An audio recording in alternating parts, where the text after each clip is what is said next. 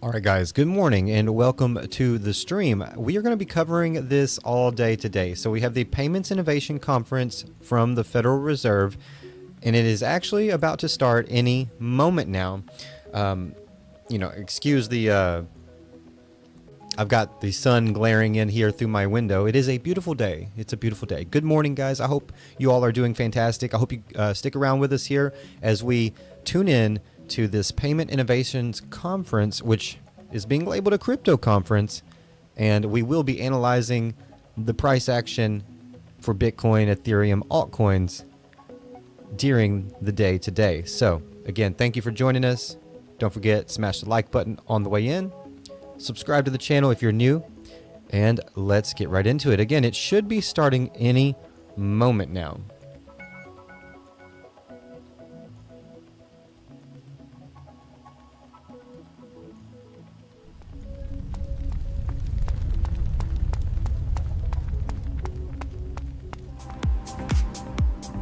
Wow, this is incredible, driving through the future.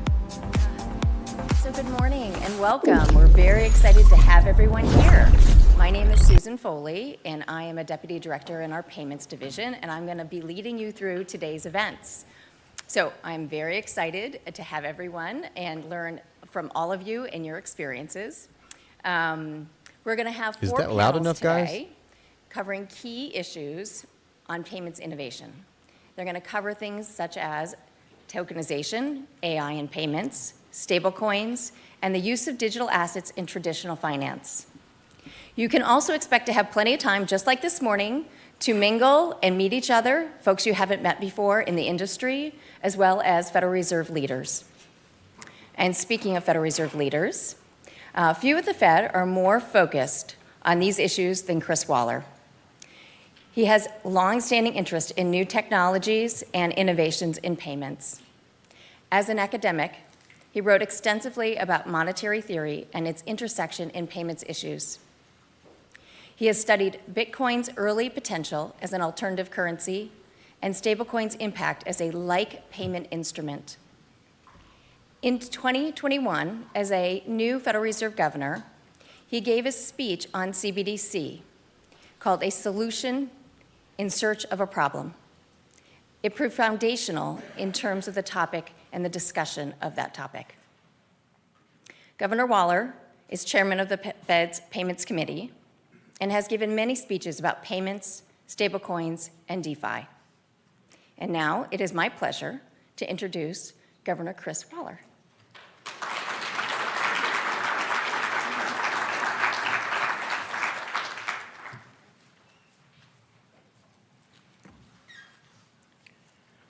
Good morning.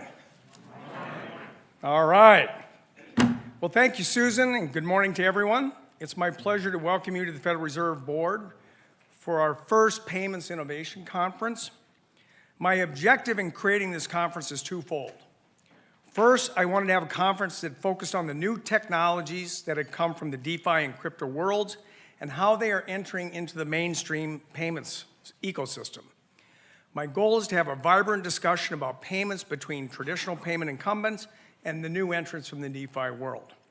Second, I wanted to send a message that this is a new era for the Federal Reserve in payments. The DeFi industry is not viewed with suspicion or scorn.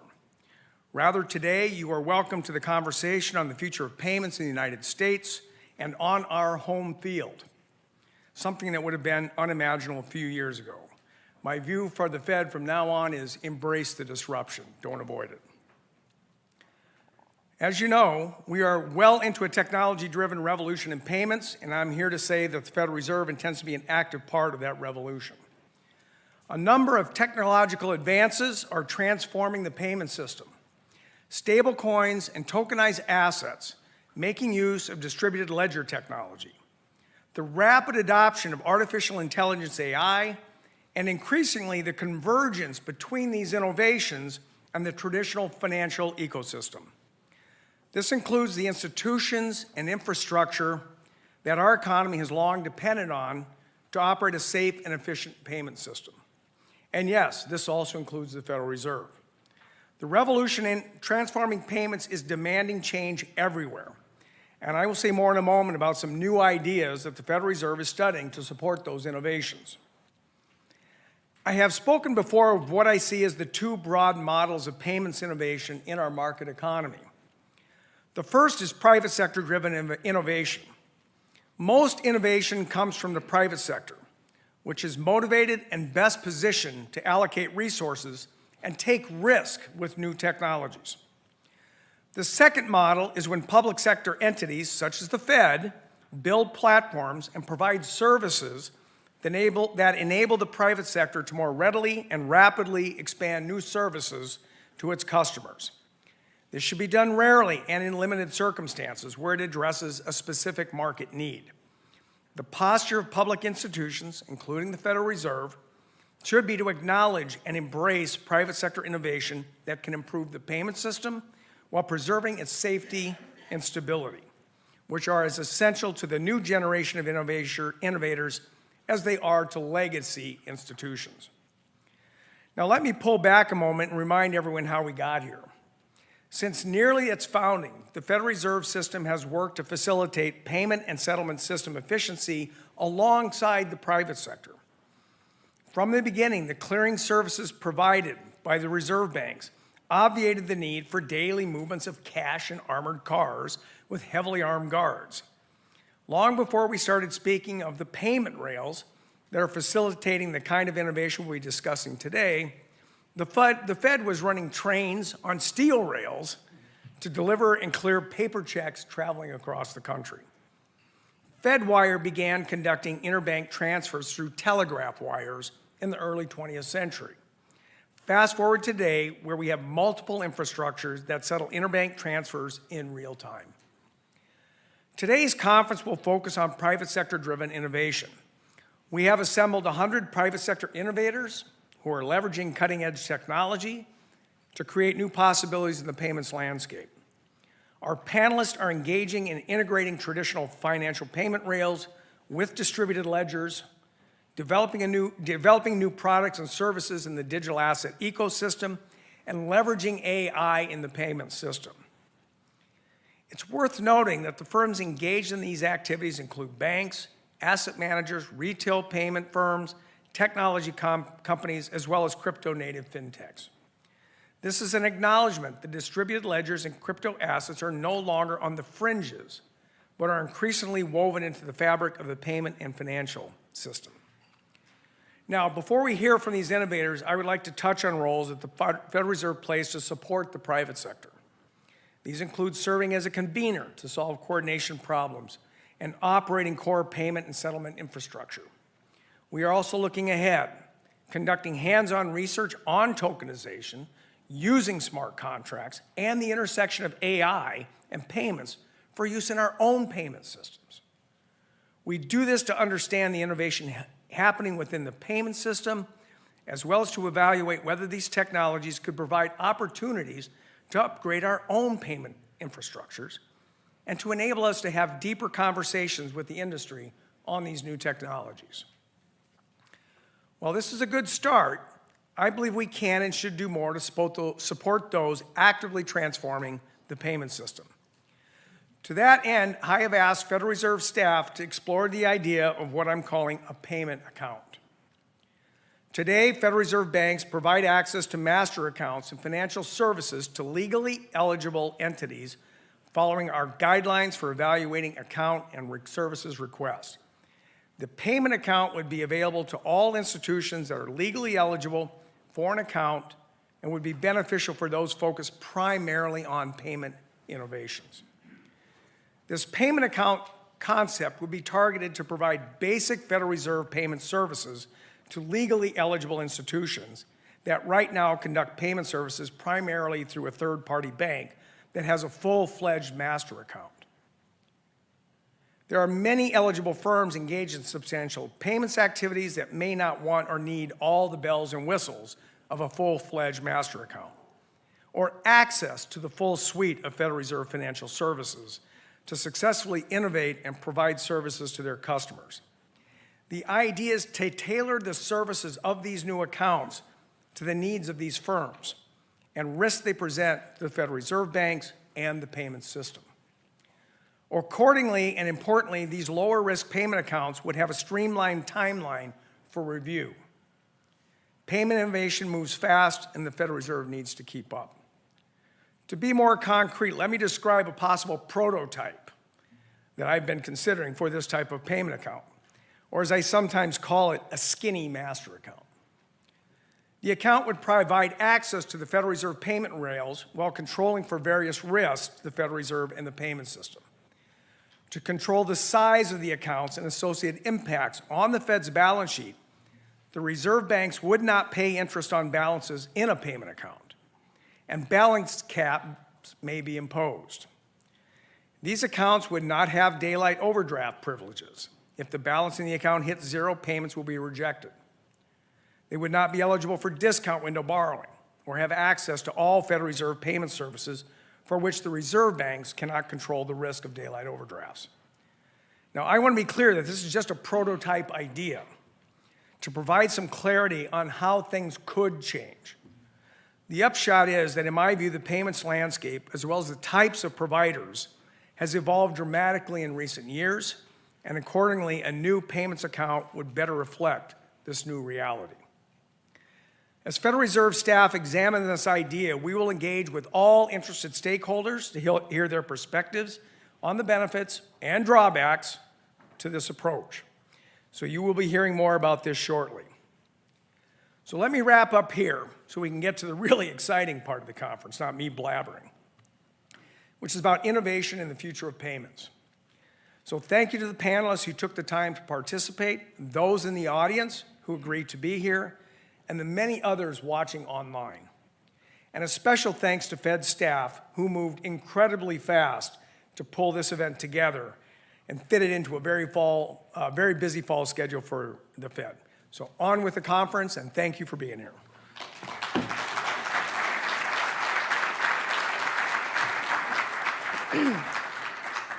Thank you, Chris, for starting us off. So I'm going to introduce the first panelist to come on up while I give a few housekeeping items. All right, here they come. So as a reminder, Chris mentioned we are showing this online so that others that can't be here today can follow along with the exciting program that we have. We will also be using Slido. So when you came in, you should have received a folder. Within that folder, there is a QR code and link within it. We're going to ask that folks submit their questions for the panelists using Slido. And the question and answer window will be open throughout the whole panel to submit questions. You guys can come on up. Also, if you need Wi-Fi access right outside that door, there is a desk and someone can help set you up with that. And lastly, folks today who are wearing blue stripe on their name tags, you can ask them anything you might need and they will try to help with whatever you need. Okay, it looks like our panelists are getting set up. Okay.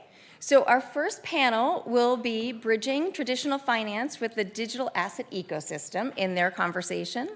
Our moderator is Rebecca Rettig, and she will be leading us through this first topic. Rebecca is the Chief Legal Officer at Jito Labs, a software company that builds critical blockchain infrastructure and DeFi applications for the Solana network. I will now turn it to Rebecca to start us off. Thank you. Thanks so much. Good morning. Thanks to everyone for being here. It's my privilege to kick off today's conference with a panel about the convergence of our traditional financial system with a new system called decentralized finance, or DeFi. Before we jump into substance, I want to thank Governor Waller, Sunaina, Alex, Ria, and everyone at the Fed for convening us to discuss the evolution of our payment system. This type of forward-thinking, collaborative event allows us to ensure a cutting-edge and safe financial system and to ensure that the U.S. economy remains competitive. Starting the day with a DeFi panel is brave. It shows a willingness to engage with one of the thorniest questions on innovation. Guys, whether don't forget to smash and the like how button on the way traditional in. financial I do appreciate institutions it. and traditional financial services will and can evolve with the advent of an intermediary-less technological system. Although there's not a universal definition of DeFi, in fact, regulators, policymakers, and industry cannot agree on one, I'll provide a brief definition for purposes of today's panel. DeFi is a software system that runs on permissionless blockchains and allows individuals and institutions to engage in economic transactions without an intermediary. There's been a lot of talk over the years about whether this new intermediary-less system can or will disrupt or replace TradFi. Very recently, ICE Chairman Jeff Sprecher spoke of his rationale for a recent investment in and partnership with a company building a widely used DeFi application called Polymarket. Mr. Sprecher said that ICE made the investment so, quote, we don't get disintermediated. Two important things on this. First, unless you're really in the crypto industry, you're unlikely to even know that Polymarket is DeFi or even that it's built on a blockchain. Second, as of today, the total value locked in all DeFi applications comprises about 4% of the total crypto market and significantly less than 1% of GDP. In other words, there's an acknowledgement that DeFi has great potential to bring new disruptive features to traditional payments and financial services, but there is also a very long road to go. This road is paved with new technology. To that end, today we'll discuss the current state of DeFi technology, whether and how TradFi can use and integrate with it, and where we'll go in the future. This panel will also tackle the incredibly important questions relating to stablecoins' critical role in the DeFi ecosystem and examine tokenized deposits, as well as DeFi's potential future role in bank liquidity provisioning and liquidity services. The DeFi TradFi disruption question is unlikely to have a singular answer, and instead will, as the title of this panel notes, require bridges. Governor Waller said it well in his recent remarks at CBOS on the next frontier of payment innovation. He said, innovation is not an issue of TradFi versus DeFi, but rather poses an opportunity to harness the complementary strengths each has to offer, especially at a time where we are seeing increased convergence between the two. Today's panelists are at the forefront of this convergence, and I'm looking forward to facilitating the discussion among them and letting them introduce themselves now, and then we will jump into questions. Sergey, do you want to kick off? Yeah, sure. Hi, everyone. Good to see many. Sorry. Here Hi, we go. everyone. Good to see many of you Chainlink. again. Chainlink, on the topic of DeFi, powers approximately 70% of DeFi globally and over 85% of DeFi on top chains like Ethereum, providing data and other key services to make sure that the infrastructure underpinning the transactions and operations of DeFi are correctly executed. We also have a lot of experience working with stablecoins, powering their proper execution, basically. We're the largest provider of proof of reserves, which is the technology that stops over-minting events and incorrect minting of stablecoins, which I think will be particularly valuable this new stablecoin environment. We're also the most reliable provider of bridging technology for the capital markets, working with large organizations like SWIFT, the DTCC, JP Morgan, UBS, and others. So we cover the gamut of both powering the DeFi community and now well along into powering the capital markets transition into the, there's like 5 different names. The digital asset, new revolutionary thing. So yeah, that's what we do. Great. Jackie? Hi, everyone. I'm Jackie Reeses. I'm the co-founder and CEO of Lead Bank. We have bank in our name because we own an FDIC-insured bank in Kansas City, Missouri. I started the company in 2022 after leaving Block, where I ran financial services, so all the regulated products there, and have also been involved with the Federal Reserve for 10 plus years. So I know a lot of the folks in this room, first through San Francisco. Lead is an infrastructure provider. We build infrastructure for fintech, crypto, consumer companies, and e-commerce companies, many of whom are the largest companies in the world, and all names that many of you know. We're an underlying infrastructure provider. We don't really have a consumer brand. And so as much as we power a lot of the products that you all interact with, you would only really see us show up through disclosures or through an announcement. And that might be Stripe. I know someone from Stripe is in the room. It might be Revolut. It might be Ramp. It might be Affirm. It might be Walmart. And so we work with a lot of different types of companies to provide their underlying infrastructure. I'm very happy to be here. Thank you for having us. So my name is Michael Shalov. I'm the CEO and co-founder of Fireblocks. We provide infrastructure, digital asset infrastructure for financial institutions, basically a technology as a service. Our main customers are bank, fintechs, and other financial intermediaries that are involved in digital assets, stablecoins, and crypto. Been doing that for the last 7 years. We are servicing over 2,500 financial institutions today. And essentially the infrastructure has two components. One is basically what you will call wallet or custody infrastructure. So we help folks like Bank of New York Mellon and others to create the custody technology for them to store digital assets. We also have the Fireblocks network that helps people to coordinate the settlements over 100 blockchains that we support. So through this infrastructure this year, there will be more than $5 trillion worth of digital asset value that is going to be transferred. With regards to DeFi, among kind of the category of the different institutional wallets, custodians, and basically that broad category, we were the first one that created an offering back in 2020 to interact with various DeFi protocols. And along the way, we basically kind of were helping with the challenge that traditional financial institutions and regulated entities have in terms of accessing DeFi. So I think we have a lot of experience in discussing about the topic we're going to chat about today. Thank you. Good morning, everyone. I'm Jennifer Barker. I lead two businesses for BNY. I lead the Treasury Services business, and I lead the Depository Receipts business.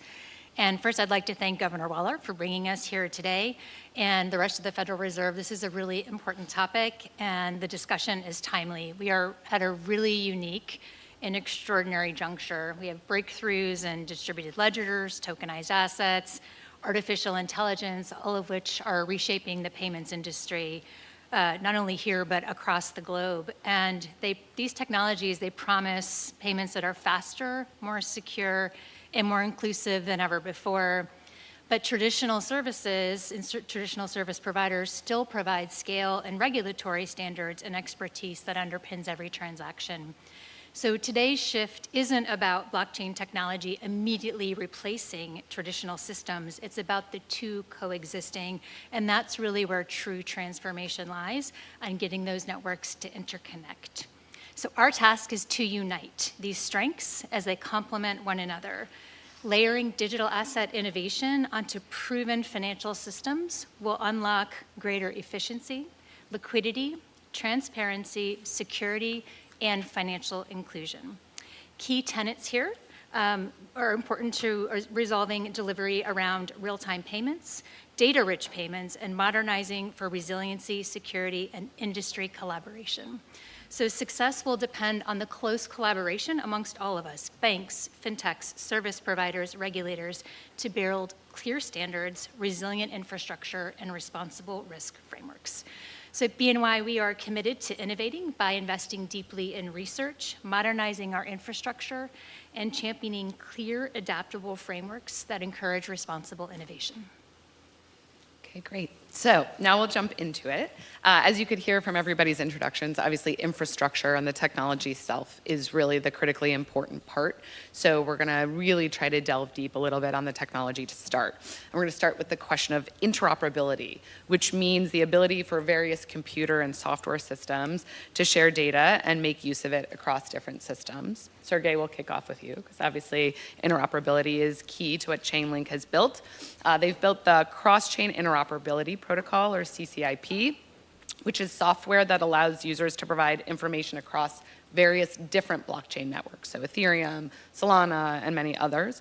But how is CCIP currently being used, and you alluded to this a little bit in your introduction, by traditional financial services firms who are integrating digital assets into their offerings? Yeah, sure. So can't seem to get that right. Not I'm good a at full this. service I moderator. wouldn't last long at the Fed. I can't even get this right. Yeah, so there's like two dimensions to interoperability in the TradFi world because of the existing investment in systems. So the first level of interoperability is getting the existing systems to work with chains, the existing data sources, the existing backend systems, the existing messaging standards such as SWIFT. All of these existing systems need to become synchronized. And this is where you hear terms like digital twin and fund tokenization and other areas. So there's one level of problems where you have to synchronize existing data, existing backends, existing messaging standards with the chains, right, for basic operations. And our position is that those existing systems are not going to be going away. There's a huge investment in them. They're highly regulated. They meet legal requirements. They meet a lot of very key requirements. So the challenge there is synchronizing them. This is the work we've done with SWIFT, the DTCC, and other groups that power those systems in big ways. The second level of interoperability is the cross-chain level, and that's because you have a lot of fragmentation, and that's happening because the cost of generating a chain is becoming lower and lower. So as the cost of generating a chain is cheaper, and as it's easier and easier for more institutions to make chains, there will be more chains. Also, there's various fee dynamics and other benefits to having your own chain. And there's also more and more public chains as long as VCs can make money from flipping a public blockchain coin. So as long as VCs can fund a public blockchain coin, and as long as that public blockchain coin can return a large amount of capital to them as a result of their initial investment, you can expect more public chains as well, because that's a very financially attractive business model for many people. So there's more chains. More chains creates siloed capital. Siloed capital creates risk and creates limitations to market growth. So you need standards, you need standardized ways to synchronize the existing systems and to synchronize the chains as they grow in amount and fragmentation. So that's what we have a lot of experience with. One of the main challenges that we found in working on that, different from doing it in the DeFi community, doing it in the capital markets community, is there's a lot of requirements around compliance. There's a lot of requirements around accounting, books and records, and all these different requirements that a transaction has. So the challenge in the capital markets with interoperability is not just connecting two systems, whether they're an existing system to a chain or whether it's a chain to another chain. It's getting the connection to result in a transaction that meets the books and records requirements, that meets the compliance requirements, and that meets whatever other requirements the regulator or the counterparties may have from the transaction, right? So that's the challenging thing, really, is making the transaction actually happen against all of those, accounting, compliance, identity, regulatory requirements. I'm really thrilled to see events like this. I'm really thrilled about the SEC's new direction and the CFTC's upcoming direction, because that'll simplify that problem. But there will be a period of probably 2 to 5 years where you have to create a kind of hybrid system where the old requirements through the old systems still need to be met, but the new system needs to meet them. So that is kind of the challenging thing for transactions, I would say, in the next 2 to 5 year period, that are interoperable in the senses that I described. Makes sense.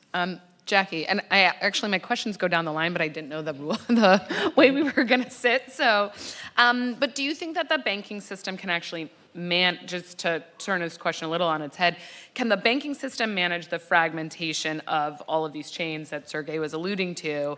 And how does the technology need to evolve from the digital asset side to be able to be used by banks and traditional financial services firms? Yeah, well, I'd say in listening to that, it actually sounded like the banking system. And so I laughed in the back of my head as I was listening to this idea of extreme fragmentation, siloing, and the need to actually do compliance. That sounds eerily familiar.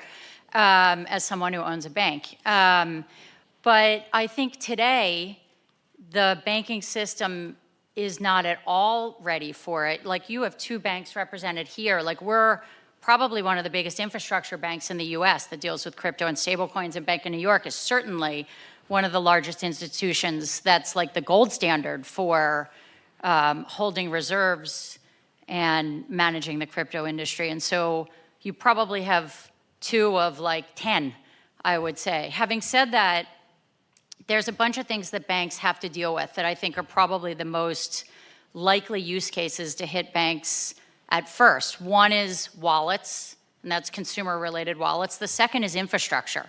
I think on the infrastructure side, you're seeing that evolve today, and that's infrastructure of dealing with BIN sponsorship, moving money, storing money, and kind of the overall management of on-ramps and off-ramps. And I think that infrastructure has actually been established by players and operates quite well within the system today. I know we work with over 150 plus crypto companies, hundreds of accounts, tens of billions of dollars of money that flows through on a fairly regular basis. That happens very fluidly following all the KYC rules that are required and all of the institutional knowledge that we've had for 90 years of developing a banking system in the United States around like core banking law. So that exists today. On the consumer wallet side, I'd say that's probably the least sophisticated, and I don't actually see like a use case today for like stable coins and consumer wallets. No one is sitting there going, I'm gonna use my $25 worth of stable coin at Starbucks. Like, that kind of, it's a nice theory, but I don't actually see any transaction volume that's happening on the consumer side. Where you're going to see it, though, is institutions that have moved their infrastructure, and over time, it'll become more prevalent as banks adopt stablecoin wallets, most likely through their core providers, like Fiserv, Jack Henry, and FIS, who will enable it so that you could have interoperability between crypto companies, fintech companies, and core financial services. And so those wallets will be onboarded probably within the next year or 2 by these companies who have been watching Genius Act. But those are the 2 more likely use cases for where it happens. And I think on the stablecoin infrastructure side, you won't really notice it as a consumer. It'll just happen in your payment devices. And those rails will start to get moved first by multinational payments and then second through more domestic payments, largely because the infrastructure has started to move over those rails if, and I say if, there's an advantage in terms of actual cost and speed versus theoretical cost and speed, because we also are having this intersection of FedNow, which is a 24/7, 365 payment rail that actually works today.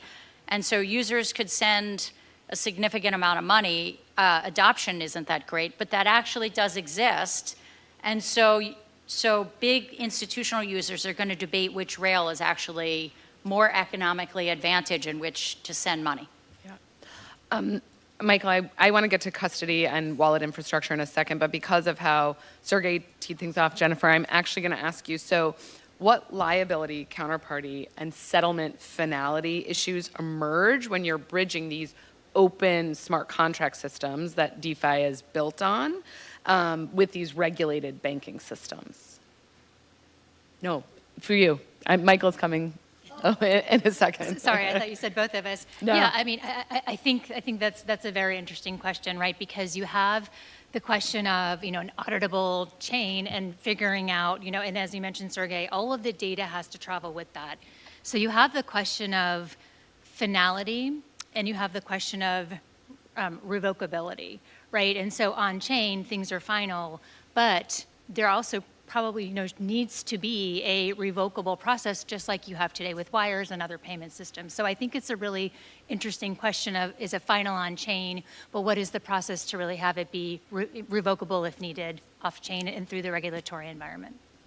Oh, that's very interesting, because I mean, the whole point is for it not to be Right. revocable in many ways, although certain, obviously, stablecoin issuers are I think thinking about revocability. Okay, so to move to a different part of the infrastructure, but that is just as equally important. Her face. You know, as you said, Fireblocks builds wallet infrastructure. And Michael, talk about how the custody broker approach today in traditional financial services contrasts with wallet infrastructure and sort of other digital asset technology, just to set the stage. And then I, of course, have a number of questions.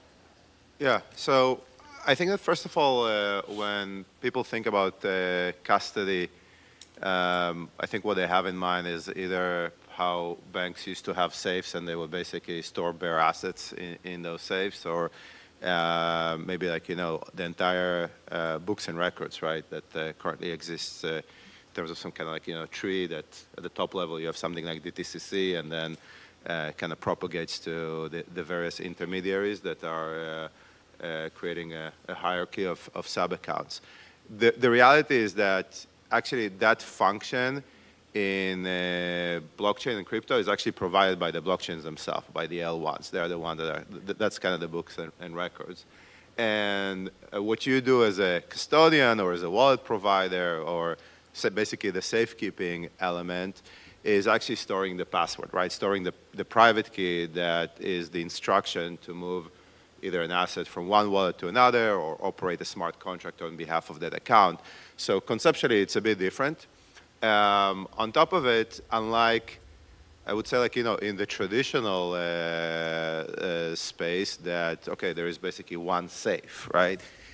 You can actually operate much more sophisticated and improved mechanisms to increase the security, right? So instead of having, for example, one private key, one of the things that Fireblocks and a few other folks have built over the last couple of years is this concept of multi-signature or threshold signatures or multi-party computation, but essentially it's a virtual system that distributes the ownership over a wallet, right? So you need multiple parties to actually sign a transaction simultaneously to instruct the movement. And that creates like a much larger or much greater resiliency, right?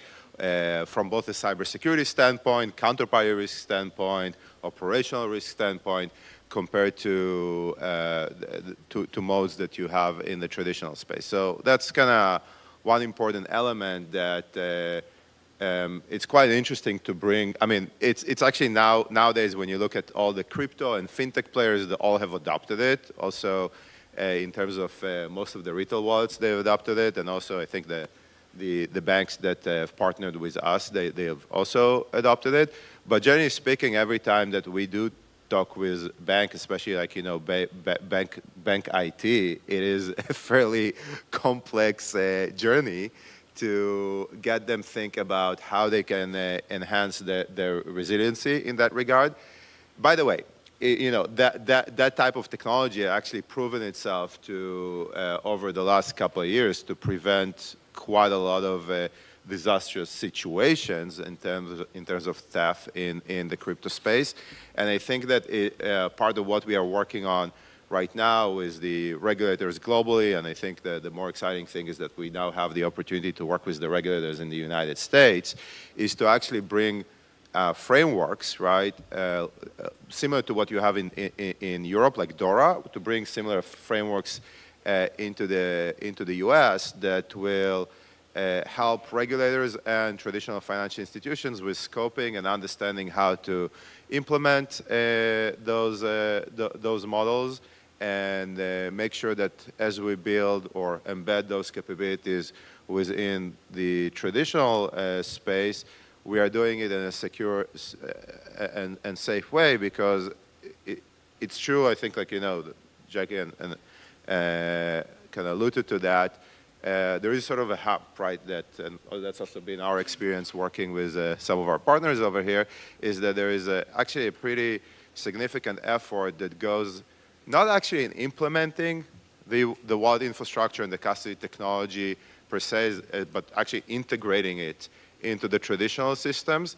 And it's not only integrating in the traditional systems, like just connecting those APIs, it's actually also to evolve the processes and the procedures and how IT is actually going to consume that within the bank. And the reality is, you probably won't be surprised, right, that most of the banks, whether they develop their core banking systems internally or they're using providers like the providers that were mentioned over here, those providers and those systems that were built in the 70s, 80s, and the 90s, they're not really equipped to deal with it, not only on the level of the fact that they're doing batch processing once a day, but actually even change management that sometimes expected to take weeks or months, right? You now have a situation that there is a fork on the Ethereum blockchain, and you need to update all your nodes to the fork, right? And you need to do it in the next 60 minutes. And if you're not going to do it in the next 60 minutes, you're going to be disconnected from the main ledger, right? So those processes. So guys, I did ask a question earlier in the chat. Do you think the Fed's crypto conference is a sign of mainstream adoption or the start of tighter control over crypto? And we do have a poll in the chat as well. Don't forget to answer that. On the line from you, but what's the biggest technological obstacle in having traditional financial services or banking firms plug into DeFi itself today? So applications like Uniswap, which allows for permissionless swapping of assets, or Aave, which allows for lending type activity. And then if you can each say what you're doing from your particular vantage point to try to move past these technological obstacles, that would be great. Sure. I think the reality is you have to have expertise in both traditional systems as well as digital asset systems to understand how to integrate them and how they can best work together. So I'll start with some of the work that we're doing on the traditional systems. We were one of the leaders with real-time payments. We were actually the first bank to send a payment. When the credit limit increased, we were the first bank to send a payment there. We were one of the first banks on FedNow. The power of immediate payments is so important in this economy, and we continue to work with our clients and the 9,000-ish banks, Jackie, you mentioned adoption, but we still have more work to do, right? And so getting those consumers and those communities access to immediate payments is a really first important step. Second is being able to move dollars 24/7. That is a big use case, particularly from our bank and our corporate clients who want to be inside the walls of BNY, able to settle dollars 24/7. So that's a really, and by the way, not a lot of banks can do that, which is why the digital asset structure really can potentially leapfrog some of the bank legacy infrastructure. But we've done both to make sure that we're ready. And the third is AI, and we are heavy users of AI, particularly in the payment space, whether it's payment efficiencies and the operations, whether anomaly detection, fraud control. AI is going to really help us get more efficient and provide safer and faster payments. But then also across the industry broadly, ISO 20022 is really important because as we've talked about today, it's about setting standards. And that's why ISO is so important, and we've leaned in so heavily. We've tested with clients, we've worked with Swift, we do a lot of speaking on it. So it's really important to continue to control and really go out into the market and think about standards. And then, there's lots of folks in the industry thinking about it. I know CHIPS and Fed are also exploring, expanded settlement windows. So all of these things work together to make the traditional infrastructure more efficient. Okay, so, but there's still gaps, right? There's 90 plus immediate payment systems around the world. There's hundreds and hundreds of clearing systems around the world. We see that illustrated sometimes in cross-border payments with the different formatting. So there are still some efficiency that the digital asset ecosystem can really help us solve. And if you think about, you mentioned digital asset custody. We launched that several years ago. We are heavily researching and working on both. And so we launched digital asset custody, and we have already integrated the traditional and the digital asset rails together in one application. So expand that to then stablecoin and some of the on and off ramps that you have between fiat and digital asset. We do that today for many clients and many of you in the room. And we work very, very closely with many digital asset providers, just even providing traditional banking services. So I think that's a really important part of learning that as well. But the interesting thing about BNY is, we touch about 20% of the world's investable assets. We clear $2.5 trillion of payments every day. So we have an obligation and an opportunity to really work together across the industry to continue to really set these standards. And whether that's through, Agora or Swift or Guardian and all the other projects that are going on, we're doing both of these things in parallel because ultimately they have to be able to work together. Michael, how are you bridging the biggest technological gap between bringing DeFi and TradFi together? Yeah, so Rebecca, I think that we've started at, 2021 when we did Aave Arc together, when you were at Aave.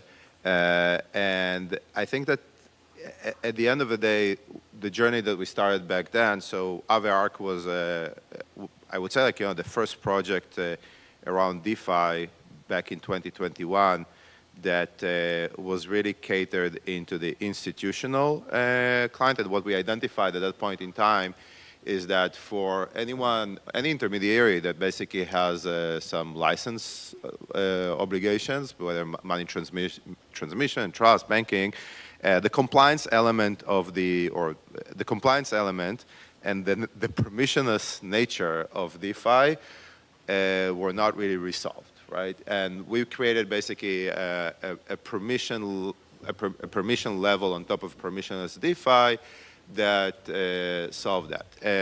Now, kind of fast forward to today, we have a bunch of projects in flight that are integrating DeFi and also providing the compliance level for layer for DeFi, targeting the institutional market. I would say that main appetite right now over there is coming from the large fintechs, like the names that were mentioned here before, that they are, whether it's like the Stripes, the Revoluts of the world, etc., that they're already digital ready. I mean, they already have wallets, they already have like sizable amount of users in the tens of millions of users that own crypto assets and specifically stablecoins, and they want to figure out how do they now leveraging Aave, Morpho, Uniswap, all those things to basically give their clients better, more robust access to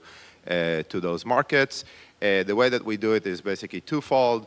The first one is really creating adapters and infrastructure for them that allows them to interact with those markets through a secure API. So something that we didn't talk about over here is actually the security element of accessing DeFi. Some of the questions over there is like, how do you know that you are accessing the right DeFi smart contract? How do you know that you're sending the right transaction? How do you have the right permission level and all the approvals that are needed to send a transaction? So we basically solve all that for them. We call it a native DeFi solution, so it gives them all the security that we were able to figure out for them for their CeFi interactions. And the second element is, which is actually still in the works, and I think that this is where a lot of collaboration is happening right now with the regulators, is really solidifying the approach around the compliance and kind of how do we KYC and how do we making sure that there is no illicit financial activity within those protocols, which is basically, if I'm now doing a swap on Uniswap, how do I know that the other guy, that the counterparty on the other side is not from North Korea, right, or some kind of OFAC sanctioned entity that if I own MTLs, e-money license, trust, that will be a huge issue. So, so for that, there are a few approaches. There are some of the traditional approaches that we've taken, like whitelisting, and now we actually have a team that is working on kind of the next iteration of that is using on-chain identity. And we think that on-chain identity, that is just like, a much broader component within the regulatory landscape that is now being looked at across pretty much like every regulator globally, bounded into that utility is going to actually unlock this for both retail, institutional, and probably will solve that in the most elegant and technologically native way. Yeah. One quick anecdote before I turn it over to you, just about Aave Arc, which is from a compliance perspective, back 5 years ago now, we used one of the blockchain analytics companies to do an analysis of the smart contract pool of all the assets that were in the pool and to see what the connection was to any wallets that were associated with illicit finance. It was very, very low, and so we were able to sort of put that out there. And I just went back to the same blockchain analytics company maybe a month ago to ask about it, and the guy that I know there very well said, you were the only people to ask for something like this 5 years ago, and now all we get is banks asking for the same type of analyses. So, you know, everything old is new again, and, you know, Aave Arc was a bit before its time. But Jackie, tell us about technological. It's great. I don't think that there is technology as holding people back today. I think it's knowledge and ability to execute around building. And so on the knowledge side, I'd say core teams of financial services are not geared to have the insight and judgment to understand what's being built on a blockchain and how the products work. And so it's hard to both regulate or oversee something as a financial institution when you truly don't understand it. And so the knowledge gap, I'd say, is pretty extreme. And we've been doing crypto for years, and I think one of the things our regulators felt comfortable with is that we understood the products that were on our rails. And so when people were claiming they were being debanked, you could come to Lead Bank, and we were able to work with you because we actually understood the products and had the confidence of the FDIC and the Fed. I'd say the second issue around ability to execute, I mean, Michael made the reference about the velocity of the way things are being built and executed on chain. You have to be able to build and execute with engineers that can work in real time and have very quick sprint cycles in order to be able to operate in this dynamic environment. And I'd say a lot of financial institutions don't have that, and scale doesn't matter. Sometimes you can do more with 5 engineers than you can 10,000. And so it's more an issue of how do companies run in financial services where you have 50% of the market cap plus being 50 years older and more. And so a lot of these companies are going to have to reorient around velocity. And so the only real technical issue I've seen in the last few years is that around 24/7, 365, which Jennifer referenced. But having said that, you could adjust around that so that you could manage it and be able to execute within an institution so that you actually could send and release within an institution 24/7, 365. And so that's existed. It's just something that an institution had to build against until you were actually able to use Fed windows that are 24/7, 365, which you can today. And I also think now most companies are quite comfortable with the windows that exist. It's not optimal. So I'd say like that would be the one tweak I would make to make sure that the liquidity is able to be managed and all the counterparties are able to be managed across a dynamic perspective of what 24/7 looks like. You don't have consistency in all the counterparties that exist today. And I'd say companies like IntraFi as an example, or the institutions that federate bank deposits, or even on the flip side, core providers, which aren't 24/7 oriented in their mindset of how they do things. And so, my summary would be there isn't a technological problem today. It's a capability, not a technology. I love that. Sergey. Yeah, sure. So I heavily echo what Michael described. We are in similar situations with a lot of users. And I think there is a big hurdle to clear there in the traditional institutional world of integrating their existing systems with the chains. I think there's really 3 problems to solve. There's that first problem of the correct integration of the existing systems for books and records purposes, compliance purposes, key management purposes, all these different purposes with the chain, so that the large existing tech investment that was made by there's all these jokes about how banks still run on COBOL. Yeah, that's true. They're still going to run on all this stuff. So you have to make all of that compatible, and you have to make it compatible in an open standard. So you have to make it compatible in a way where, to Jackie's point, you can get 5 engineers to do it successfully themselves. Then the next problem really is, how does the transaction actually work? So, okay, I've synchronized my internal books and records requirements, systems, accounting system, whatever system, and now I have to do a transaction. How's that transaction going to work? How does that operate? What information does it carry along? What does it prove to regulators, and so on?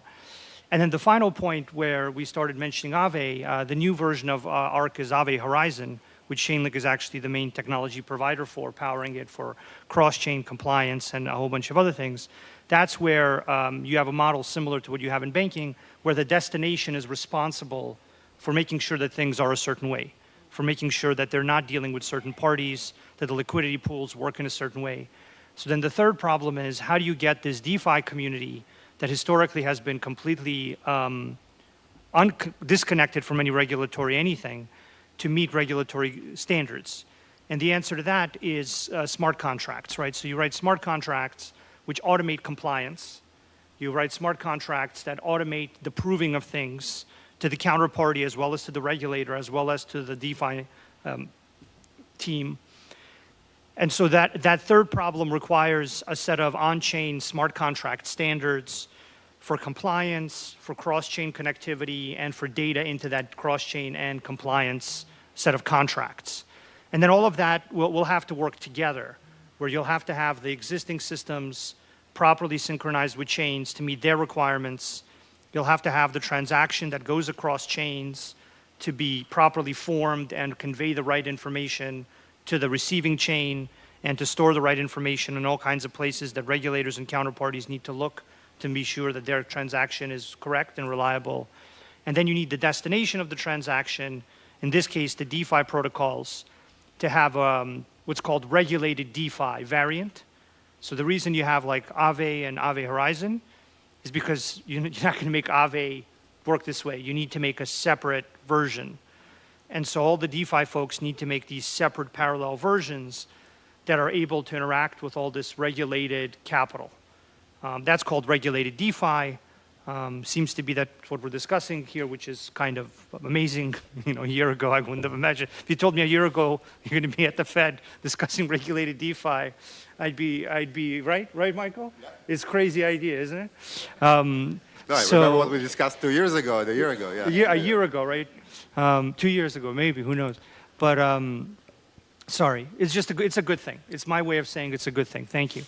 So you have to get all three of those things to work. You have to get all three of them to happen. And then it'll all be lots of fun and a blast. And DeFi gets you 8% to 15% on the US dollar.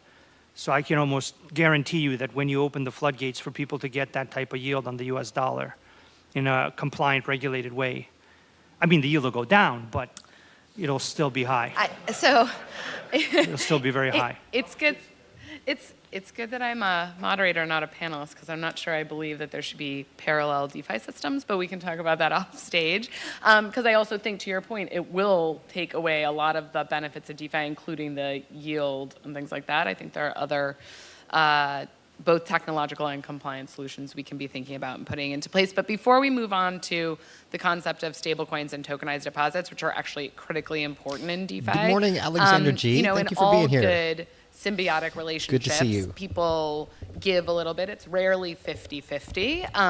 And so the question I have for everybody, and this is just like a quick, which is, does DeFi need to come 90 and TradFi comes 10? What's the give and take that we expect to see? Jackie, do you want to? I'll start.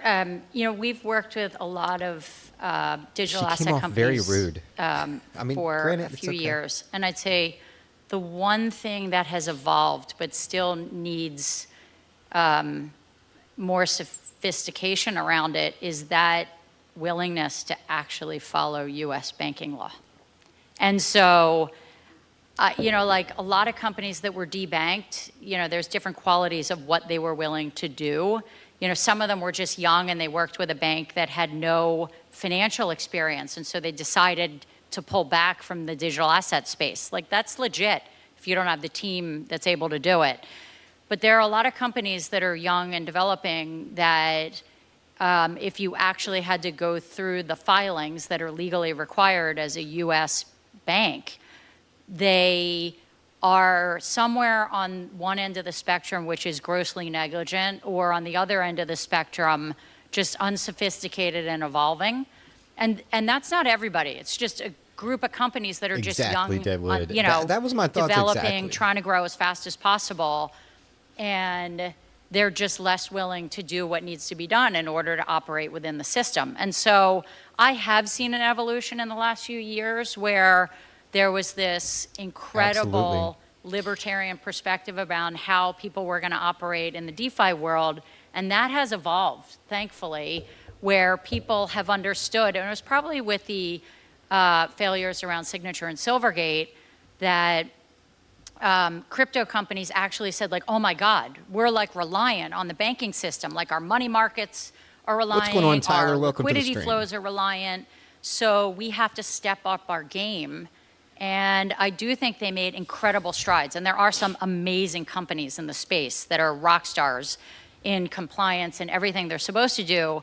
But when you have an ecosystem of startups that is highly geared to growth, you know, they hopefully will like hire consultants and go get people who can help them build the bridges in order to onboard appropriately into the financial system. And I think that's probably the thing that requires the most work. And people are largely receptive, not everyone is, but people are largely receptive to it.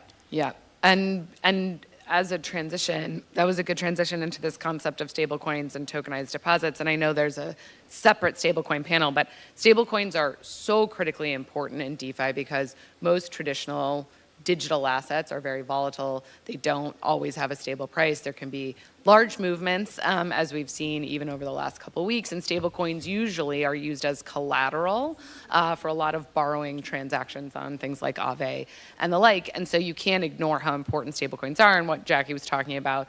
Even with Signature and Silvergate, you were talking about centralized digital asset companies, but even when you have something like a depeg of a stablecoin, it can have pretty significant ramifications cascading through these permissionless systems as well. But did you see his face? Jennifer, to start, and I think this is really important because there are a lot of misconceptions on it.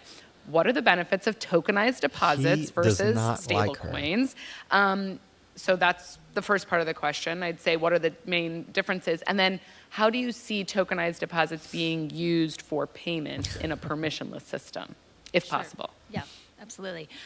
So tokenized deposit, we think of that as cash in the bank, right? So it is a digital representation of a bank deposit. And so that stays at the bank. And so that stays within the walls of BNY as an example. And so the benefits of that are certainly cost efficiency, speed, but also liquidity optimization. You know, still one of the biggest problem statements that exists today in the payments industry is around optimizing your liquidity and reducing trapped cash and really reducing settlement risk. And so the tokenized deposits really help you do those things inside the wall of a bank. But then you have a stablecoin. So stablecoin is, think of that as cash outside the bank. It is backed by some form of collateral, cash, T-bills, what have you, but that can traverse across multiple chains and multiple systems. So we would see that existing alongside other forms of fiat and other forms of existing currency today. So there's a number of use cases. I think both are equally important, but they do different things. That makes sense. So Sergey, obviously what Chainlink does in terms of pulling data and feeding it into, I'd say, the majority of the DeFi ecosystem makes sense from a stablecoin perspective, but how do you think about doing data feeds for tokenized deposits, especially when the deposits are sitting at different banks? So Chainlink tries to aggregate data from multiple sources whenever possible. It's one of the reasons the system now secures approximately $100 billion in US dollars. And some of the bigger users have tens of billions of dollars. It's because the data is aggregated from multiple sources in various fault-tolerant ways. With tokenized deposits and these types of things and proof of reserves, you often only have one source of the data. So you can't aggregate across multiple sources. You can create some additional checks. You can do something called securement, where once data proves that the reserves are there, you can decide if something should be minted or not. And this stops cases of over-minting completely. That becomes impossible because the contract itself is responsible for checking whether or not the reserves exist. It's not a people-driven process anymore. It's a smart contract driven check. But the data is often only as good as the sources that you can get.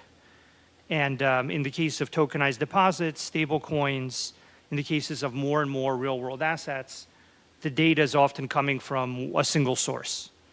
And so people need to understand the risks that they're taking. There are risk frameworks like the Digital Asset Security Control Principles. Let's say that 5 times fast, huh?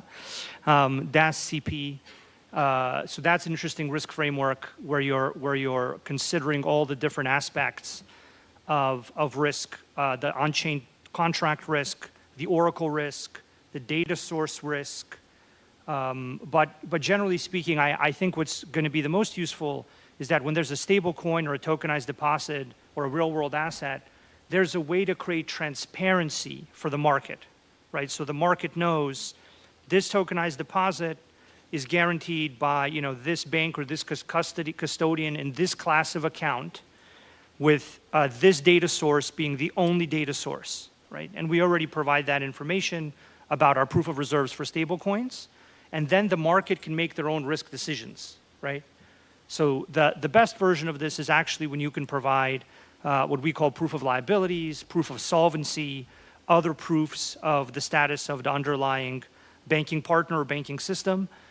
And I think personally that the more information that you provide about an underlying tokenized deposit, stablecoin, real-world asset, and once you provide that to a market that's sufficiently developed where people are assessing risk because there's enough value in there to care about risk, well, then the stablecoins and the tokenized deposits and the real-world asset that prove things at a higher level and are actually built in a more de-risked way will be more attractive, right? So that's just that's the blanket assumption we have.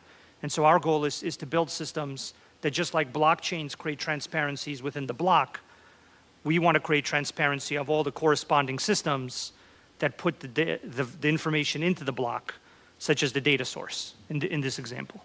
Makes sense. A few different questions, and I want to make sure there are really good audience questions that are coming in through the Slido, so I'm definitely going to save time for those. But Jackie, two different pieces. One, can we ever use tokenized deposits as collateral in DeFi? And two, can you ever see banks plugging into DeFi for liquidity provision services?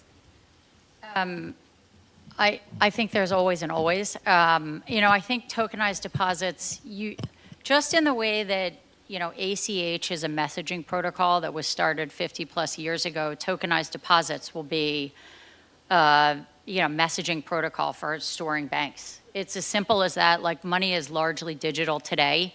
Like, the definition even of what fintech is largely blurred today because, it's a digital manifestation of money and the movement, storage of money. And so as it relates to tokenized deposits, it's really just advancing digital technology around what a deposit is and adding modern technology around messaging, identity, and programmability around the idea of a deposit. And so I think it's a technology that's going to be used. I think we started to see it, BlackRock, when they launched their ETF, was probably not tokenized deposits, but you could see the train coming down the line when you started to see asset classes get tokenized. And so it's just a matter of turning any kind of asset class into a digital messaging protocol. And so I think banks are going to use it broadly as a technology. How long that takes, say, is a massive question just because they don't have engineers. And they'll probably start with outsourced technology of other infrastructure providers. Yeah, and I was going to say, Michael, you probably have something to say about how to bring this all together, too. Yeah, I mean, I actually have some maybe slightly controversial observation on all this. We've been engaged with both stablecoins and tokenized deposits for the last couple of years. Currently 10% of all USDC and USDT is actually going through Fireblock, so we have pretty good statistics. But we've also been engaged with quite a few banks on tokenized deposit projects since 2022, for example, with ANZ and the National Australian Bank in Australia. The main issue that I see with tokenized deposits on public blockchains, there are successful projects on private blockchains, like the JP Morgan coin, right? And back in the days, there was the signature that was also a tokenized deposit. On public blockchains, it's actually unclear what happens when it goes from first party to third party, and what is the liability of a bank. It's actually not being established, and that killed, from what I've seen, every project or every bank project that was trying to do tokenized deposit on a public blockchain. Now, This is not a technological. This is not a technological issue. It's a regulatory question that no one knows how to answer today, and that actually, I think, basically puts the limitation, the true limitation of how tokenized deposits can interact with the DeFi primitives that we have today. I agree. As a lawyer, the regulatory sirens were going off when I thought about how could we use tokenized deposits in DeFi. Okay, so to make sure we have time for these few questions that we've gotten, which are great, I just want to finish off going down the panel as quickly and concisely as you can say it. What are your recommendations for the Fed to prepare for the payments landscape as it evolves to converge with DeFi? Yeah, so I would make the existing Fed infrastructure compatible with the stablecoin, tokenized deposit, and other payments infrastructure. I would make sure, I would ask the Fed to think about making the guidance very clear on what the risks are in relation to stablecoins, tokenized deposits, and these things, so that the payment landscape can grow, because the payment landscape represents essentially the buy side of the digital asset economy. And then the buy side makes the sell side, the issuance side, that makes the tokenized funds more attracted, right? So I would look to make your existing infrastructure compatible, and I would look to create clear guidance that manages risk appropriately to make sure that the stablecoin and tokenized deposit, the payment side of the digital asset economy, can grow successfully, and can grow successfully out of the United States more than anywhere else. I would actually tread carefully and watch and iterate as we go over the next few years. There's two reasons. One, the intersection of AI, fraud, reversibility. We are at a moment in time with AI where we don't actually know what is going to happen from a fraud point of view. And I think the reversibility and the opportunity for fraud vectors is rather extreme. And so I think it's always going to be great until the moment when, on a wide scale spectrum, like everybody's grandma was just defrauded because of deepfakes. And so I think this intersection of trying to be super innovative, enabling crypto and new payments technologies and AI is worthy of just being incredibly, incredibly cautious. And I know that's very nanny moment for everyone in the room, since we're at an innovation conference. I just think the better strategy is slower and steady and watching it, as opposed to trying to explosively change everything and not having managed this intersection of AI, which I think is still largely untested, unknown, and asymmetric risk into the system. I tend to agree with both observations.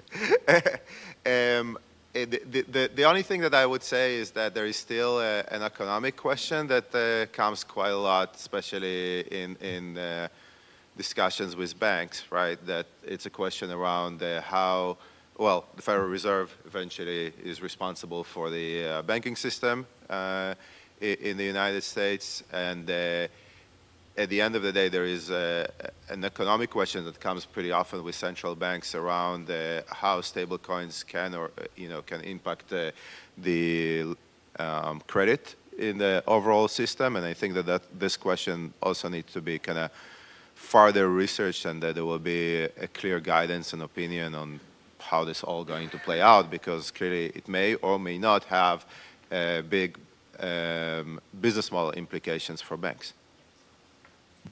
Yeah, and I would agree with everything you said. I think 4 things. First is just continuing to upgrade the existing infrastructure, 24/7, et cetera. The second is standards and setting standards across formatting, just continuing that work, I think is really important as you look to integrate. I think third, Jackie, you said it is on fraud. Faster payments result, banks have to, and everybody else in the market has to adjust more quickly, right, to assess fraud and to make fraud decisions. So I think continuing to really lean into the fraud topic is very, very important.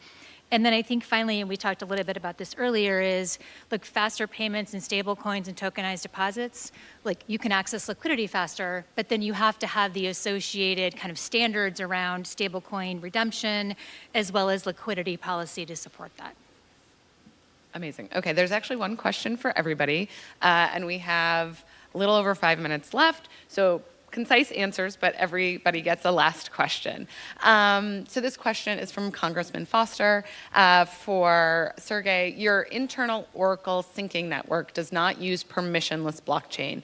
Does this make you a trusted third party and single point of failure? Yeah, so our system uses multiple independent nodes, just like blockchains do, and it does work with public chains as well as private chains. Generally speaking, those nodes can be configured into groups for a specific network that meets the requirements of a private user or a public user. So for example, if the Fed needed an Oracle network to do something specific, the Fed could choose the nodes and the conditions under which the nodes operate for the Fed-specific Oracle network. And that would be the risk that they choose in configuring that Oracle network. The public Oracle networks are configured similarly to how public chains are configured with many node operators. Many of the node operators of Chainlink Oracle networks are also the node operators of many public chain nodes. So the Oracle network, there's over 1,000 Oracle networks running in the Chainlink standard. So you can configure an Oracle network to meet your requirements for compliance, location of the nodes, and these different requirements. Okay. Jennifer, this question is for you. How would a revocable mechanism realistically work without undermining the decentralized, trustless nature of blockchain networks? Yeah, this is an easy one just to... Right, just no problem. I mean, that's exactly the question. I mean, technically, right, Fed chips are final, but you can in fact revoke them if there's an issue. You can call the bank, et cetera. And so there is a process that exists to protect consumers and to protect banks and corporations around that. And we're just going to have to continue to partner in the industry to think about how we answer this exact question in the digital asset infrastructure. Makes sense. Although I find reversing bank transactions is not as easy as just calling your bank. Okay. Jackie, this is for you. In TradFi, settlement finality depends on trust in institutions, and in DeFi, it depends on trust in code. As they converge, who should provide the trust anchors? Oh, I love that. I love this question. I feel like we should have Camus in the room to answer some of these questions. So, I mean, trust is trust, and I think every institution is responsible for their own code, regardless of whether they're theoretically supposed to be a traditional financial institution or a modern digital asset company. I don't think there's any difference. And I think over time this distinction will go away. I made the comment earlier, what is an ACH? What is any kind of money movement? It's digital money movement that's sent through messaging systems. And so this distinction is largely going to disappear as digital asset regulation gets instilled into the U.S. economy and U.S. financial institutions, because it will have a different but somewhat comparable set of regulations, and it'll operate with KYC, it'll operate with a lot of the same trust dynamics that are established. Now, hopefully, the biggest change will be using modern systems, like modern identification systems, and modern technologies that we have today. I think that's still a problem, just because so many institutions, it took 10 years to be able to use DocuSign at so many institutions. And when you get those red emails from banks that say this email's from external, stuff like that, as an emblematic kind of funny example, will have to evolve so that identity can be deployed in a modern way. I mean, it exists today, and we have CEOs in this room who are experts at identity. And so it's up to institutions today to be able to adopt those rules. And I also find that anyone who says, oh, I can't do that because it's not compliant, it's a crock. It's like a total crock. When you actually go push on financial institutions' compliance teams, you're like, show me that law. Show it to me. It's not true. And somehow nobody edited out the garbage to deal with modern systems of today. And so I think when people edit and put in modern identity, you're going to be able to have modern versions of trust. Great. Whenever people use compliant, when we're talking about DeFi, I'm always like, compliant with what? Like, just tell me with what. Okay, Michael, last Lots of question. buying right now. What Lots are of practical buying. strategies that you've seen that will close the gap between legacy payment systems, tech, and processes with digital assets? In 1 minute. Yeah, in 1 minute. Very simple. Also a simple question to close it out. Okay.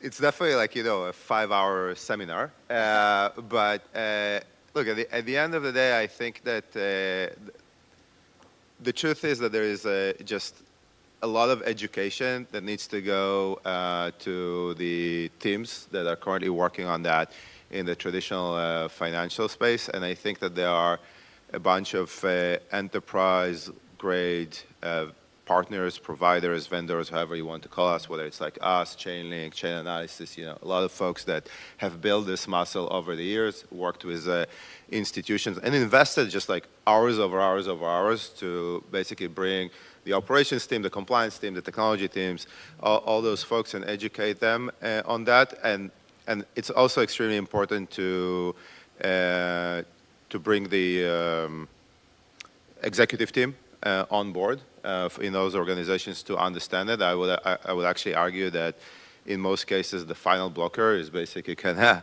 getting the CFO, the chief risk officer, those guys over the line. And by the way, the most important thing is actually to give them. That's what I actually tell now all the people, like, download the wallet, download the MetaMask on your phone, and then I send them USDC, and then I tell them to send me back the USDC, and that's, I think, like, where the light bulbs go. It's a reversible transaction. Just It kidding. it is a reversible transaction, yeah. Well, thank you very much again to the Fed and Governor Waller and everyone here who put this together. Thank you to these amazing panelists who are clearly experts in everything they're working on and creating the bridges that we need to bring TradFi and DeFi together. So a big thank you. Bro, I just want to say one thing. I love the way Sergey's demeanor Big thanks has to been Rebecca during and our this panelists. entire So I have to conference so share far. that if I had created a bingo card for today, I would not have put COBOL on it. So thanks to Sergey for bringing that up. So we're going to Seriously. start with a 30-minute Way break. to go, Sergey. Before I'm our bullish next as hell on panel. Chainlink, man. There's light refreshments. I mean, I've always been bullish on refreshments Chainlink. out just outside the Since hall. 2018, In addition, baby. if you have to make a call, there are a couple of rooms that we have available. And to find them, just ask somebody with the blue stripe on their name All right, tag. guys, so listen. And we are going to be mingling around and right outside the door as well. We will be Okay. back at 10:50. Okay. They have a break now. Okay, so we are now under the break. Okay, guys, so right now we have a moment of time for us to analyze the market. And thank you guys for being here, by the way. If you have been here watching the conference so far with us, don't go anywhere. Stick around. We are going to be analyzing the market, price action, Bitcoin, Ethereum, and altcoins. During this break, we have an opportunity to do so. And then once the break is over with, we will resume the conference. And I really appreciate you guys being active in the chat and discussing all of this as it is taking place. So let's go ahead and pull this up here and take a look at what is going on. What is going on with the market right now? What is happening with Bitcoin and Ethereum? And we need to pull up the Chainlink chart. At this point, guys, I am, like I said earlier, I really, really like the way Sergey has just his demeanor during this entire conference, It's a demeanor of like, he's the rest of them, they're giggling and joking and they're being condescending almost, they're just being, and he's not falling for it. And I love it. I love it. And I'm bullish on Chainlink. What about you guys? Are you bullish on Chainlink? And also don't forget, answer the poll in the chat. We've got 58 votes so far. Powell, pump or dump? And again, Powell is not here, but we always expect, and when we think of a Fed conference, the first name that comes to mind, of course, is Powell, not these other panel members. But we have a new poll in the chat in just a second because I want to talk about, of course, we will have the Powell pump or dump soon, as we do have economic data coming out in just a few days from Powell. And then we also have the next FOMC meeting shortly after, and of course later on this year. But we do have a new poll that I'm about to put in the chat for you guys. I want to get your opinion on this. And good to see you, Ben. Aussie, good to see you. Alexander G, thank you for being here and supporting the stream. Brandon Allen, thank you for being here. And let's see, 30-second summary of what we missed so far. Just tuned in. Brandon Allen, I might be able to do that for you, my friend. And the people in the chat here that have been watching can as well. Thank you guys for being here and engaging in the chat with us today. We are going to be analyzing the price action during this break. Deadwood, welcome back. Haven Peck, good to see you as well. Silence is good. Thank you for being here and supporting the stream. Osama, okay. Yo, what is going on, Osama? Thank you for being here as well. All right, guys. So, new poll in the chat. Apparently, we think that we're going to get a pump, and we did get the pump. Now, new poll in the chat. Lim Su Kang, thank you for supporting the stream by commenting in the chat. Now, let's see. I want to know right now that we've heard a bit from this conference, what I want to know from you guys is, are we bullish or bearish as of right now? And of course, let's see if the bulls or the bears here take the lead. Okay, so, well, we won't put a bull in there, we'll put a rocket. Bullish or bearish here, folks?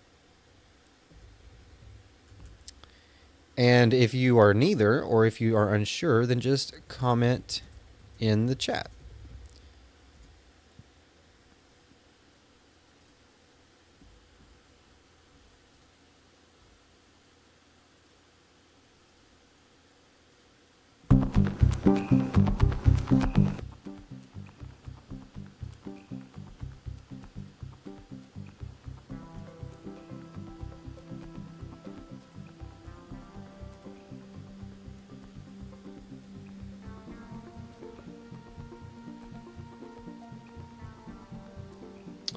Silence is good, says not bullish on Link. Not bullish on Link. Axe Benzo, thanks for being here. Thank you. This might be a manipulation pump.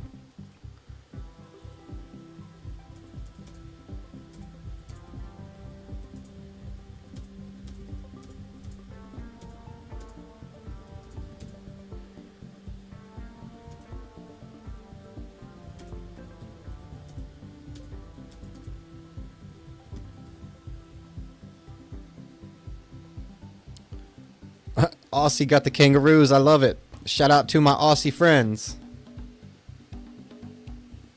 Deadwood says, I think the ETFs will slow our overall run.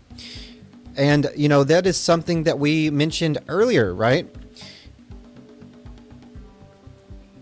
Something we mentioned earlier. Do you think the Fed's crypto conference is a sign of mainstream adoption or the start of tighter control over crypto?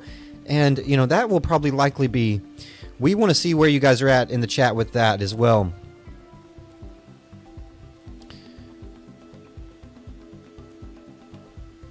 And for those of you that are just now tuning in, guys, we have been covering this crypto Fed conference, or Fed crypto conference. We have been covering it all morning since it began. And right now we are during a break. We will be right back and resume this as soon as it begins. For those of you that are just tuning in, though, and are wondering what exactly happened here, let's just take a look.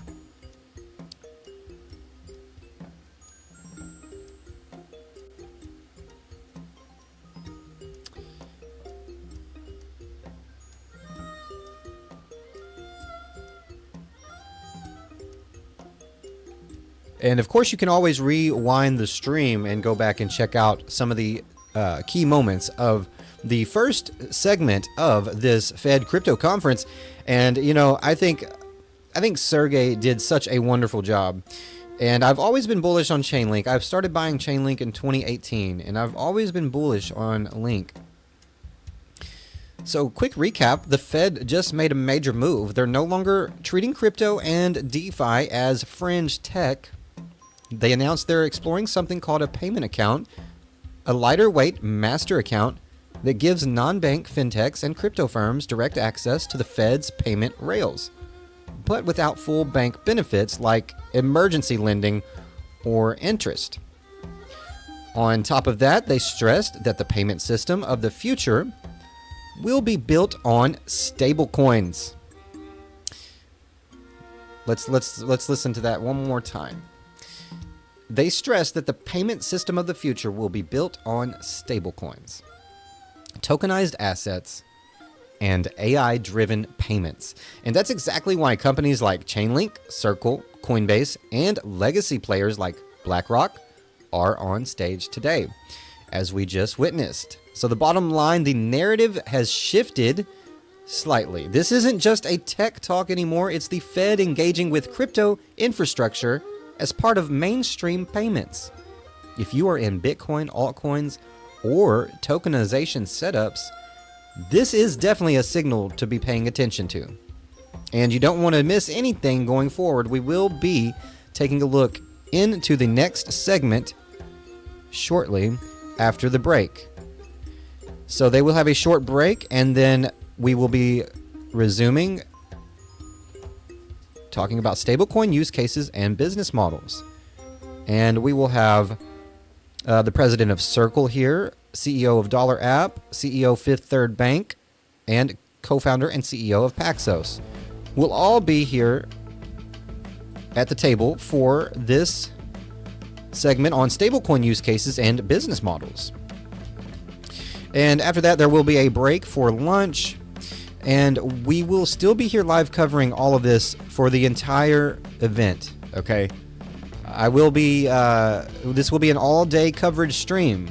So do smash the like button to support this stream. It is greatly appreciated. I appreciate you guys being here and spending your time with us to cover this event today.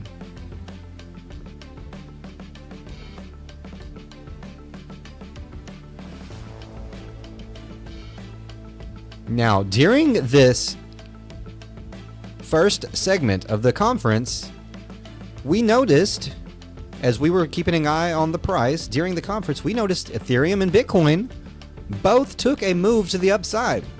We had this nice rebound to the upside. Now, as soon as we went into the break, we have dipped.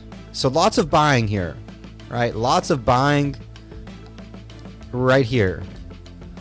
Tons of buying. As you can see, for Bitcoin as well.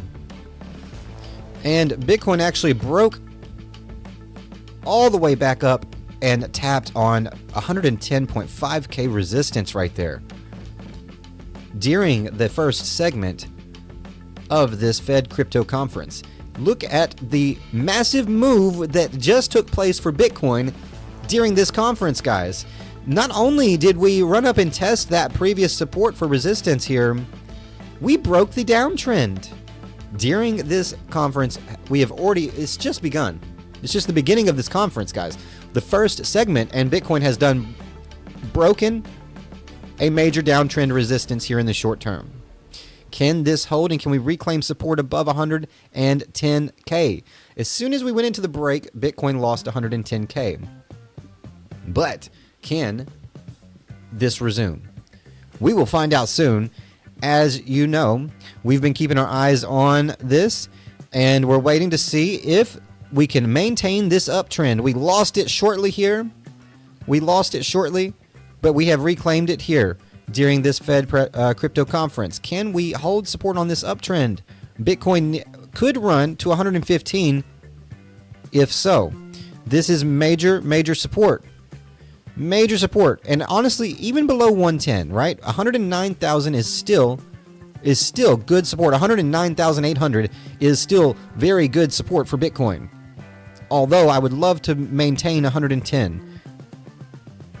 But that is still beautiful support right there.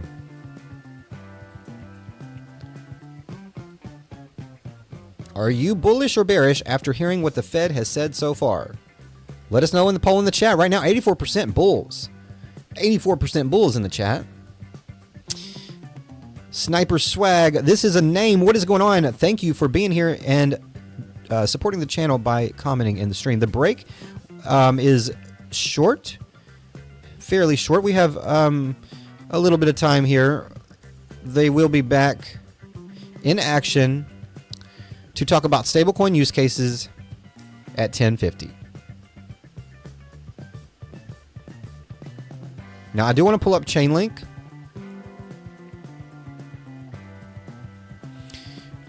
Can we see this shift? Can we see a shift here take place today? Or will we experience more pain, lower lows, and more downside?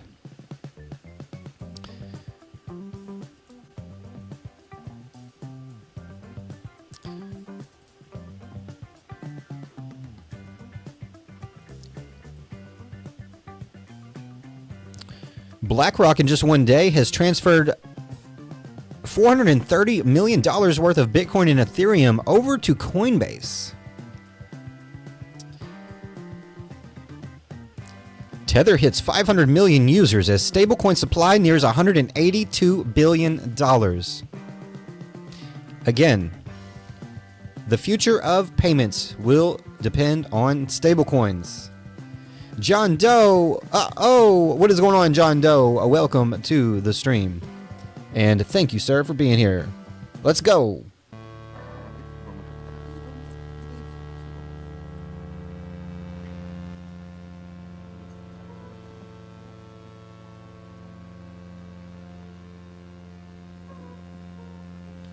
It has already been it has already been a very eventful morning, guys. I expect more. Solana, not doing a lot, but holding the 200-day moving average. And we are potentially getting a beautiful setup for a cross on the MACD on the daily for Solana as well. Same with Cardano, same with other altcoins. And we still have bears screaming that this is over. Now, granted, a daily pump does not mean that we are going to continue and put in higher highs or new all-time highs. Now, a weekly setup like this, possibly. But nevertheless, this is, if for instance, we're on Solana. But if Solana holds the 200-day and above the LSMA, and we get a cross down below the bars on the MACD, bullish daily setup on Solana here. Break that downtrend. That's what's going to happen. That's what's going to happen. Or you're at least going to run up to test the downtrend at 215. Now,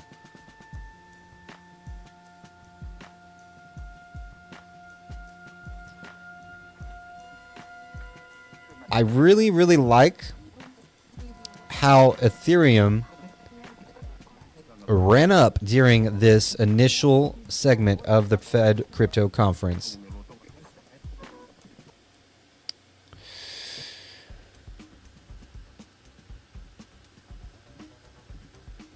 John Doe, I feel like John Doe, long time no see, man. We're bringing them back, man.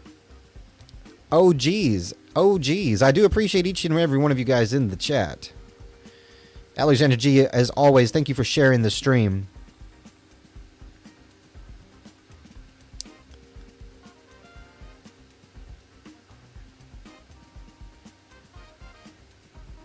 Looks like we are bullish right now. We have 24 votes so far. Can we get a few more? We are bullish. 88% bulls in the chat. Can Ethereum run to 20,000 or is it all over? Are we ever going to get that $20,000 Ethereum all-time high? You know, let's pull up Chainlink real quick as we still have a moment here before the Fed Crypto Conference or Payments Innovation Conference continues.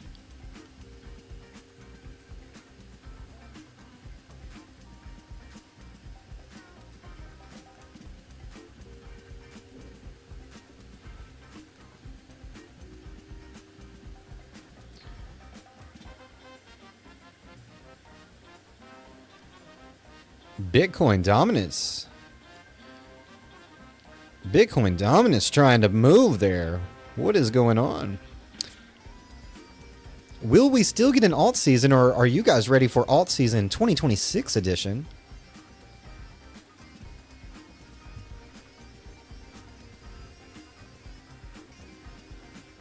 I have to pull up Chainlink, guys, because you know what? As you guys know, I've had my eyes on Chainlink for a long time. I started buying Chainlink in 2018, 2019. Ty Stu, good to see you. Working with AJC in the background. That is some dedication, my friend. Thank you for always supporting the channel as well.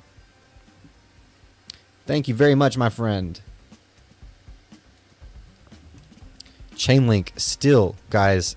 I mean, Chainlink on the weekly makes me want to just... It really makes me feel like I don't have enough Chainlink.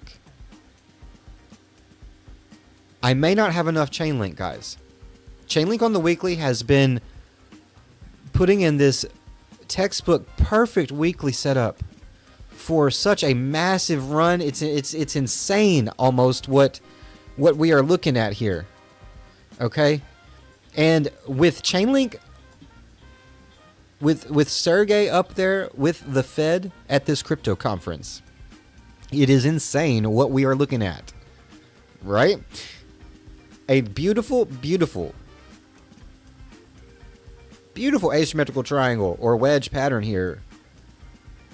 Setting up on the weekly with a massive measure move target that would put Chainlink well above 150, around $200.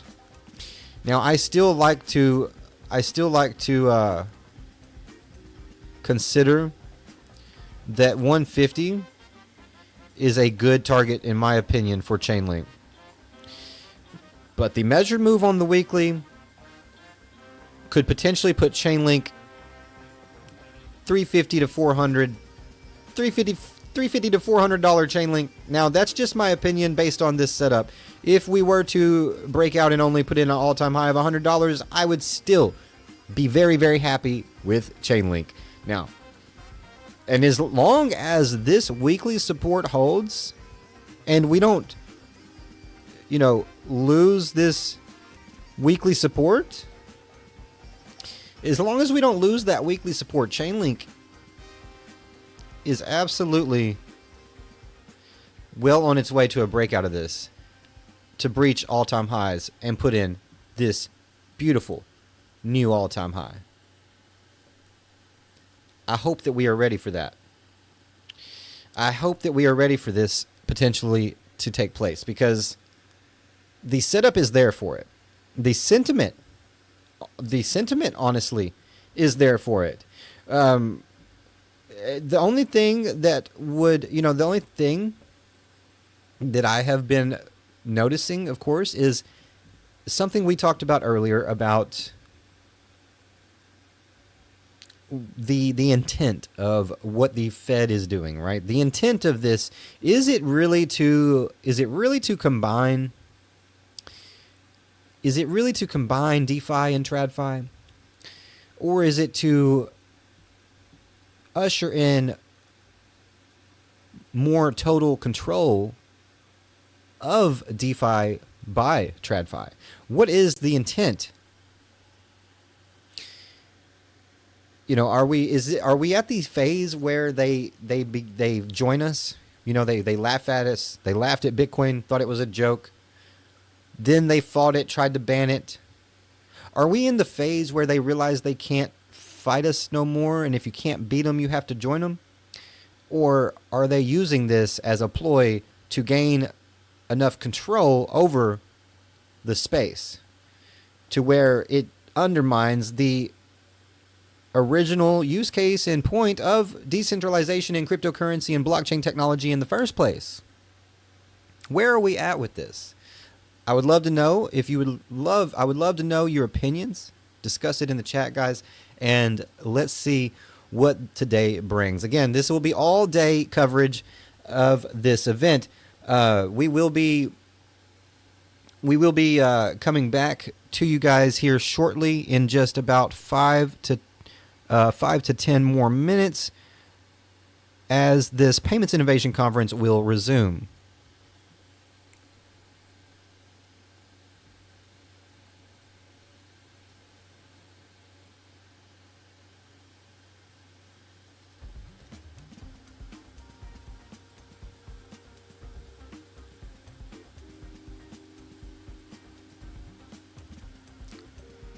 I am going to go grab me a fresh refill on my coffee cup. Do not go anywhere, guys. We will be right back with more price analysis and live coverage of the Fed Payments Innovation Crypto Conference today. All day live coverage right here with AJC. Do not go anywhere. Don't forget to smash the like button to support the stream. You are appreciated. Thank you. Subscribe to the channel if you're new here and join us on our journey. It's good to have you here. I will see you guys in just a minute.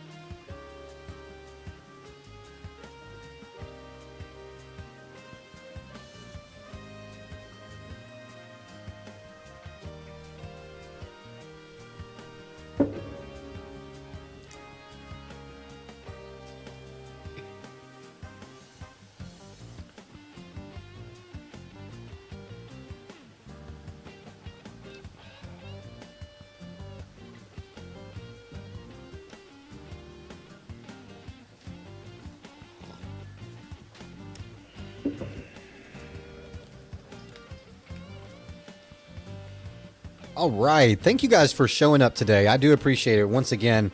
And I am back now with a fresh cup of coffee, a fresh cup of Joe here for the average Joes, with my dad cup. You know, my daughter the other morning, I thought it was very, very sweet. We are getting a bullish cross on the MACD on the short term. We are bullish right now. And you know what? I expected this. A lot of people were expecting bearish for some reason. And now, it doesn't mean that we won't roll over. But the initial short-term bullish pump, very expected.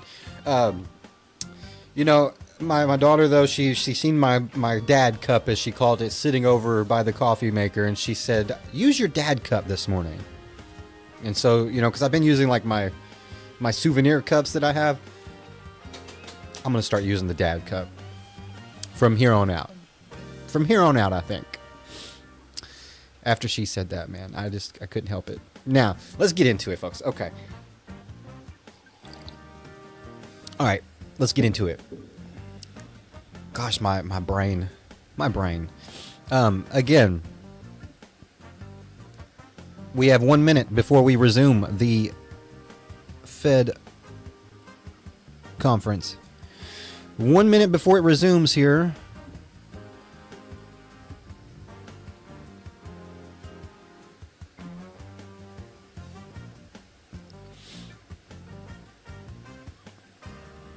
As Bitcoin pumps above $110,000. Again, I just want to say thank you all for being here today and joining us for this Crypto Day. We're going to call it Crypto Day, man. Crypto Innovation Day. You know, I mean, I know it's a payments innovation conference, but stablecoins, cryptocurrency are payment innovation. So, Crypto Day it is. Thank you guys again for being here. We have 36 people viewing the stream right now. Guys, can we get 30 likes on the stream? Is it possible to get 30 likes on this stream right now for Crypto Day? Because right now, Bitcoin's pumping above 110K. Ethereum needs to get above 4K, please. Or at least hold 39. 38 is my go-to support, though. Chainlink, bullish on Chainlink as Sergey is popping off at this Fed crypto conference with the juicy deets, okay? So again, thank you guys for joining us and showing up today. We are about to resume the crypto conference shortly.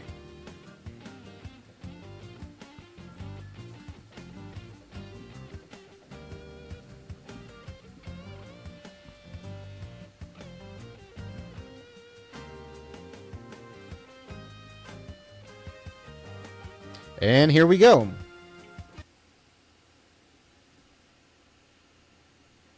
From the amount of vocal noise coming from the hallway and in this room, that everyone had a great opportunity to meet others, engage with old friends, and so that's wonderful. We'll have some additional opportunities during lunch and during the next networking break. This will be on stablecoin use cases and business we're models. back for our second panel, and we're going to be talking about stablecoin use cases and business models. As a reminder, questions will be open during the entire panel, so please use Slido for submitting them. And now I'm going to introduce our moderator, Kyle Samani. Kyle is a co-founder and managing partner at Multicoin Capital, an investment firm that specializes in crypto assets, tokens, and blockchain companies. I'm now turning it over to Kyle. Thank you. Awesome. Good morning, everyone. Thank you all so much for being here. Governor Waller, thank you so much for organizing everything for us all. In order to kick things off, it's probably good to do a quick round of intros. So, gentlemen, please take it away. Hi, my name is Chad Cascarilla. I'm the CEO and co-founder of Paxos. We are a blockchain infrastructure company that both provides crypto infrastructure as well as issuance infrastructure for stablecoins. Tim Spence, Chairman and CEO of Fifth Third, pending the closure of the merger that we recently announced with Comerica. We'll be the 9th largest bank in the U.S., but apropos to this discussion, we are a much larger payment facilitators. We facilitate about $17 trillion a year in transactions, of which the Fifth Third branded business is the anchor tenant, but we're fortunate to do business with several people who have been on the stage today, in addition to many of the other leading fintechs and third-party payment processors. I am Fernando Terres. I'm the co-founder and CEO of Wrapup, which is the leading fintech app for the mass affluent demographic in Latin America, backed by the best investors in the world. And with more than 1 million users, we allow them to dollarize their capital, grow it, and be able to transact globally, leveraging on stablecoins. Prior to that, I was the leading crypto at Revolut, and I also held a prominent role in helping build its growth engine, as well as taking its path to profitability. Heath Tarbert, president of Circle, we like to say the world's largest regulated stablecoin issuer. We're issuer of USDC, and we also have a number of other products and blockchain technology. In a prior life, I was Assistant Secretary of the Treasury for International Markets, a representative on the Financial Stability Board, and chairman of the CFTC. All right, guys. So let's jump into this. I think the intended framing for this dialogue This is really supposed to be a conversation about technology. On stage, we have an issuer, a bank, and an app. So I wanted to try and cover kind of all perspectives for all of this. We will jump in with you, Fernando, first. You are B2C directly and close to a lot of end users who are using stablecoins every day. What are you seeing in terms of demand, usage patterns, feedback across Mexico versus Argentina and Brazil? And if it'd be really helpful if you could share one end-to-end journey that shows why it's simple, fast, and useful. Cool. Effectively, we're live in 4 markets, which are Mexico, Argentina, Colombia, and Brazil. And the use cases are pretty different country by country. In some cases are more around the store of value idea. So imagine you're a Colombian person, you want to dollarize your savings. But there's also elements on the transactional side. So imagine you're a Mexican person living close to the border and you'd like to travel with your family to the US, right? And you want to be able to spend internationally. Or also if you're a backend engineer living in Buenos Aires and you want to work for a company in Europe, in the US, and receive your payroll. So those would be some of the use cases which are pretty consistent across all of the markets. When it comes to the flow of funds, so to speak, or how we structure it, we have locally regulated e-money licenses, or we partner with them. And then, of course, with our crypto entity, we execute the rest of the flow. We're also principal members of both MasterCard and Visa. So the way we try to run the company is having these pools of capital, sometimes in fiat, sometimes in blockchain, to be able to bridge the world, so that we as product people swallow the complexity, so we can give the customers the simplicity and the benefits without them having to go through the complexity. And Fernando, follow up here. Based on that journey, I guess you've been iterating now for a while. What's been maybe one major change in product or go-to-market that you all have learned from hearing real feedback from customers? Well, I guess the first one I kind of mentioned already. Like perhaps the intuition could have been just store of value, but it turns out that transactional matters, right? So that's one of the counterintuitive ones that allowed us to actually dip into the transactional piece of the equation, which is interesting because the more use case you can serve, the more times you can bring your product to the customer, right? And then the second one, which kind of correlates to this one, is the fact that many of our customers are actually on the mass affluent side of the equation. So people who travel, people who work in technology, in finance, people who save, who invest their capital. So probably traditionally, most of the fintechs in Latin America had gone after the bottom side of the pyramid in terms of wealth, and perhaps we're penetrating from the top. So starting with the top 30% of the demographic pyramid, I would say. Got it. All right, next let's move maybe over to Tim. Tim, as a bank here, you offer a service, which is the utility and the benefit of stablecoins. What are some of the problems that your customers, either consumer and their enterprise finance treasury teams, are trying to solve right now? That's a great question. And I think maybe I'll get there, but I want to make a couple of points here just based on some of the conversations we had on other panels, because I think it's instructive as we think about pathways for innovation, where to look. Like, one of the rules that we use at Fifth Third is don't unsolve solved problems, okay? And I was listening to the discussions about interoperability and discounts and otherwise, and I couldn't help but think back to Thompson's banknote guide, which at least the folks from the Federal Reserve will remember existed in the US during the free banking era prior to the presence of the Federal Reserve, where individual banks had to figure out how to discount notes that were issued by other people. And I think the end outcome there, the conclusion there, was that we were better off with a single currency that was valued at par. That would facilitate commerce. So our focus has been on looking at the solutions that are in the market, finding ways, whether it's through partnerships or just through introductions in places where we need to provide them, to utilize things that can become industry standards. So, our clients, when you look at the issues that they face, we're principally U.S. domestic. But we have a huge manufacturing base because the legacy footprint of the bank is Midwest and Southeast. So moving money across borders is a significant issue today. That's a problem that we solve by referring business to other banks. And as a matter of practice, another rule we try to follow is don't enable your competitors. So we have spent a great deal of time in the stablecoin ecosystem looking at ways in which we could utilize stablecoins to solve the interoperability issues and both the FX risk associated with the delay in clearance and the need to work through another financial institution to move money overseas. I think, and that, from my point of view, will be the first and most powerful use case for the Fifth Third brand. The more interesting things to me, though, have to do with the sort of infinite divisibility of stablecoins and the programmability and the things that we're going to be able to do through the business that we have as an infrastructure provider, a little bit like Jackie, to leading fintech companies and others, to help them function in a world where agentic commerce is a material share of the economy, and where we can do more and more, whether it's for compliance purposes or to prevent fraud, or just to facilitate the linkage between contractual terms and payment settlement with the programmability of stablecoins.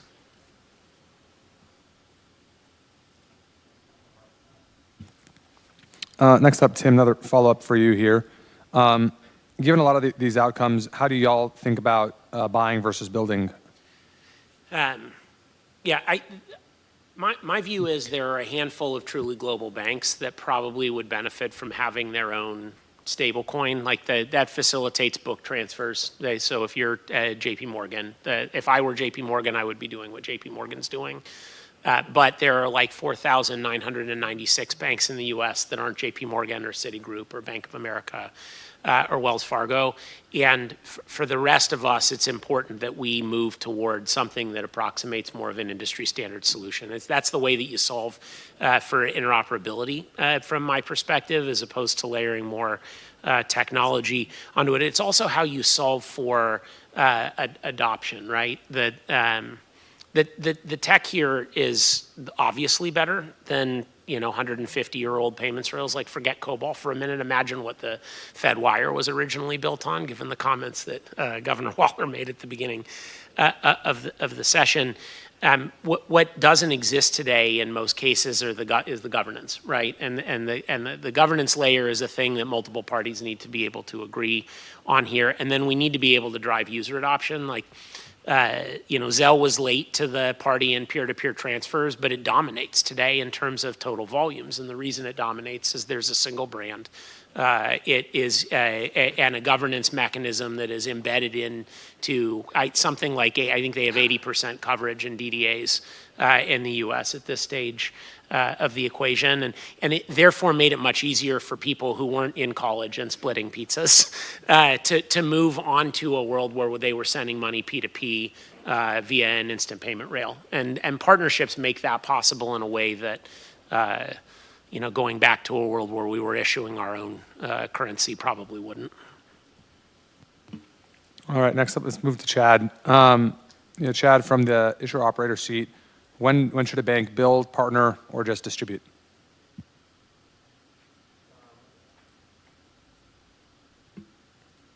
How about now? There we go. I think it's difficult for any individual bank to issue, just like Tim was mentioning here. Even for the largest banks, I think it becomes difficult because the same reason Tim also mentioned, he doesn't want to fund his competitors. That's one of his number one rules. And I think you end up in a world where that would be the case if everyone started to use someone else's stablecoin. That's kind of the beauty of it, is that because it's not just contained on your own systems, but it's moving into other people's systems, you have to really create a value proposition to enable others to want to enable that. And so if you're the largest banks, you might be able to, but from everything I've seen, actually some of the largest firms all are trying to figure out how they can do this together. Maybe a la Zelle, and there's a Zelle bank effort. There's a global bank effort that was announced, I guess almost 2 weeks ago now. And so that's what we have seen, is that, and I'd maybe mention a third point, which is there's a little bit of a skittishness because some of the large banks don't want to necessarily end up having their own token that could be facilitating cross-border illicit activity, and that there could be brand risk from that perspective as well. So that has all, I think, ended up pushing institutions to try to think about how can they use something that is brand agnostic, that has the interoperability, that allows them to be able to capture the economics. And I think there are a number of different ways you can do that without having to build it yourself. Obviously, building it yourself could create brand recognition. It can create better economics if you're able to create a way in which the market would create widespread adoption. And that's where there is this push and pull of the network effect that's inevitable. Largely, stablecoins today, and I don't certainly believe this will be the case in 2 or 3 years, are for the crypto ecosystem. And so can you get it in all the wallets? Can you get it on all the exchanges? Can you get it in the DeFi protocols? Can you enable it to have the right on-ramps and off-ramps through all the other parts of the payment system? Visa, MasterCard, the merchant acquirers. That's a lot of different gating points, and all of those gates have to say, yes, we would like to be able to accept this. And that means you're not going to end up with thousands of stablecoins that will be a rail. I think you'll end up with maybe 2 to 5 stablecoins that could be a rail. You can end up with thousands of stablecoins that look like a prepaid debit card or a co-branded card. I'm old enough to remember MBNA, who basically built almost 20% of the credit card market based off of having, Notre Dame credit card. I had one of those too when I graduated. And so you can imagine having lots of choice, almost infinite level of divisibility because of the technology and because the Genius Act and blockchain have set standards and set interoperability. So I can see there being so many different types of stablecoins, but not really so many stablecoins that ultimately you will use on a global basis. And that's what I think every institution has to think about, no matter how big you are. Where do you want to be? Are you large enough to maybe try to make a run at that? And most institutions aren't, so how could you instead find a way to work cooperatively? Can I add one thing to that? Because I think I totally agree with the point you were making. I was sitting in the audience earlier gritting my teeth at the term TradFi every time it comes up, because Fifth Third is an old bank, that's true, but it's the least interesting thing about us. So I am, at the moment, I'm going to propose that we go with scaled fi versus DeFi. At least there was one other bank in the room because there were some claps over here. And I know Jennifer feels the same way. But the point you're making, Charles, which I think is so critical, and the reason why we probably do need to arrive at a standard and have a couple of different networks, is in order to scale, you can't have an artisan model. Like, you have to have an industrial scale model. You have to have agreed upon governance principles. And you have to be able to support lots of different endpoints. And there's just no way to do that when you have so many different potential solutions in the market. So I totally agree. Yeah, I'll just add my own little commentary. As someone who is a very active user of DeFi systems, I think most folks trying to get into the space don't appreciate the nuances of the complexity of the DeFi protocols and the on and off ramps and the wallets and making all those things work. It really is pretty difficult from a user experience perspective. All right, next up, we're going to Chad and Heath on this next one. What are the top 2 bottlenecks at the perimeter? So things like KYC, AML, wallet UX, things of that nature. What are those 2 biggest bottlenecks? And then what's fixed, and what do you think is going to change in the next couple quarters? You sure? I feel like we should give you a chance to talk. All right. Well, my wife doesn't always say that. That's it. But so look, at a high level, when I think about frictions and sort of what are the things that are barriers to stablecoin use case, right? Or just using stablecoins, I'd say there are really 2 big buckets, 2 meta buckets. The first is the thing trusted, compliant, and transparent? In other words, do I need the Thompson's banknote guide or something like it to know whether or not I'm actually going to get my dollar back, right? I think the Genius Act largely solves that problem, particularly as it's implemented, because all stablecoins aren't equal and all stablecoins aren't stable. So I think making sure that we have payment stablecoins that actually are held to very high standards is job number 1.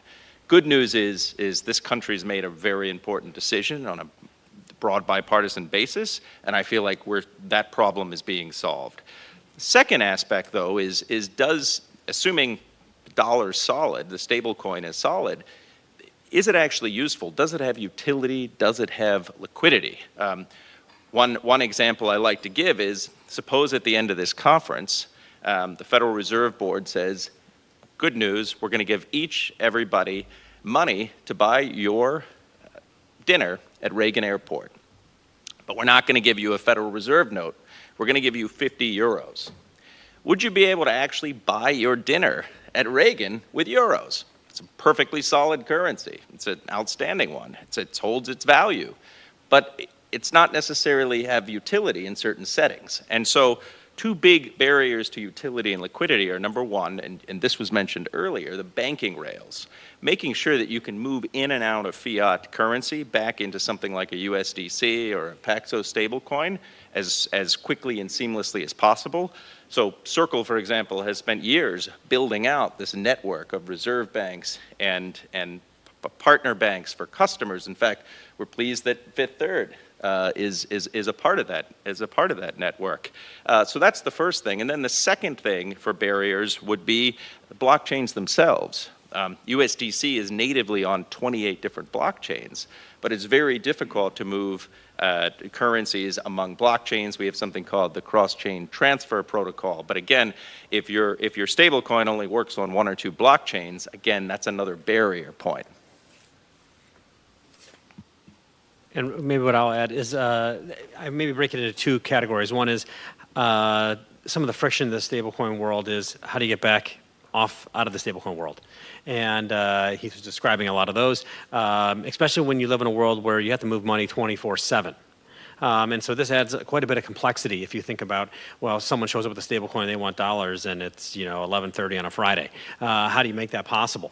And there are plenty of examples of that. And then on the other hand, it could be, I'm in Asia and I'm putting money to work and I want to make sure that I'm able to get a stable coin, and you're tied to US banking hours. And so there's many different types of complexities around interacting with the traditional financial system while being able to have an effective stablecoin product that works.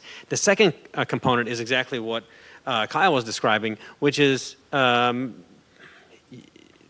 I'd say DeFi and crypto is still not abstracted away enough where it's solving just the problem as opposed to requiring you to actually understand the underlying mechanics. To date myself, I kind of think back to trying to get on the internet, and it was like trying to get on when there was this thing called Freenet. And you had to dial up and you put this receiver on a thing, and you got some weird noises, and you could get a little line of text that would come down. By the way, as absurd as that sounds, that's actually not that unusual when you kind of go through the DeFi ecosystem. And it really shouldn't be that way, or frankly, just in crypto in general. I think that'll all get abstracted away with great consumer products that allow you to solve a problem, just like, no one knows how the phone works, or at least almost nobody does, but yet everyone knows how to use it. Crypto, blockchain, DeFi, stablecoins need to be just like that, which is, I think, what DollarApp is, for instance, doing, which is just making it so I can solve my problem. Is I want to be able to move dollars, I want to be able to hold dollars, I want to be able to have it happen instantaneously. It needs to be that simple at all times. There are so many different complexities depending on exactly what your use case is for stablecoins still.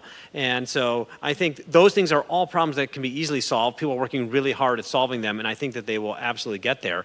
There are large firms like PayPal, which launched a stablecoin several years ago, and they were one of the first to come out and say they wanted to launch it being a scaled financial institution. We don't want to call it, yes, you're welcome. And I don't think we call them TradFi. They're a real fintech company, really huge in terms of their scale. And they launched a stablecoin. And that's an example of someone being able to take this technology and be able to move it into the traditional system and be able to try to solve problems in a way that you couldn't otherwise.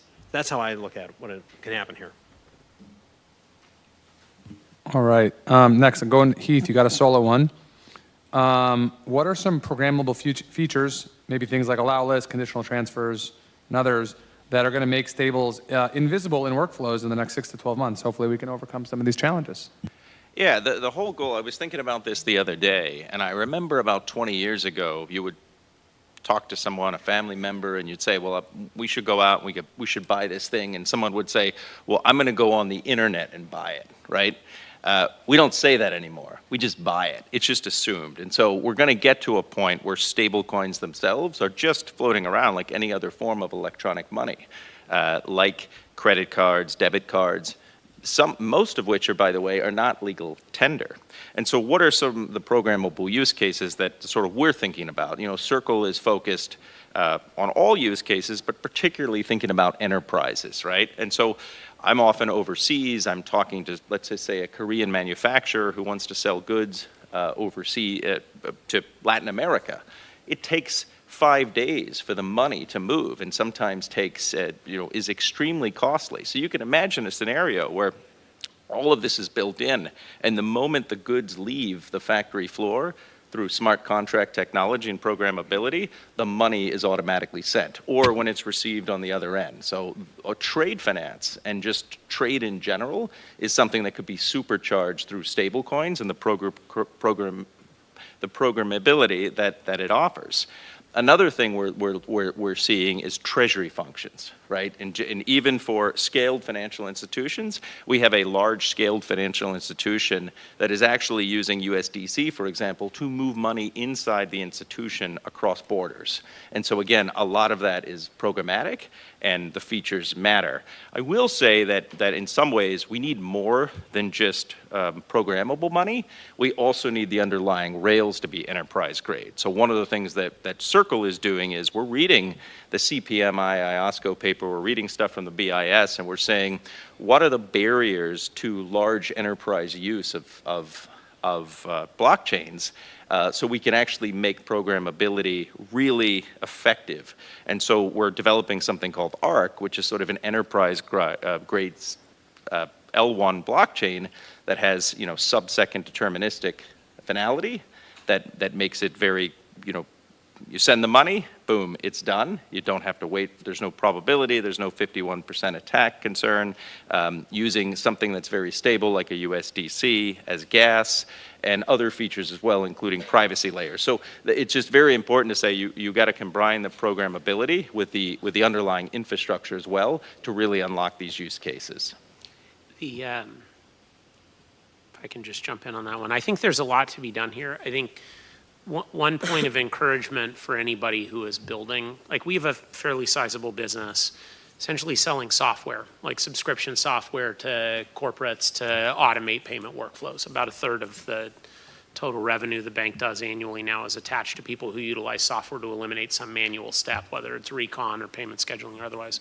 There's a lot you can do with programmability that is technically better than people using bill pay services to schedule a payment, right? But it has to be much better in order for people to change the behavior. Like the law of good enough works against any new technology, because if the existing method works well and it doesn't cost much, and especially on the consumer side of the equation, most payment initiation is free in the US, you have to be able to demonstrate some significantly better value. So demonstrating programmability, showing people, hey, you can program the payment so that it moves consistent with your payment contract is not meaningfully better than just pre-programming your whatever sourcing software you're using to initiate an ACH instruction at the point in time when you've hit the date that the payment is due. You have to actually focus on the integration, right? That is the place where you can improve a step. So instead of having to pass contracts and have somebody sitting, in a bullpen somewhere working AP files, that there are agreements that are standardized at the time of the procurement that then pass straight through to the financial institution or the wallet provider that then automate. It's just that's the step we're going to have to take here, because just because we can doesn't mean anybody will.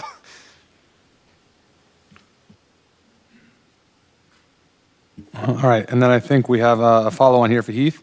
What's actually production ready now for enterprises?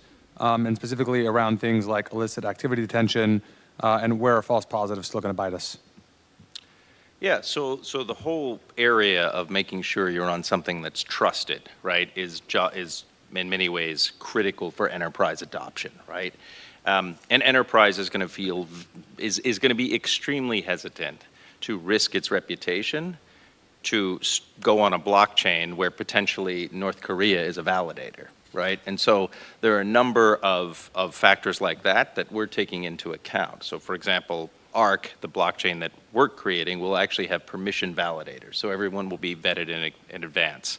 And also making sure that the institution that you're getting the digital assets from has an AML CTF program, it's compliant with the Patriot Act, all of those things matter.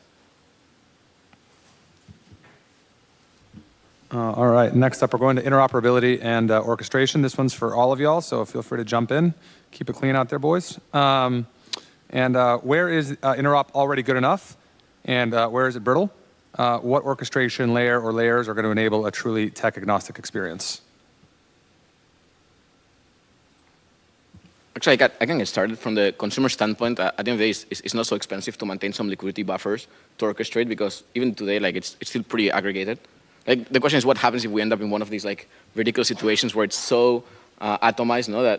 But right now, from the consumer standpoint, I would say we don't see that being a big issue. You need to hold some liquidity buffers, but again, no, like you don't really have FX exposure. You have some credit risk that you need to manage, but we haven't encountered that being a big problem. No, keen to see like on the scale side, how do you guys perceive it? No, but on our end, it hasn't been a big deal.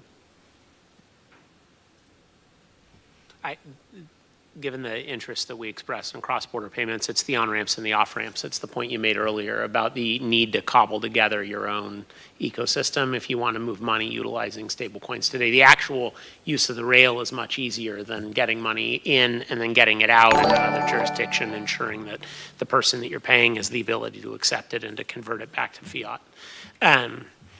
My big fear, I think there are lots of really interesting things that can be done with tokenized deposits, but that's the place where I think the interoperability issue is the biggest. If we can land on a handful of, call it standard stablecoin payment rails, I don't know that interoperability is a problem so much as it is just getting to a point where the adoption on both sides of the network, on the send and the receive side, are native as opposed to through a third party and then a transfer. We're in a bit of a strange interregnum where the Genius Act has passed, and you can be forward-looking Genius compliant, but you aren't Genius compliant today. And so that's actually created a huge proliferation of stablecoin issuers from a white label side and otherwise. And so I actually think if you had a moment of risk where something could go wrong, it's probably now, between now and 18 months from now, because you have so many different firms that are operating in ways that may or may not end up looking like they've aged well. But I do think that once Genius comes into effect, when the rules are put into place and everyone have to follow them, which I guess gets you all the way to 3 years from when it passed, you're going to have a clear set of rules, and that should create a level of fungibility that can be relied upon as long as the standards are widely enforced, and I think also adopted in a number of different international jurisdictions, so that you create this capacity where it is truly cash and cash equivalents. I think that's where we'll go. And so between blockchain and standards, you do create a capacity to have interoperability in a forward-looking basis. You don't today because stablecoins still have counterparty risk to them, depending on exactly how they're constructed. Most of them still do. And certainly a lot of the new ones also do as well. And so that's where there's a real interesting dynamic that exists right now. I think that also, and this is really, I think, Tim's point, there is a lot of complexity around having to be able to manage that liquidity because those are not the same liabilities. They're almost, in some ways, akin, though not the exact same thing as a deposit, because you have the counterparty risk related to them. I think that'll all get worked out over time, and we'll get to that end state where I think that will lessen maybe either the capital that you might have to hold against stable coins, the amount of risk limits that you would have to put into place, the counterparty capital charges that you might need to carry. But I don't think we're there yet. So we're getting there, but there's a lot more work to be done yet. Maybe you asked about orchestration. I think, and this goes to sort of Tim's point about sort of not unsolving problems that have been solved. A lot of the domestic payment system works rather well. There are obviously improvements that can be made, but once you step outside U.S. borders, it becomes a lot more complex. So one example of orchestration is something we've created called the Circle Payments Network, where we have institutions on various sides that are orchestrating FX flows using what Governor Waller has called the stablecoin sandwich. But right now, to send money to Brazil from the United States or from the European Union to the United States, it can take up to 72 hours going through various correspondent bank accounts. We've been able to get that down to 72 seconds using basically fiat on either end and then the stablecoin rails in between. So it's a great example of where orchestration, as you asked the question, actually can make a difference to solve a problem that is a real barrier to use case. The other point I just want to think about is tokenized deposits. We've mentioned it a couple of times. There's a couple lines in the Genius Act that just gives a scant reference to it, but this country has never really thought about tokenized deposits and the potential impact on the banking system. And as a former regulator myself, I'd ask the question, I think you used the term, used 996 banks in the United States. Yeah. If in fact, 5,000 banks in the United States, many of which are community and smaller banks, immediately overnight tokenized their deposits. They moved at the speed of the internet 24/7. As a bank regulator, I might be a little concerned about that, right? And so I think if we are going to go down the road of tokenized deposits, unlike stablecoins that are backed one-to-one with very high-quality liquid assets, if we're using the fractional reserve banking system, which is subject to deposit insurance, the discount window, and essentially a government intervention model, and we're going to tokenize that and move it quickly through blockchains, I think more public policy work should be done. All right, and then we're getting to the last question here before we open it up for Q&A. This is for all of y'all, so please jump in. Great tech always lets you do old things better and some new things that you couldn't do before. Could y'all each please give one example of a use case that you think are going to become possible using stablecoins in the next 1 to 2 years that are maybe not possible today? And maybe as a bonus if you want to get AI agents in there somehow. But y'all go for it. I guess I can get started, but it was kind of mentioned already by Tim before, but the idea of having a large financial institution initiating a transaction on blockchain is literally a game changer. Because you suddenly move into 24/7 money movement made instant, right? So I think that would be like the biggest change to expect on that side, I would say.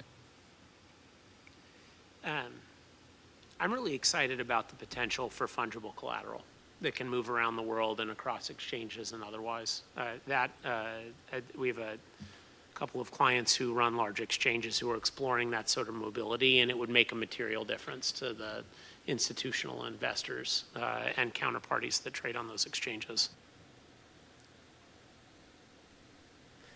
I think one of the interesting components is that if you really kind of look at the dollar on a first principles basis, it's basically a wrapper. It's kind of a wrapper today for government securities, maybe some gold, some other things that are on the Fed balance sheet. It's a wrapper, but essentially a stablecoin is an even smaller subset of what the dollar is. It's basically only cash and cash equivalents, only T-bills, only overnight repo, and some bank cash. And you can imagine once you start having tokenized treasuries and tokenized repo, as Tim was saying, you can actually completely change the way in which the collateral mechanisms work for how you could run repo programs, how you'd be able to instantaneously be able to create a stablecoin on chain. A lot of the frictional elements of stablecoins start to disappear. It actually becomes quite democratized, and I think there's so many questions that come up around, well, you can't really have stablecoins pay interest, and I think the Genius Act struck a good compromise there. But in some ways, I think that really just becomes a bit of a sideshow when you have tokenized treasuries, because you're then able to immediately swap in and out of something that's giving you yield into something that isn't giving you yield. And so then, you can have that artificial construct, which makes sense in some sense, but that's not really the ultimate end space for what stablecoins are going to look like, or even the financial system will look like, because you can have the underlying assets themselves be able to move just like a stablecoin moves. One area you asked specifically about AI that I think about, and this may be beyond 12 to 18 months, but there are people right now that are thinking through these issues and working on them, is sort of the economics of AI itself, right? If I have a website, encyclopedia and AI is visiting that website, calling data from it, it's possible in the future no one will visit my website anymore. So I'm a producer of data, I'm a producer of content, and at some point you've got to interact with the AI and perhaps charge something, and I can't help but think that agentic payments plus programmable money, stablecoins, could play a role in that whole new emerging economic system that we're still trying to figure out. All righty, and now we'll jump into Q&A. Our first question here, of course, is coming from Anonymous. This one's for Charles and Heath. Fast forwarding a decade, how do you think proof of reserves will work, and how will it be different from how it works today?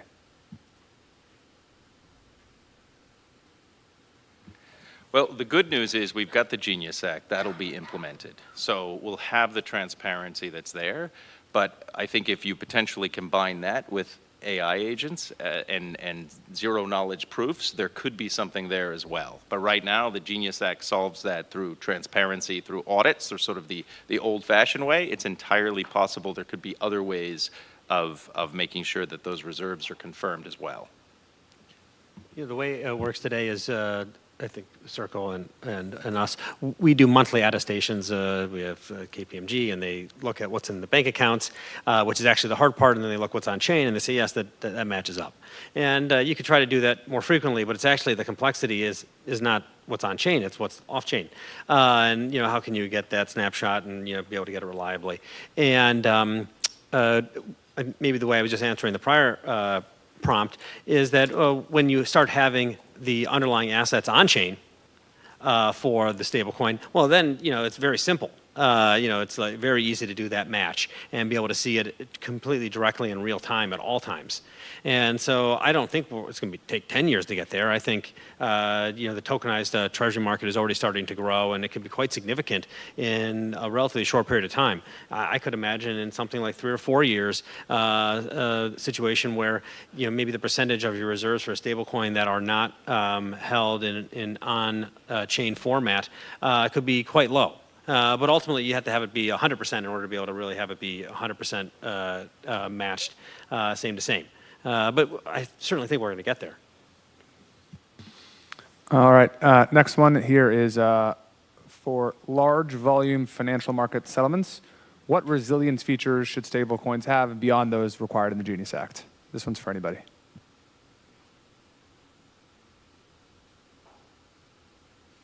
Maybe the Genius Act is perfect.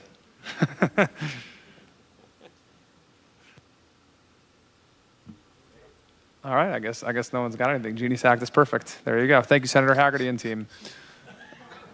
All right, Chad, here's the question you were expecting, of course.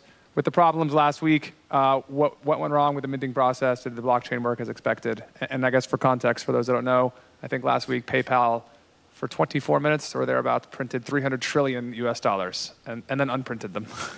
We printed it, actually. Don't cast aspersions here. The mistake was entirely ours. Certainly, we didn't operate at the standards that we expect of ourselves. There's an interesting situation where you try to determine where does it make sense to be fully automated, and where does it make sense to have manual interventions in order to be able to create additional levels of security. And in this case, our operational manual processes were put into place for a deliberate reason in terms of being able to create very secure cold minting processes. But it's something that we rarely use. And so that led to an error in how much was minted. We knew within a minute or two it all was contained on our system. It never left our system, which, by the way, should never diminish how seriously we take this. But it did, of course, lead to there being an overmint of a fantastically large number, and of course the unwind of it. I think that the importance of this to me is it underscores the value of the blockchain. It actually shows the transparency that you can immediately have into what's going on. And so in this case, an operational error that was entirely internal to our systems is now immediately visible to everybody. So I'm sitting here, of course, talking about this and making it really clear about what we could do better. But that's important because that means you can have this level of transparency throughout the entire financial system over time. that's a really positive thing. It's, of course, painful to go through, but I think you could just imagine having a world where you would be able to see exactly what's happening in real time and being able to have that level of transparency to understand how firms are functioning.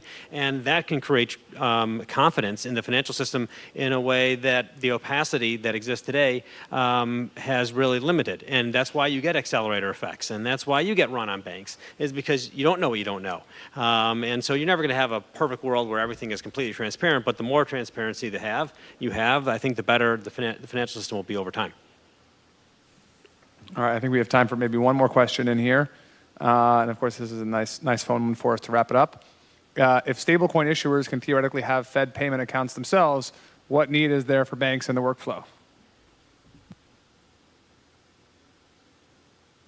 Well, there is a big value in intermediation, right? And if you don't have bank deposits, then the bakery perhaps cannot get a loan. And there's a massive value in that. And I think like anyone who's rejecting that value is not really understanding how the economy works. No? So of course, there would be a lot of value for banks. No? And perhaps this might be like a sort of Marxist view, no? But if stablecoins eventually bring transactional value to cost to zero, and the margins get compressed in transactional business, perhaps the implication would be that financial technology will be all about balance sheet in the end, right? So perhaps the question will be the opposite, no? And banks will be even more important. I may just leave it at that. I don't know that. I think the point that you made, Fernando, that's dead on is I don't know how much people understand about the business, and not just the role that we play as a safekeeper of deposits, but as a provider of multiple payment services, as a lender, the role that we play in maturity transformation, which is important from an economic perspective, to your point. And I just think at the end of the day, all complex ecosystems require integrators. Okay, they just do, and they're, for the average individual, potentially short of healthcare, is no more complex, opaque, harder to navigate ecosystem than managing your personal finances. And the byproduct of that is, with the exception of people who live day to day, there will be values to bundling and to the build out of, there will be value to bundling and to the build out of services around the actual currency itself. Because if that wasn't the case, then, for the last 50 or 100 years, we would have just been carrying stacks of cash around in wheelbarrows, right? And maybe I'll add my 2 cents with 2 hats on. First, my Circle hat, then as a former regulator. So wearing my Circle hat, we put billions back into the banking system. It's really important to us that we're able to put money back into the banking system. So it is, in fact, continuing to do credit, generation, credit intermediation. And I think, we are very supportive of that. The last thing we want to do is have a situation where the banking system is disintermediated, right? Stablecoins are meant to be a payment mechanism, meant to be a version of cash. Wearing my former regulator hat, there are, however, certain instances, and I witnessed those as CFTC chairman during the COVID crisis, where our clearinghouses in the United States, the large, important financial market utilities, that didn't necessarily have a Title VIII designation and therefore didn't have Fed accounts, found themselves awash with cash, tons of cash with variation in initial margin, with no place to put it. Because the banks, to argue your point out there is the supplemental leverage ratio disincentivized banks to hold cash. And therefore, we had a scenario where the clearinghouses had all this cash on hand, banks didn't want to take the cash, and we were in a major conundrum. So I would say there are instances where having a deposit-only account, not discount window access, not any kind of borrowing facilities, but just a safe place to put cash in certain circumstances would probably provide a stability backstop for the stablecoin industry. I also think one of the important benefits of Genius in having payment stablecoins is that you can now separate fractional money, which I think is very important, from money that you're using in the payment system. And so having non-fractional money that is able to move through the payment system creates a capacity for there to be more resilience in financial crisis, where you can have accelerator effects or you can have run on banks. And when they were conjoined together, which they really had to be because of just the limitations from a technological standpoint, you had whole parts of the payment system that were locking up when certain banks were having problems. And actually having some capacity to have those not be totally intertwined can be very effective in times where I think there are systemic risks that really become endemic in the system. And certainly part of that could be having use of a Fed master account. And it doesn't even have to be necessarily being able to go into debit at the Fed. It's simply being able to have funds that you're able to put at the Fed. And so in that way, you can not necessarily disintermediate the banking system, but you can create a mechanism for intermediation to continue through the payment system, even when there are times of stress. All right, actually, we do have a few more minutes. I misread the clock. So a couple more for y'all guys. Any thoughts from this group on how the issue of revocability might be addressed in the stablecoin ecosystem? That's probably for me.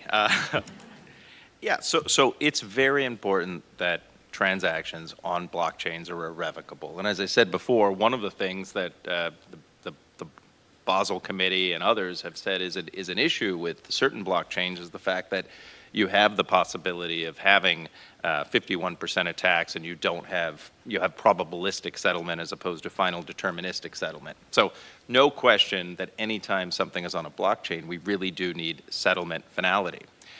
That's a separate issue than the one which is in a world of consumer payments where chargebacks have become an important part of the way that our consumer payment system works. Is there the ability to create some kind of opt-in as an application layer on a blockchain to facilitate chargebacks, right? To bring some of those great things that we have in the scaled financial system of today into the Web3 world. So that's the way I think it's an entire, if there is a need for something like that, it would be done through an application layer that everyone would opt into voluntarily, and at the same time preserving the irrevocable nature of the underlying blockchain transaction. All right, going down the list here. Go for it. I think there's a really interesting question on this one because given your point,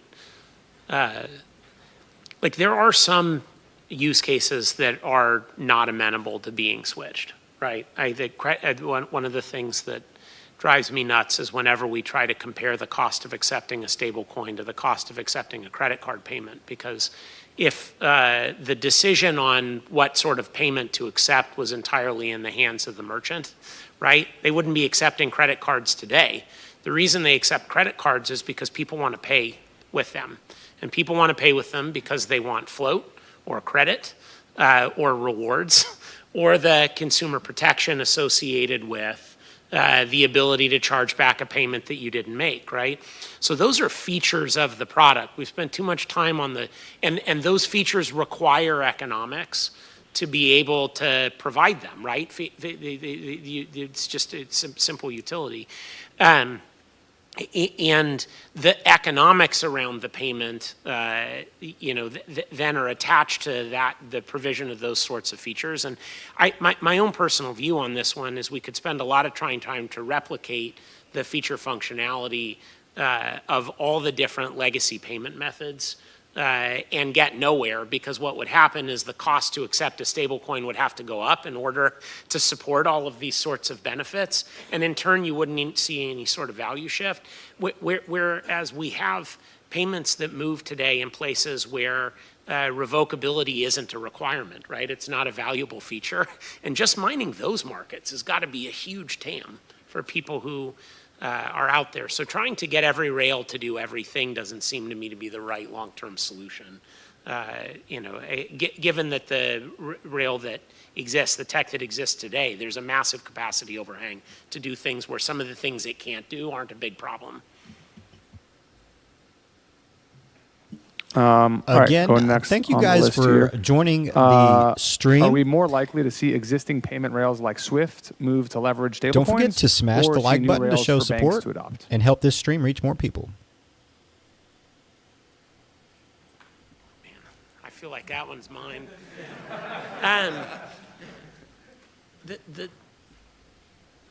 I'm fond of, I think it's one of the A16Z folks, but the saying that the sort of battle for any market comes down to whether the incumbents get the innovation faster than the disruptors get distribution, right? And that's what you're going to see with all of the legacy payment utilities here is the legacy payment utilities have to find a way to rewire around new technologies, new protocols, faster than the insurgents find, financial institutions that are interested in riding on the rails. And I don't know that I would handicap that, but things that move large volumes have to be built to avoid hard right turns. And it means inherently they have to be slower, right? In this particular case, like our stance as a company has been to keep our options open. I tend to think that the insurgents may get the escape velocity faster than a lot of the incumbents are able to adopt the innovations in this particular market. But that's by no means settled. All right. Another one for Tim. What's the net impact of stablecoin adoption on credit creation? Do stablecoins drain capital from banks and institutions that primarily extend credit? They wouldn't drain capital, they would drain deposits, and deposits are the more relevant factor here because we hold $1 in capital for every $10 in loans that we make, right? And therefore we need the deposits to be able to support the level of lending. That comes down to the rules that need to be written around anti-circumvention on the Genius Act, okay? It's clear to me that the intention behind the law was to prevent stablecoins from earning interest. It's not clear to me based on the behavior in the market that everybody intends to abide by those rules. And if stablecoins are allowed to pay interest, they pose a threat that is equivalent to, but potentially far greater than money market mutual funds did when they were introduced many, many years ago. And that would have a direct impact on the ability, on credit formation. I think there are some clever strategies there. So to the point that Heath made earlier, circle round trips deposits back into the banking system. That's quite useful in terms of supporting the ability to form credit. But if my read is right and the intention of the law was to prohibit people from paying interest, we should just get about prohibiting people from paying interest, whether they call it rewards or anything else, right? All right, speaking of yield-bearing stablecoins, Heath, this one's for you, but others feel free to jump in. Why should or shouldn't we have regulated yield-bearing stablecoins in the United States? Well, the answer is we do. They're called tokenized money market funds. And so that's the Circle position, is that a stable coin is the effect of the equivalent of cash. We think the Genius Act got it right, backed one for one. Anytime you're paying out and it's paying out interest, that obviously introduces more risk. But that said, we do think there's a need, obviously, for interest-bearing instruments, interest-bearing digital collateral. And so we've created, it's not available in the United States, but something called USYC, which does precisely that. But Circle's always taken the position that it's a security, it's a tokenized money market fund. And so I think those distinctions make a great deal of sense, and they're consistent with current law, including the Genius Act. All right, I think we've actually made it through all of the questions. And I think we're probably coming in on time as well. So I think we landed the plane successfully, gentlemen. Thank you all.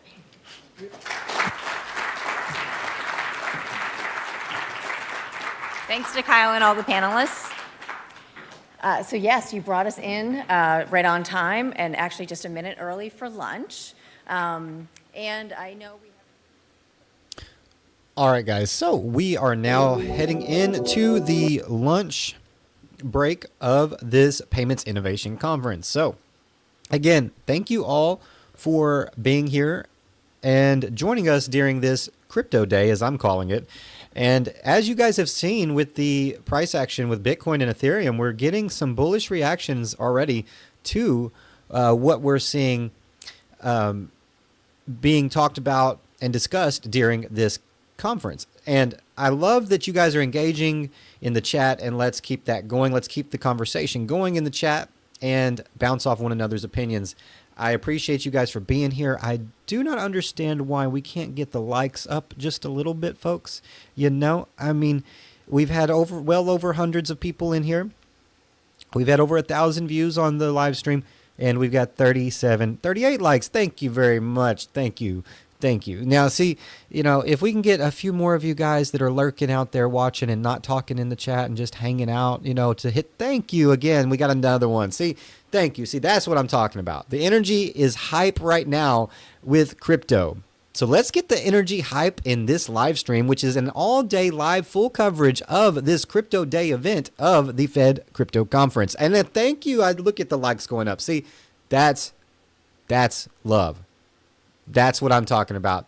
Thank you guys again. I appreciate you guys that are showing up and smashing the like button, supporting this stream, as it is going to be a live full day coverage of this event and live market analysis, Bitcoin, Ethereum, and altcoins from yours truly. So thank you guys for being here.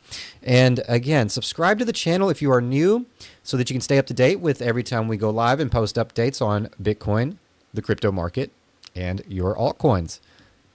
Thank you. We've almost hit 50 likes. Can we get the stream to 100? I would be extremely grateful and appreciative. Extremely grateful. Thank you, guys. Now, while we are going on this lunch break from the conference, we will be looking at the price action for Bitcoin, Ethereum, and I might take some suggestions for some altcoins in the chat from you guys.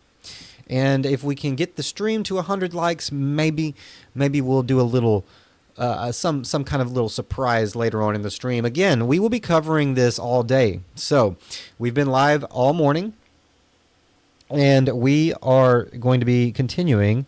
And as of right now, they are taking their lunch break. So the next segment of this Fed Crypto Conference will be from 1 p.m. to 2 p.m. Do not go anywhere, as we will be analyzing the Bitcoin price action, Ethereum price action, Chainlink price action. And let me know what you guys think about the sentiment shift currently happening as this conference takes place. The next segment of the Fed Crypto Conference will be over AI in payments, which is a big deal. We have Kathy Wood speaking during this segment, CEO of ARK Invest. We also have the CFO of Coinbase, Alizia. We have head of AI from Stripe. We have head of strategy Web3 from Google Cloud, also speaking in the next segment of this Fed Crypto Conference. So you don't want to miss that. I will be live covering this as well as the price action reaction and market reaction to this. So it's already been a good first half of this conference, guys. We've watched. We have seen. Sergey, I really was happy with Sergey and how he was able to handle himself during this conference so far. What do you guys think about Chainlink, and are you bullish on Chainlink being adopted by the U.S. government and, you know, by the Fed? Are you bullish on Pyth Network as well as another leading Oracle network in the crypto space and Oracle space? Thank you guys again for showing up to the stream today. I appreciate you. And we have gotten the stream past 50 likes. Thank you all very much. We might get it to 100 today. We just might. Now, again, this right here is beautiful. We watched this. This is beautiful. Okay, so Bitcoin right now has broken out entirely. Okay, we broke out at the beginning of the conference, and it has done nothing but go up. Okay, Bitcoin has done nothing but go up since the beginning of the conference. Look at this. Nothing but green 15-minute candle. Now, granted, obviously, we've had dips. Short-term dips, right? We've had little bitty dips. But for the most part, the price of Bitcoin during this conference has been a rocket ship. Okay, Will this continue? Is it just hype? Is it only being fueled by the talks right now? Or is this something that is going to solidify the groundwork for future Bitcoin adoption and cryptocurrency adoption within the U.S. Fed and financial systems? You know, what do they call it? Scaled fi instead of TradFi. Will this conference be the fuel that we need to fully recover from the liquidation event? And how funny is it?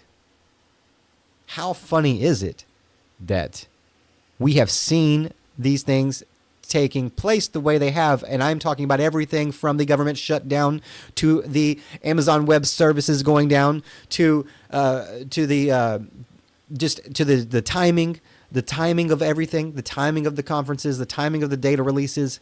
How funny is it? Again, thank you guys for being here. I'm going to get in the chat with you guys real quick. We are going to be keeping an eye on the price action. What is ETH doing right now? 4,000. We are reclaiming 4K support. Ethereum, let's go. Let's go. I don't think the people understand how important this is. This is incredibly important. If Ethereum can hold and reclaim this critical 4K support, look at this, guys. Do you understand what is happening? Oh, I'm getting excited.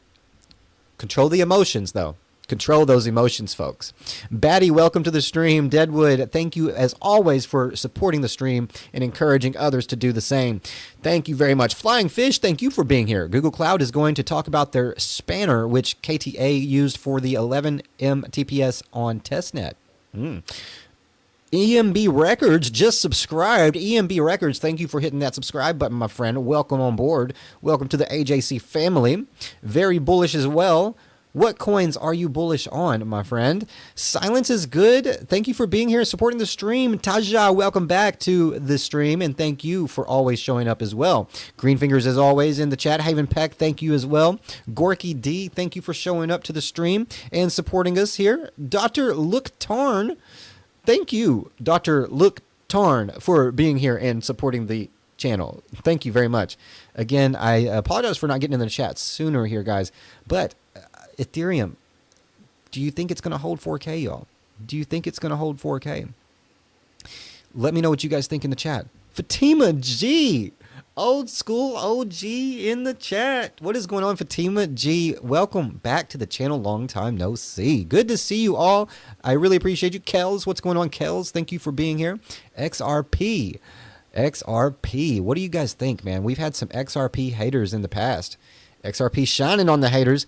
Hey, what was said on the Fed talk today to summarize? Well, to summarize, there's a lot. There is a lot. But I tell you what, you know, the first half of the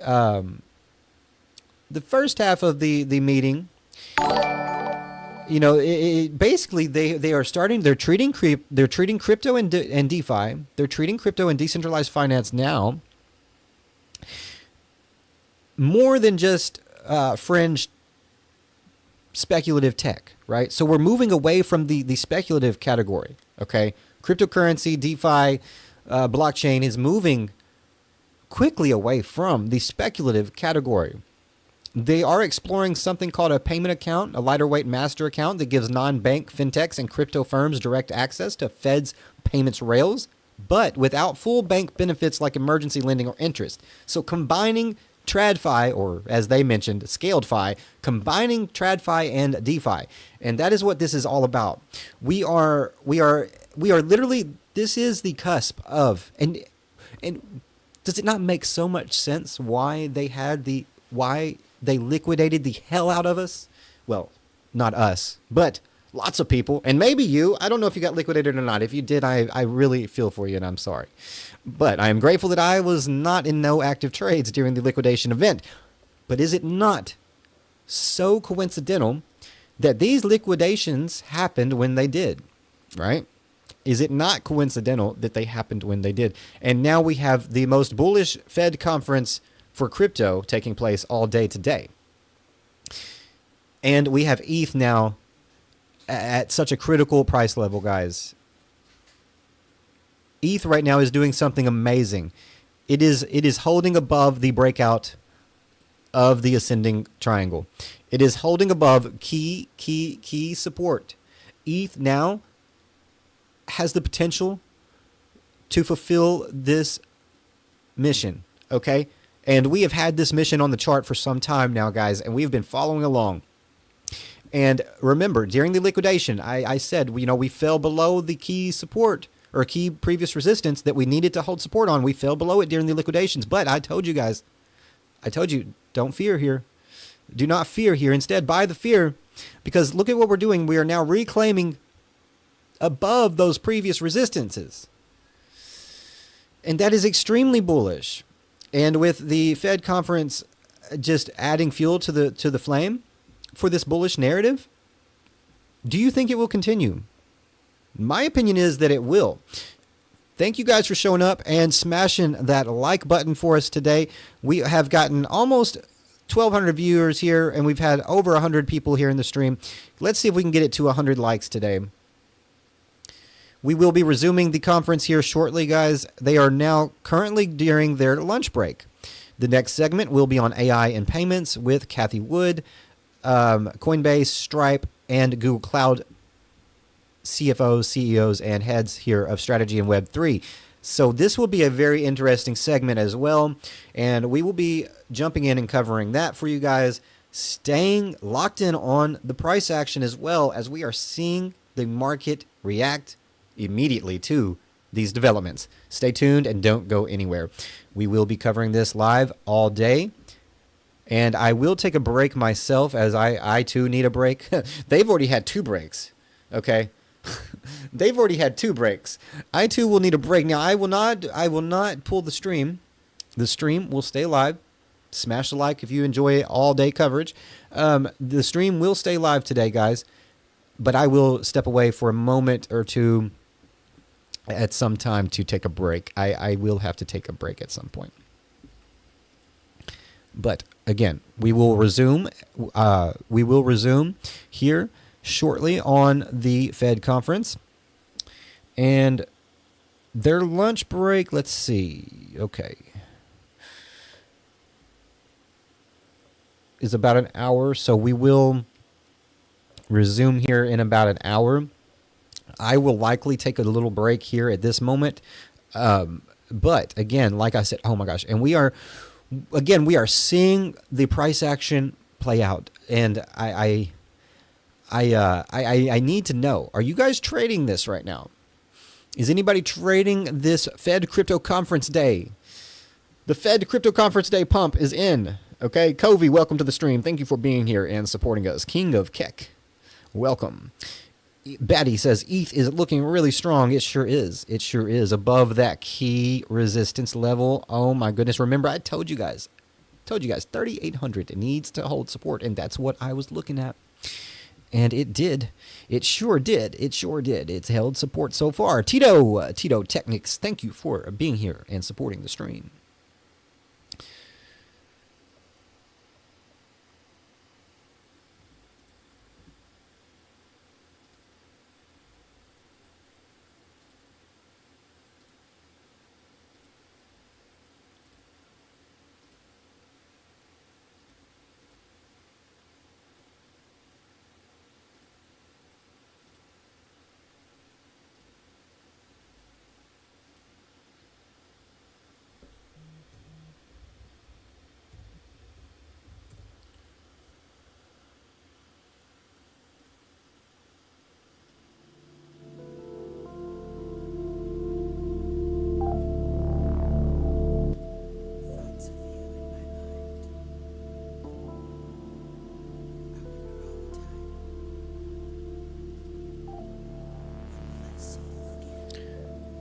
ETH right now. Look at ETH.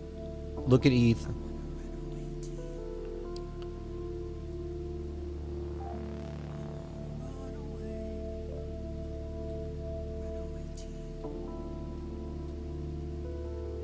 Previous support. And we are now coming up to that massive 4-hour breakout here for Ethereum. A massive 4-hour candle breakout right here. Beautiful. Daily Dose, welcome into the channel. Thank you for being here. Tetsujin, thank you for being here. Techogen. Actually, Techogen, it depends on your time zone. We have been covering this all day since it began. If you missed anything, you can rewind the stream and watch the full entire first segment of the conference. All you got to do is rewind the stream. They are currently at their lunch break. We will resume as soon as it resumes, as it is still live. I have not even paused it. We are still live. Waiting for the lunch break to be over, and we will resume. As we keep an eye on Bitcoin, Ethereum, and altcoins as they react to this bullish development. Deadwood, good idea. Rewind the stream, put it on 1.5 speed, and get the full breakdown.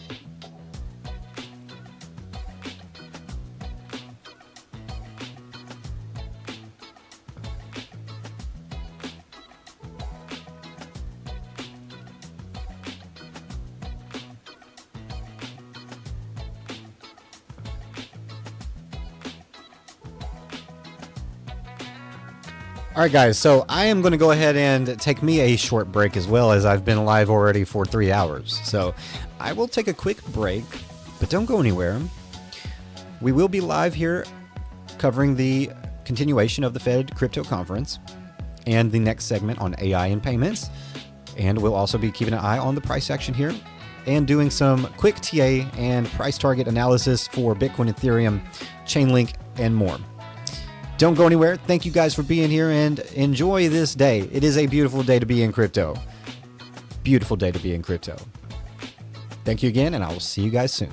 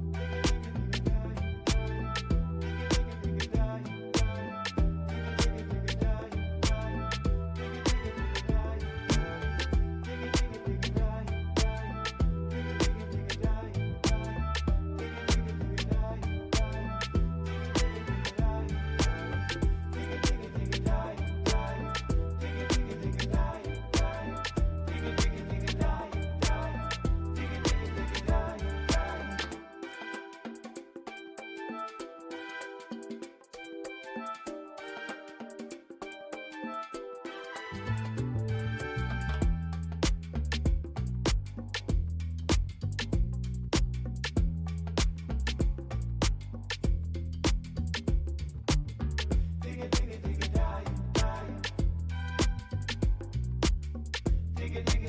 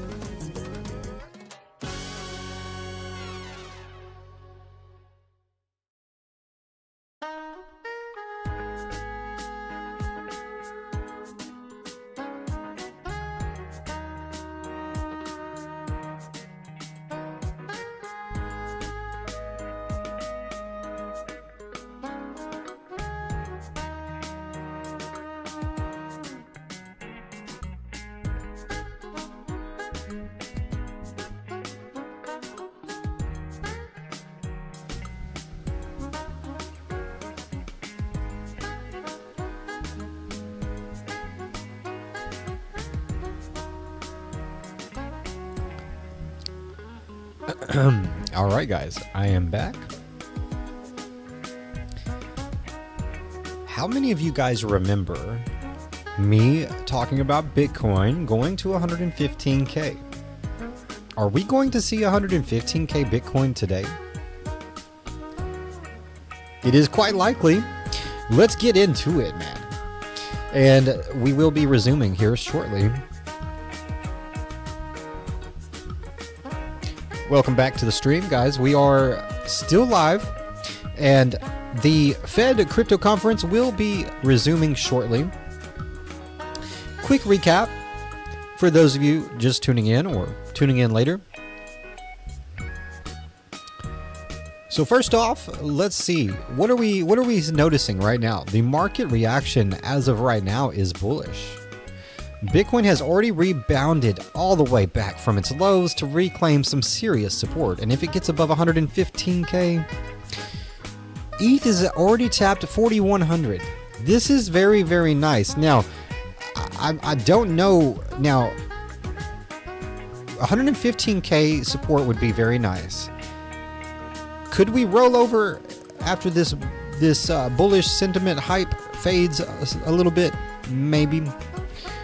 But we are back above some key support levels and support zones. And if those hold, we're in good territory, guys. To recap quickly before the conference does resume, the Fed is signaling a big shift in payments infrastructure. They're exploring a new type of payment account for fintechs and non-bank firms to access Fed payment rails.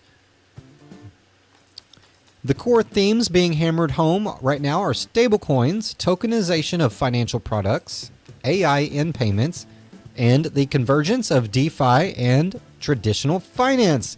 And how long ago was it that I was talking about at some point we would witness the combining of DeFi and traditional finance?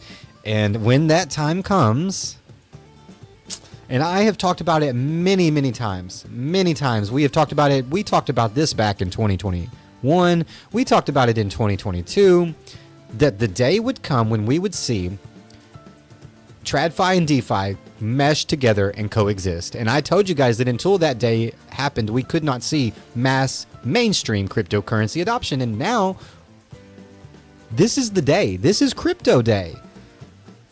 This is crypto day. On stablecoins, the Fed acknowledges they're central to innovation in digital payments, but also flagged the risk of private money creation and financial stability or instability. On tokenization and DeFi, the conference brings together big names: Chainlink, Circle, Coinbase, BlackRock, signaling a serious merge of crypto infrastructure and traditional finance. What this means for you and for the market, if the Fed starts integrating fintech, stablecoins, and tokenized assets into its core payment system, we're looking at a structural upgrade for crypto infrastructure. Not just another policy talk. Price action, adoption, custody, settlement, all could be influenced by this. So as we move into the next panel and next segment of the Fed Crypto Conference, keep your eyes on what gets announced in concrete terms, which firms get early access, and how the Fed defines risk versus innovation. This could be the blueprint for the next wave of crypto adoption.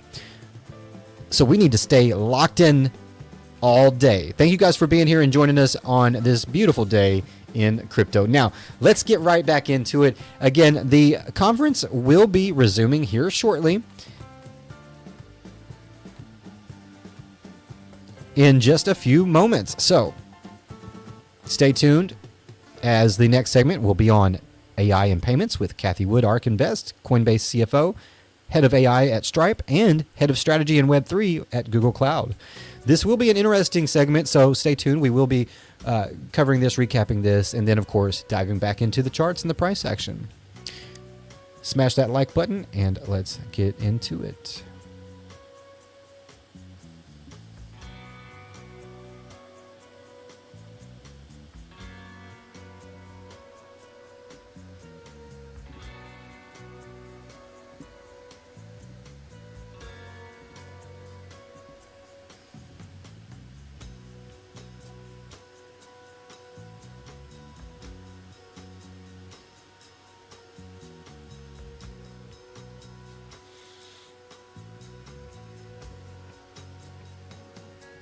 Alessio, thank you for being here. Thank you for joining us.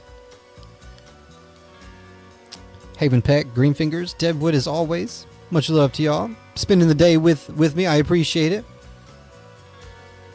Bounce for me, ETH. Hold that 4K support, ETH.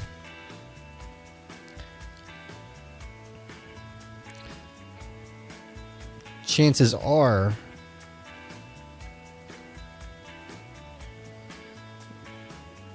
likely, typically we would expect a pullback here. MACD way up high. We got same thing going on for ETH, right? On the 15-minute, you would almost guarantee a pullback from here, right? You would almost guarantee a pullback here.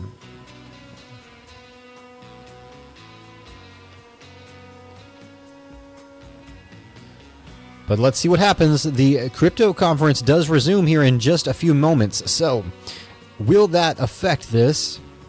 Will we still get a pullback or a correction after this massive pump to key support zones? Or will we continue higher as the Fed crypto conference resumes?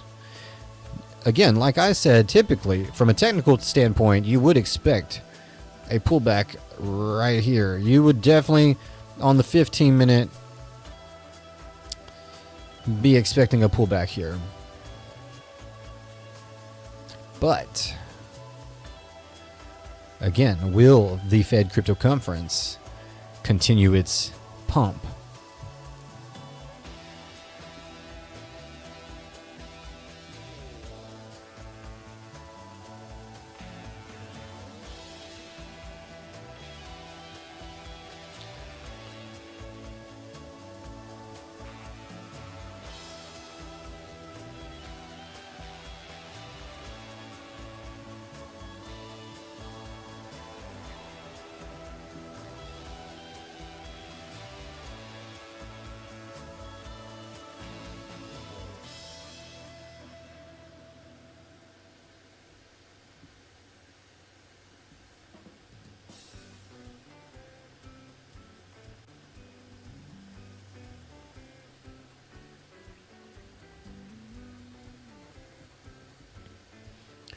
All right, guys, we have 309 votes on the poll in the chat. Quick poll, bullish or bearish after hearing what the Fed has said so far today? And 85% are bulls in the chat. Are you a bull or a bear today?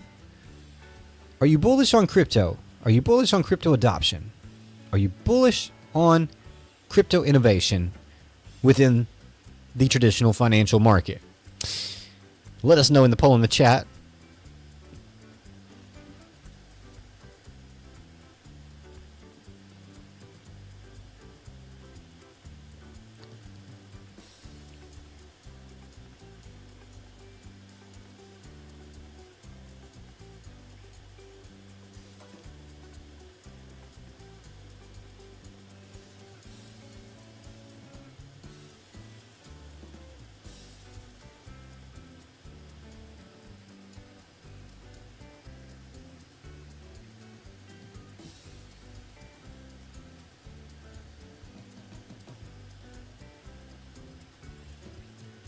Again, we have seen the bullish sentiment take over upon the Fed crypto conference being underway, and the talks have been bullish, right? Combining TradFi and DeFi, the talks have been bullish. Will we get a bullish continuation after such a big pump here? I mean, Bitcoin has already pumped from its low, recent low, where everybody was freaking out and oh no. Oh no.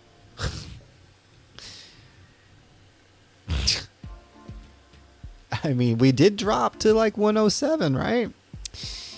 Where did we go to here? Ooh, okay, a little lower, right? We did, but you know what? Do you realize that's not every one of these places? Obviously, most people realize, most of you guys in the chat know, every one of these drops, these dips like this, every single one of them, it's a buying zone. That's the buying zone. That is the buying zone. Now, granted, we are overextended right now. We are up there. We went straight up during the conference so far. Straight up. I mean, no joke about it. We went straight up. And like I mentioned earlier, guys, judging by the MACD, judging by the LSMA, judging by this red candle here, you got a little tweezer top action on the Ethereum 15-minute. Judging by this, from a technical perspective, you should expect this to flip over and get a short-term healthy correction. Consolidate down here to the 50, maybe. Consolidate down here a little bit lower, but with the bullish hype right now taking place because of this Fed crypto conference, we might break the barrier and continue higher here. However, we have already ran something serious, right? And now we are dipping down to the indicator. Bounced off of it for Ethereum. Bitcoin is actually kind of settling on it. Ethereum looking very strong here. Are you bullish on Ethereum? The conference will be resuming shortly, guys. And as soon as it does, we will resume.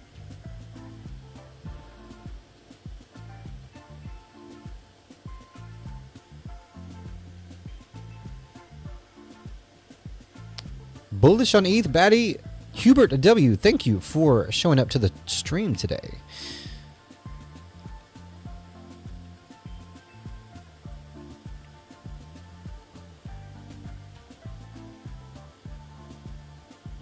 Batty making a bunch of money all day on micro ETH futures. Let's go.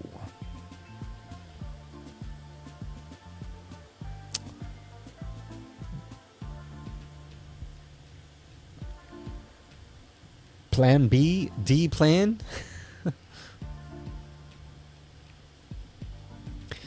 Guys, it is about that time.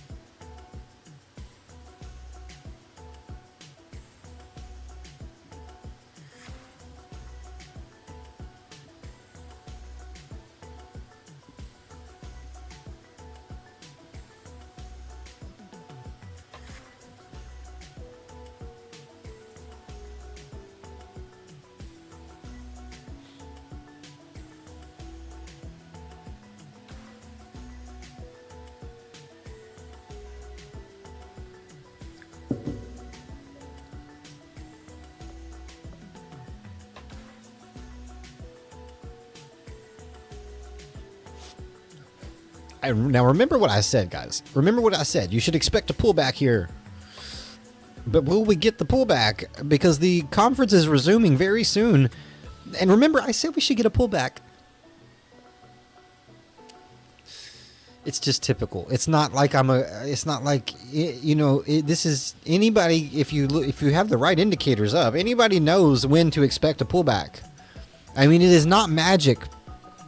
It is not like, you don't have to be some TA guru or TA expert to know when to expect a pullback. This is obvious. This is obvious. You know, the MACD, the pump, it's the point of control. Lots of reasons to expect a pullback here. My only thing is, with the conference resuming here shortly, will that, you know, will that keep the pullback from going down very far? Will we get just a real quick pullback and then resume? Or, you know, will it have enough effect on the price of Bitcoin and ETH? Possibilities, man. Possibilities. And you know what? We are still going to be tracking the price action here as this conference resumes. And again, we are just patiently waiting here just a few more minutes before the conference does resume. So do not go anywhere. Stay tuned and stay locked in, folks. Locked in, folks. It is not the day to sleep on crypto. Smash the like button on the way in if you have not yet, to support this stream and show some love. I do appreciate you showing up and being here with us. So please, it takes no time. It's free to subscribe to the channel. It's free to tap the like button. It's free to get in the chat and engage and discuss what's going on with your bag. It's free to do all of this. My streams are free. My alpha is free. You know, I'd be giving it all away, man. Just giving it all away. So I do appreciate your support very much, and that's why I keep on saying, you know, we've had hundreds of people in the stream, and, you know, I support people. I support small streamers, man. I go and I've subscribed to it popped up on my feed, actually, so shout out to that guy. He only had 400 subscribers, and, you know, I was like, wow, you know, and he was doing a crypto stream. I subscribed, commented, and smacked the like button to show some support, because you know what? That's what we do, man. That's what we do. Just like I would support you in whatever you are doing in your life, whatever your ventures are, I would absolutely support you if you're a good person. If you're not a good person, then you can kick rocks, man. If you know, sadly, you know, if you're not a good person, then we are good people around here. Look, I seen somebody leave. I seen somebody leave. Damn, they must listen. If that hit home with you, then maybe you need to reassess things. Let's go, man. Let's go. Oh, and Deadwood, of course, do not forget to join the Discord. Sky Lee says you're body free too? Bro, what? Yo, relax. Relax, bro. Sky Lee, relax. Relax. My body is not free. I'm sorry. No. You're going to have to pay for this. Okay? Super chats and all, man. Super chats and all. Well, when the super chat button gets back in about 28 days. Got some kind of weird stuff going on. But anyways, yeah. Resuming here in a few minutes, guys. We will be live. Well, I mean, we are live. Man, Sky Lee threw me all off with that. Come on now. Done threw me all off. Got me all discombobulated. Y'all ain't never heard that one, have you? Y'all ain't from the South. Y'all don't know what discombobulated means. Kind of like crashing out, I guess. The new age crashing out.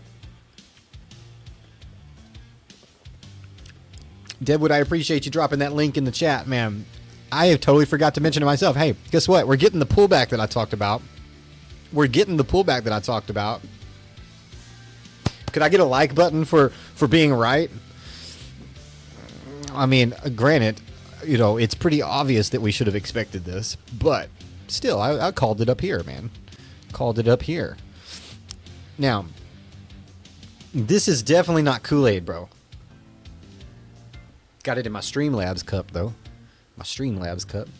But, guys, as Deadwood mentioned, I totally forgot to mention the fact that we have a limited time deposit bonus special event going on for BidFi.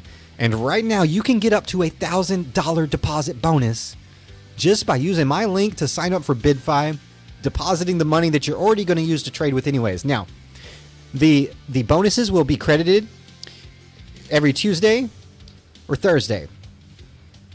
Once you get your deposit bonus credited to your account on BidFi after signing up using my link, you have 3 days to trade with that deposit.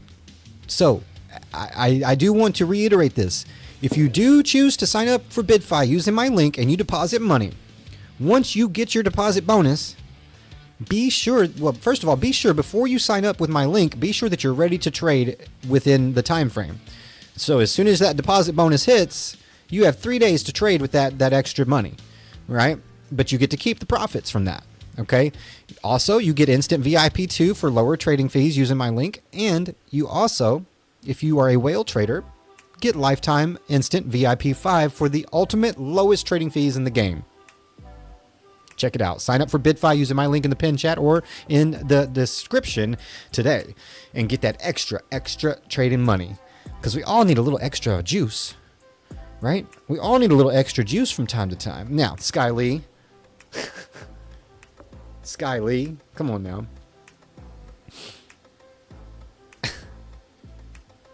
Guys, we got 69 likes. Is that supposed to be like that?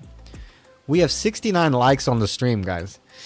We've been covering this all day, so it's an all day thing. We're gonna be live all day, okay? All day, folks. And you can see, like, our stream peaked during the peak moments of the conference, but the conference is now about to re-begin here in less than 1 minute. So let's tune back in and see what is next with AI and payments at the Fed Crypto Conference. Thank you guys for joining us and being here with us today.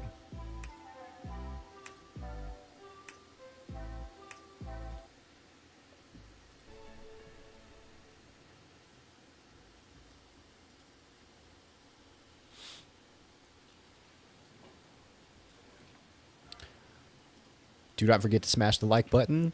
Thank you, guys. Let's tune in. It's very quiet now. We went from a very lively, engaged, and some might even say loud lunch, to this very quiet, moment, I have to say. So I see folks are still trickling in a little bit. But I'm going to introduce our third panel. I'm very excited to have us a group of folks that's going to talk about AI and payments. Our moderator will be Matt Marcus. He's a co-founder and CEO of Modern Treasury, a payment infrastructure company focused on the automation of payment movement. And with that, Matt, I turn it over to you. Take it away. Thank you.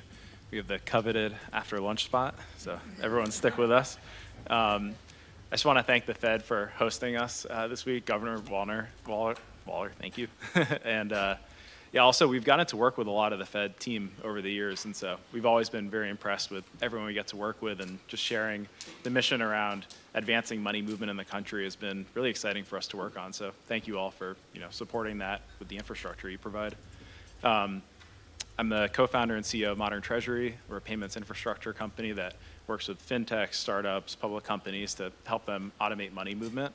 And so we work with companies that provide critical infrastructure to the economy across all different sectors: real estate, healthcare, education, payroll, so forth. So I'm excited to get us together to talk about AI and payments. And so we have a great panel here today. I'm going to let everyone introduce themselves in a second. But we'll try to cover a few different areas because, what does AI and payments mean to you is something we'll cover different areas. We'll talk about agentic commerce a bit. That's a big theme of the day, so we want to make sure to get in there.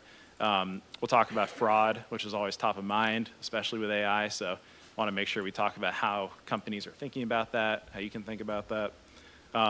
AI also impacts our internal processes. So how do we fight fraud? How do we build software? How do we advance payments innovation? And so assuming we have time, we'll get there as well. So that way we can think about how are we pushing the ball forward on innovation in the country. So with that, we'll kick things over for intros from the panel. We can just go in order here. Great. The red light means on. Okay. Hi, my name is Kathy Wood. I am founder and chief investment officer of ARK Invest. We manage roughly $40 billion in equity assets focused exclusively on technologically enabled disruptive innovation. So the 5 major platforms are robotics, energy storage, AI, blockchain technology, and multi-omic sequencing. And our focus today especially is the convergence among those technologies. And I know that's one reason we're here. So very happy to be here. And I must say, I want to give a shout out, first of all, to Governor Waller and to Sunaina. About a year ago, I'm going to say, I found out, she approached me, I think, that you had a director of research on innovation, and I thought, wow, now we're talking. I hadn't associated the Fed with innovation, but I see how much you all are doing. You all are doing now, and she has been a force, to be sure, working with you, Governor Waller. I love that intro. I agree. She has been a force. Alicia Haas. I'm the Chief Financial Officer of Coinbase. Coinbase is one of the first and definitely the largest in the US crypto infrastructure companies, and a company that offers the ability to buy, store, transact in over 300 crypto assets on our platform, and then increasingly building on-chain. We have co-founded USDC, which is the second largest global regulated stablecoin with Circle, and are the largest distributor of stablecoins in the US market and globally, including USDC, PYUSD, and others. And importantly, are continuing to build tools for developers for them to build their own crypto solutions, their own payment solutions, and excited to be here for this conversation. Awesome. I'm Emily Sands. I'm the head of data and AI at Stripe. Thank you so much for having us today. Stripe builds programmable financial infrastructure. So we support millions of businesses around the globe in accepting payments, moving money, and growing efficiently. Those millions of businesses include many SMBs, startups, including most of the AI startups, and also very large enterprises, including about half of the Fortune 100. Hi, everyone. Thanks for having me. My name is Rich Widman. I run Google Cloud's global crypto strategy. Our team is really responsible for doing basically 3 simple things. not to understate it. The first is our main charge is to think about how large enterprises like Google incorporate some of these new technologies, not just in terms of our products, but also into our own kind of financial infrastructure, our own financial or enterprise DNA. The second thing that we're responsible for is we recently launched a layer 1 blockchain called the Universal Ledger, which is built for institutional payments, which has dominated much of the discussion today. And then lastly, we're also responsible for working on large open standards related to agentic payments. Most recently, the Agentic Payments Protocol, or AP2, which we partnered with Coinbase and about 100 others on in terms of thinking about what agentic commerce will look like, what forms of payment will agents use, and how do we complete that trust chain so that users and merchants can transact with AI confidently. Great. Well, Emily, we'll start with you. Agentic commerce, we've heard about that a bit. What is it? So, we're all experiencing how AI is shifting, especially over the last year or so, from just knowing, giving you the answer, to doing, executing on your behalf. And that shift from knowing to doing is quite profound, and one of the first industries that it's transforming is commerce, how commerce gets done. Agentic commerce is actually a spectrum, but I think of it as an agent facilitating a transaction between a buyer, whether a consumer or a business, and a seller. And if you think about a very simple but powerful consumer experience like instant checkout in ChatGPT, you can go today and look for a Halloween costume and get recommended costumes from millions of merchants. Maybe they're not all selling costumes, but certainly millions of merchants selling on Etsy, and you can buy direct in one click. And that feels slightly more deterministic than maybe the pie in the sky version of agentic. But along the spectrum, you see things like Perplexity travel search and booking agent, where I can say I want to go to Paris, these are my dates, here's my budget, and it finds the flights and finds the hotel and gets the reservations for me on my behalf in a cohesive package. And so, Stripe has worked with businesses for over a decade, helping them sell wherever customers are. And early days for us, that was helping you sell online and in apps. We also have an in-person payments product with Terminal. And then it was helping businesses sell through platforms and marketplaces. And today, the new wave is agentic. And so we're really working arm in arm with the merchants that run on Stripe to help understand what is agentic commerce going to demand from economic infrastructure. I'd say there's two core needs that are sort of bubbling up to the top. One is businesses need to have a way to crisply articulate what they sell, their products, their prices, their inventory, their checkout experience to agents. And just like there's not one model provider to rule them all or one model to rule them all, right? We're all switching across providers and switching across models. We also don't believe that there's going to be one agent commerce solution to rule them all. And so we recently announced the Agentic Commerce Protocol, which is a shared standard, a shared language really, that allows merchants to communicate cleanly with agents around what they sell, how they price, and how their products should be shown. We co-developed it with OpenAI. Millions of merchants have already adopted it. And we're really excited to see the traction because a core challenge for businesses of all sizes, but especially small businesses, is making sure that they can efficiently expose who they are and what they sell to these agent facilitators. The second issue popping up, the second need, which won't surprise anyone in this room, is just fraud and growing risk vectors in the context of agentic commerce. And these are really multi-party risks, right? So as the consumer, I want to make sure my payments credentials are safe. I don't want the agent to see them or use them without my permission, nor do I want the merchant to see them or use them unless there's need. As the agent, I actually don't want to be directly in the flow of funds. I don't want to be the merchant of record. I don't want to take on the risk for the transaction. I just want to facilitate the transaction between the consumer and the merchant. And then as the merchant, well, gone are the days when I can just block all bots, right? Those heuristics aren't going to work because they're going to throttle growth. I need to be able to distinguish which are the legitimate transactions from legitimate customers passed through legitimate agents versus which are malicious. So, we recently released our shared payment token, which is a new payments Thank infrastructure you guys that for allows joining. the Don't agent forget to subscribe tokenize to the channel if payments you're new. credentials of the consumer and pass them over safely to the merchant. And as those tokens are passed over, they include fraud scores. The same fraud scores from our Radar product, which has been around for over a decade, to help the merchant understand the validity and credibility of that transaction. So, again, early days, I think as we move down the spectrum of I'm just buying a Halloween costume in ChatGPT to I'm really unleashing agents to go do, most of my day-to-day commerce for me, we'll continue to evolve the protocol, we'll continue to evolve the underlying infrastructure like the shared payment token.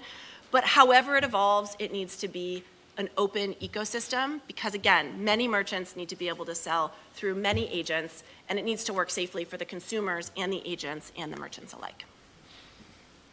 And I'm sure the protocol supports different payment methods, but cards is what it's starting with right now for the most part. Lots of is talk that of fair? stables today, but many people still use credit cards, believe it or not. Okay. Yes, so we support over 125 payment methods. And I'll also note, I said open as if that's only open This across is agents such or a open across good- merchants, but it's also open across payment providers. So we are often passing that shared payment token over to the merchant to use on another wanna PSP interrupt, but- that they're operating on. I'll And talk so in a we sec. really want to make it easy for global customers to engage in agentic commerce.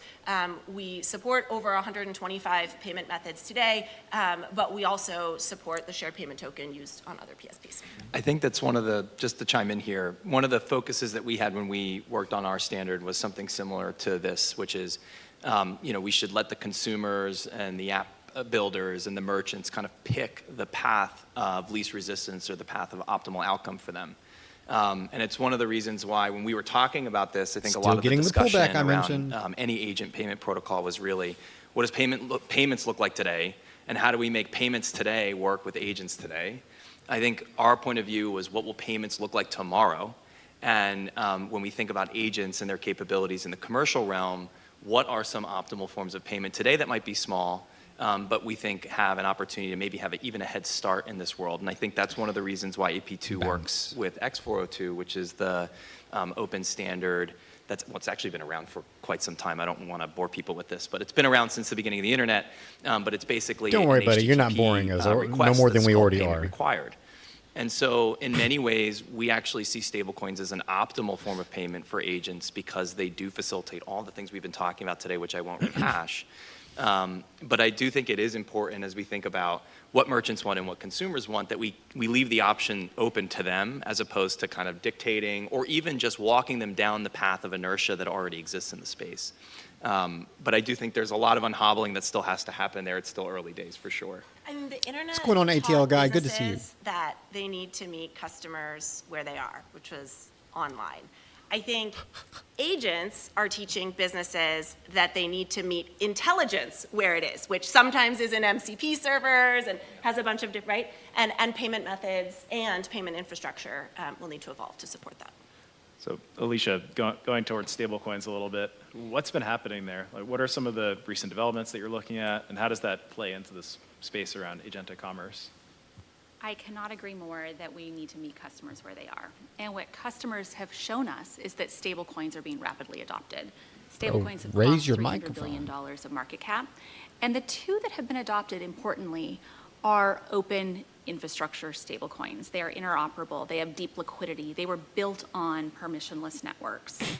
And I think that's a really important data point around what we're seeing customers adopt. So they were born from necessity to enable traders and market participants of crypto trading have a US dollar to settle into in a 24/7 market.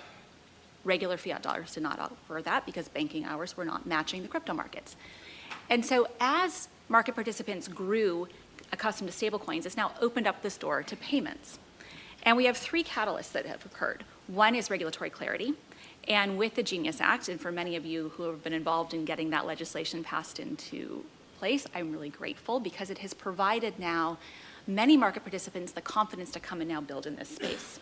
We are seeing growth and adoption of banks, PSPs, corporates, merchants. Everybody's now saying, okay, this is interesting. Let me talk about the benefits of stablecoins and what payment flows those could be uniquely suited for in my business. It's not going to fix everybody's problems. There's going to be a lot of credit cards. I fully agree. Just like we text, we email, we send mail. Like, we have lots of ways we communicate with data. We're going to have lots of ways we communicate with value, and we send value to one another. So, but what we have today is regulatory clarity. We've also seen blockchain scaling. And so we now, for example, with Base, our layer 2 solution, we do $1 trillion of monthly volume on Base. We are already at the thousands of transactions per second. This is real. Theoretically, it has no upper limit on its scaling.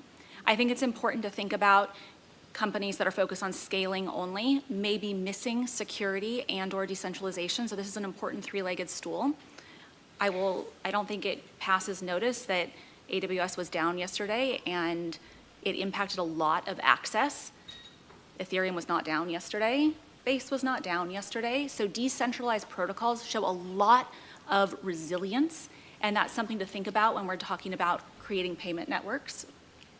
And there's already things such as optional privacy on Base. The tooling continues to get better. It's much like AI. Like every month, every year, we just see big leaps forward in terms of these technical advancements. So where this dovetails then with agentic commerce, where we're also seeing these big leaps forward day by day, I think that stablecoins, much like Emily and much like Rich said, are uniquely suited to agents. Agents can't open a traditional bank account. Like, that doesn't get through a bank onboarding process. They can open a wallet. They can be programmed. These are programmable dollars where they can set limits. They can white label the addresses they want to pay with. And as you think about the growing types of machine-to-machine transactions that we're going to have, Zach, we think thanks it for will hitting grow that subscribe alongside button. of human-to-machine transactions or human-to-human transactions. But it's going to be a growth of the number of transactions that we see. And so stablecoins, we think, are uniquely suited to micropayments. Fergan. It's really hard to do a two-step payment through any other Ramadani. vehicle that we have. It's cost Welcome to the stream, bro. candidly. We will It's talk not about the market cost-prohibitive. analysis Stablecoin, very soon. It's uniquely suited then to, hey, go do some code for me. Oh, you need to go buy compute? Great, go buy some more compute power from Google Cloud. Like, program that in. Moving with speed. So we think there's a lot of very natural problems that will get solved immediately with stablecoins, and we're just at the beginning. And then, as our colleagues have shared, each of us, we are all involved right now in building critical infrastructure. We've talked about X402, which is enabling any developer to seamlessly embed payments now. We are building these as open standards. We are sharing these out to the world for others to build, because interoperability, adoption, we think will grow to create the most consumer and business benefit. It will lower the cost and create just more inclusion into the financial systems. There will be use cases that will go through different paths, but we believe that this will drive a lot of global adoption of these technologies. Rich, this morning we heard Let's analysts go. mention the use case of agents Did what scraping I the appreciate internet that. And reading content and making these Cryptoba3, welcome microtransactions. to the AJC How do you think crew. about that relative to EP2, X402? Is this in that agentic commerce bucket? How do the different technologies support those types of microtransactions? Yeah, so this is, I don't want to get like too deep in the weeds on the technical side, but like if you're a builder in the audience, right, and you're used to making API calls, and a lot of API calls honestly could be done by an agent on behalf of the user. And so, Let's go. Whether it's the Who's going to join him? Almost like Thank the you. pay per crawl kind of example that's been used. ATL guy, I there's appreciate a whole host that. of others, right? Like we think about it when in the context of even just think about bots interacting with websites or anyone interacting with the website. Really, it's kind of funky to payment gate it for a bot right now, but with X402 Flying or fish, some of what these are you on agent about? payment What's going on? protocols, you actually could have a bot hit a website, it get a 402 request for payment, Oh, and then no, a Haven. micropayment could be We made can't to let allow Haven get liquidated. that, agentic intelligence to basically have some limited access to the site. So it's instead of it always being, it's got to be a proof of a human, or I'm blocking it entirely because I'm worried about IP or other things. There's actually now another modality for commerce that can take place. And then in that context, you would think like, well, what is the value transfer that should be paid by an agent for looking at a single website page? Maybe it's a couple cents, I don't know. And in that context, a traditional payment method really just wouldn't make sense. So I think when it comes to anything that involves an API call or hitting a web page, these things can be wrapped by an agent in some ways and then served either to other agents or users who want to interact, and having a common protocol or standard with which they can make a payment, Trump meeting I think with is really important. Otherwise, China you're just going to end up with at the really same, just a bunch of bad phone calls hold between on. agents. We're gonna or make people this and agents happen, trying folks. to get access to a website and saying, oh, well, I only accept this, and you haven't sent me the standard payload I'm required in order to authorize this payment. So I think it's really just about that script. The other thing that I see as an opportunity here is really thinking about how people browse, right, and like the buying experience generally. And so in many ways, I think the agent that we're used to interacting with of yesteryear is this little chat bot that like you go to the insurance site or you go to the Reebok or the Nike website, and those things are pretty much useless unless you really hate this merchant and you want to yell at them and like you're like, I just want to talk to somebody, you talk to the chat.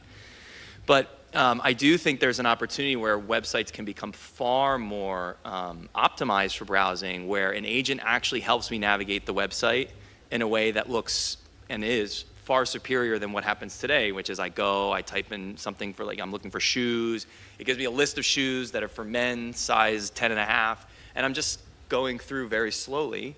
You could have a personalized experience that I think agents will unlock where it sort of is doing the hard browsing for you and surfacing up options that it thinks you'll want. So again, that's a situation where the agent is playing a role either by helping the user interface with a system, a website, or with an API of some kind, and then enabling new forms of commerce entirely, right? So the example of the browser looks exactly like what it is today. It's just an agent optimizes it.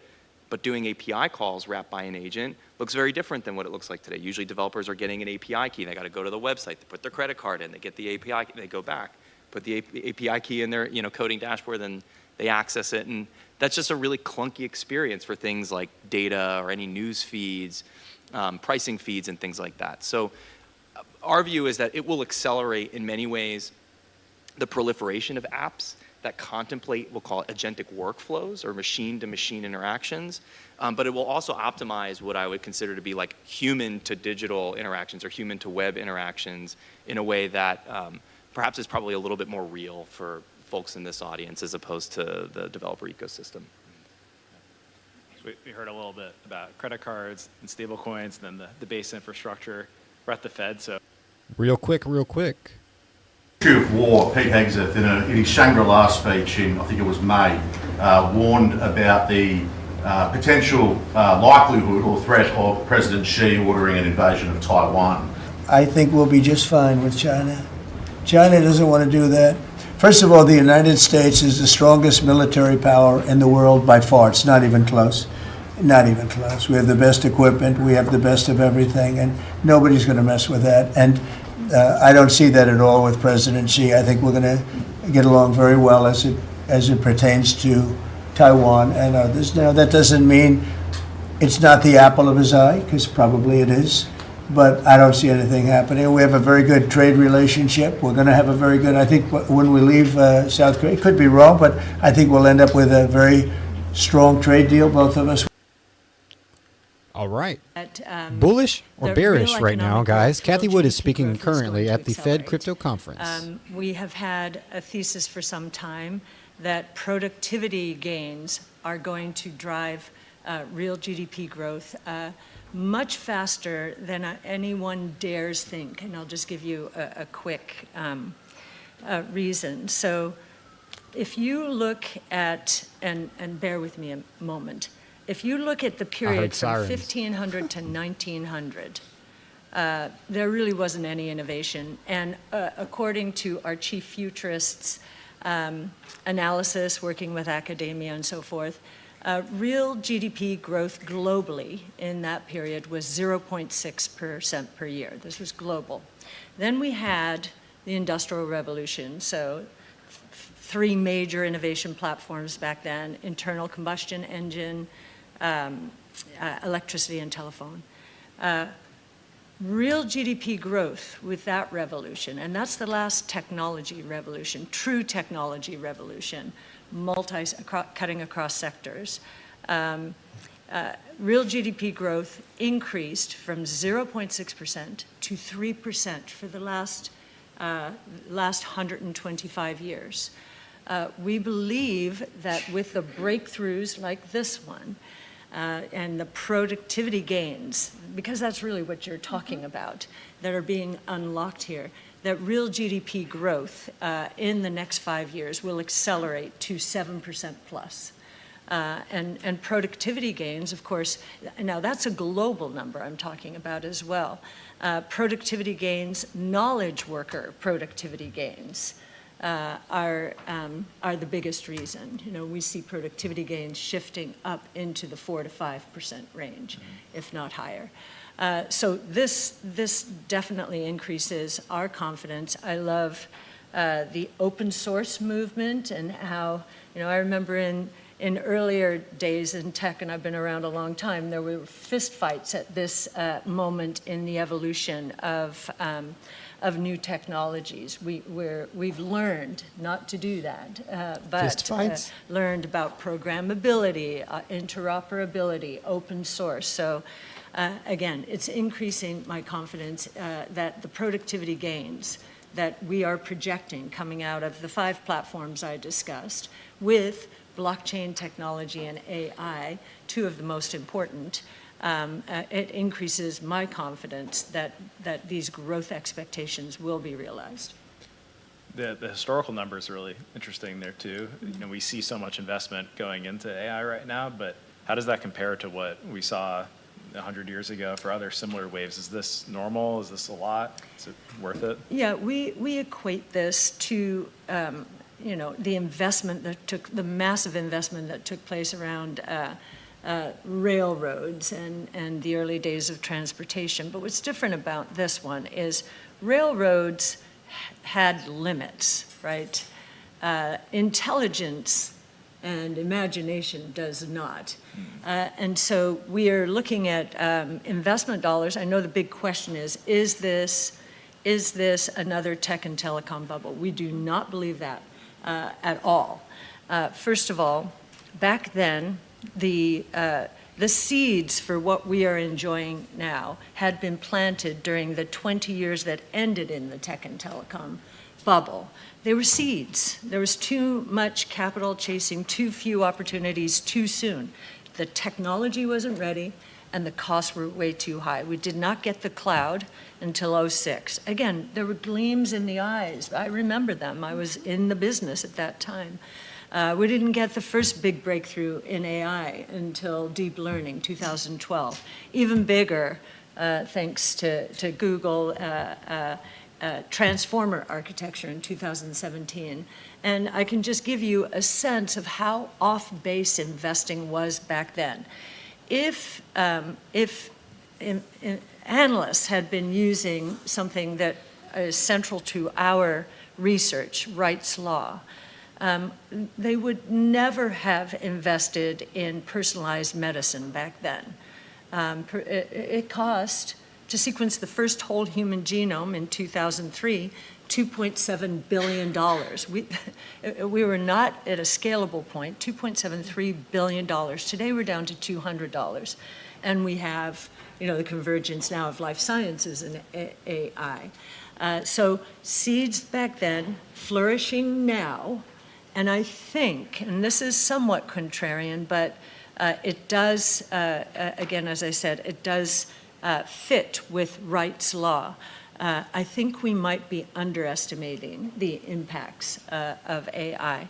Are there going to be bad investments? Yeah, capital chasing some ridiculous ideas. Always at this point in the cycle, there are.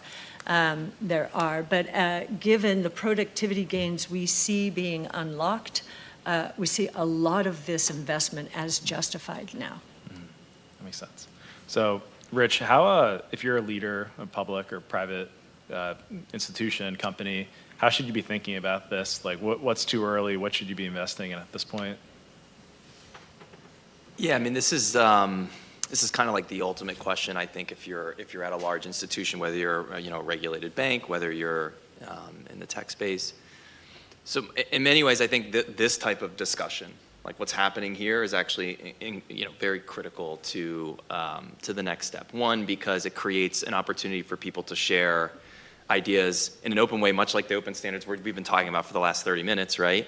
Not necessarily written in code, but written in, sort of communications and emails about, hey, we're interested in making the leap. How do we mutualize the risk with the right partners such that we're all marching forward on this path to innovation and trying to unlock the power of these technologies without necessarily owning all of the risk ourselves? And so I think, not just the public-private dialogue, but also private partnerships. That's been one of the key things for us. And I already mentioned what that meant to us in the AP2 standard, right? It would really not be a good idea, in my view, with all the change going on to basically launch a closed source point of view about how payments and agentic models should work. But even when it comes to some of the technologies we're talking about today, stablecoins in general, our journey has been one of partnership, just straight up. And the reason for that is we cannot do everything ourselves, right? Every institution has its strengths, it's the things it's very good at.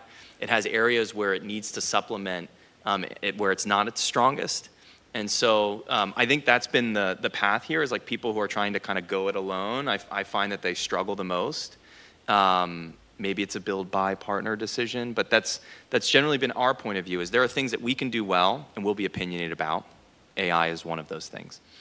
There are things where we know we have partners in our ecosystem where they're the subject matter experts, and doing a 1 + 1 = 3 situation is actually better than us just trying to do that ourselves. And those are our payment partners, it's the custodians at the crypto companies, it's the protocols themselves. We haven't talked about auditability and accountability when it comes to agentic commerce, but that is where blockchain protocols shine.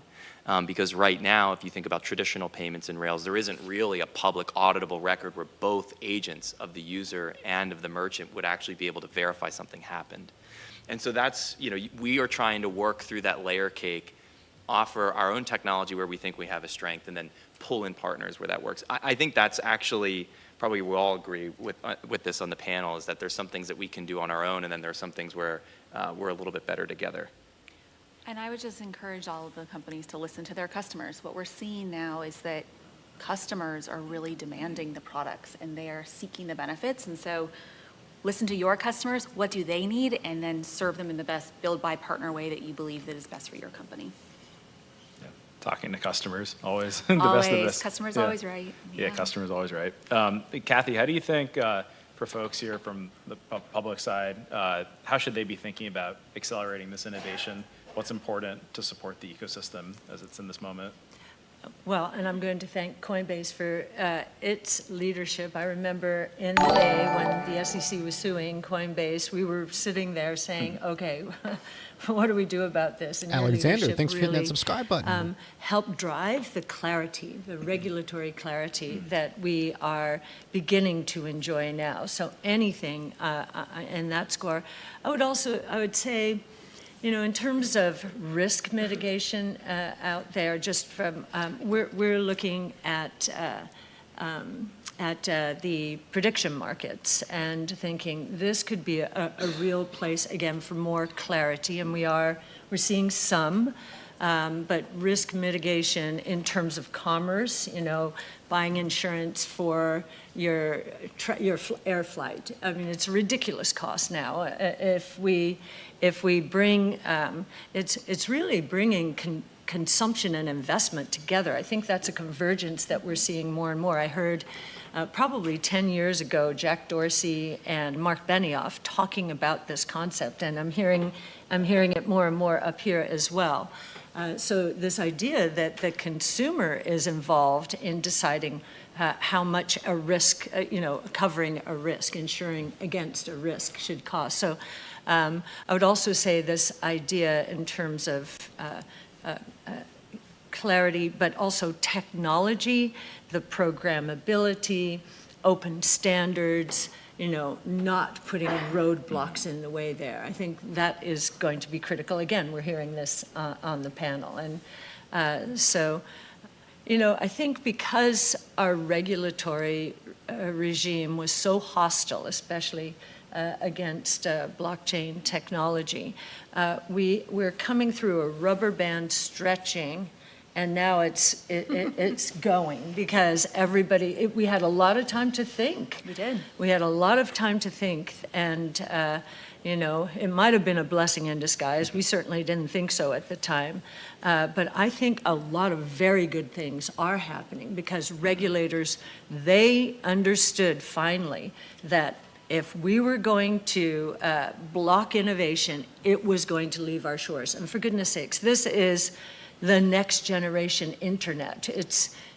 We started that movement. We should complete it, and we should encourage it, into the rest of the world now that the cost of innovation is collapsing as much as it is. Well, we're going to move on from agentic commerce to other good things that are happening in the world. So we'll get back. I can see from the questions we have agentic commerce questions in a bit. Emily, I was hoping you could talk about how AI is just impacting startup formation, the types of things, and what people are working on, and what is that demand of the payments infrastructure these AI companies need? Yeah, so we talked a lot about agentic. Agentic is a sliver of the AI companies and AI work and AI value being done. And one of the things that's fun about working at Stripe is we get kind of a front row seat to each successive wave of innovation. The current wave is AI. And we are a bit of the skeletal system for AI companies. So they use us, yes, for payments, but also for billing and for reaching global customers and for tax. And so, all of the Forbes AI 50 companies that actually monetize on Stripe, and we get this kind of glimpse into what's happening with AI. You mentioned, Richard, the importance of symmetric information. So maybe I'll share a few trends in the AI wave we're seeing, and happy to go from there.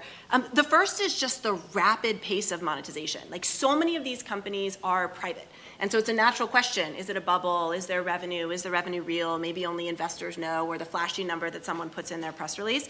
But I can tell you from looking at the AI 100, we call it, the 100 AI companies that are highest grossing on Stripe, the monetization is very real, and it's a pace unlike anything we've ever seen before. So to give you a sense, these AI companies, on average, get to 30 million ARR in just 18 months.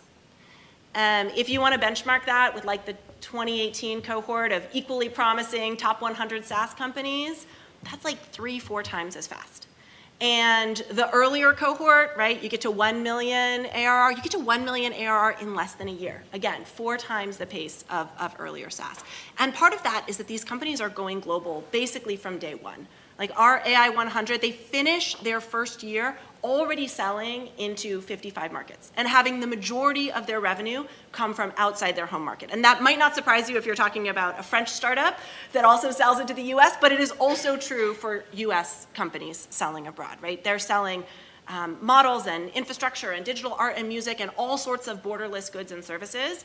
And LLMs are really good at translation. So it's really easy to go global fast and to grow revenues very quickly. The second trend we're seeing is actually in the monetization model. So traditional SaaS had near zero marginal cost. So it made sense to sell sort of seat-based licenses. But with AI, the costs, the compute costs, the GPU costs are very real.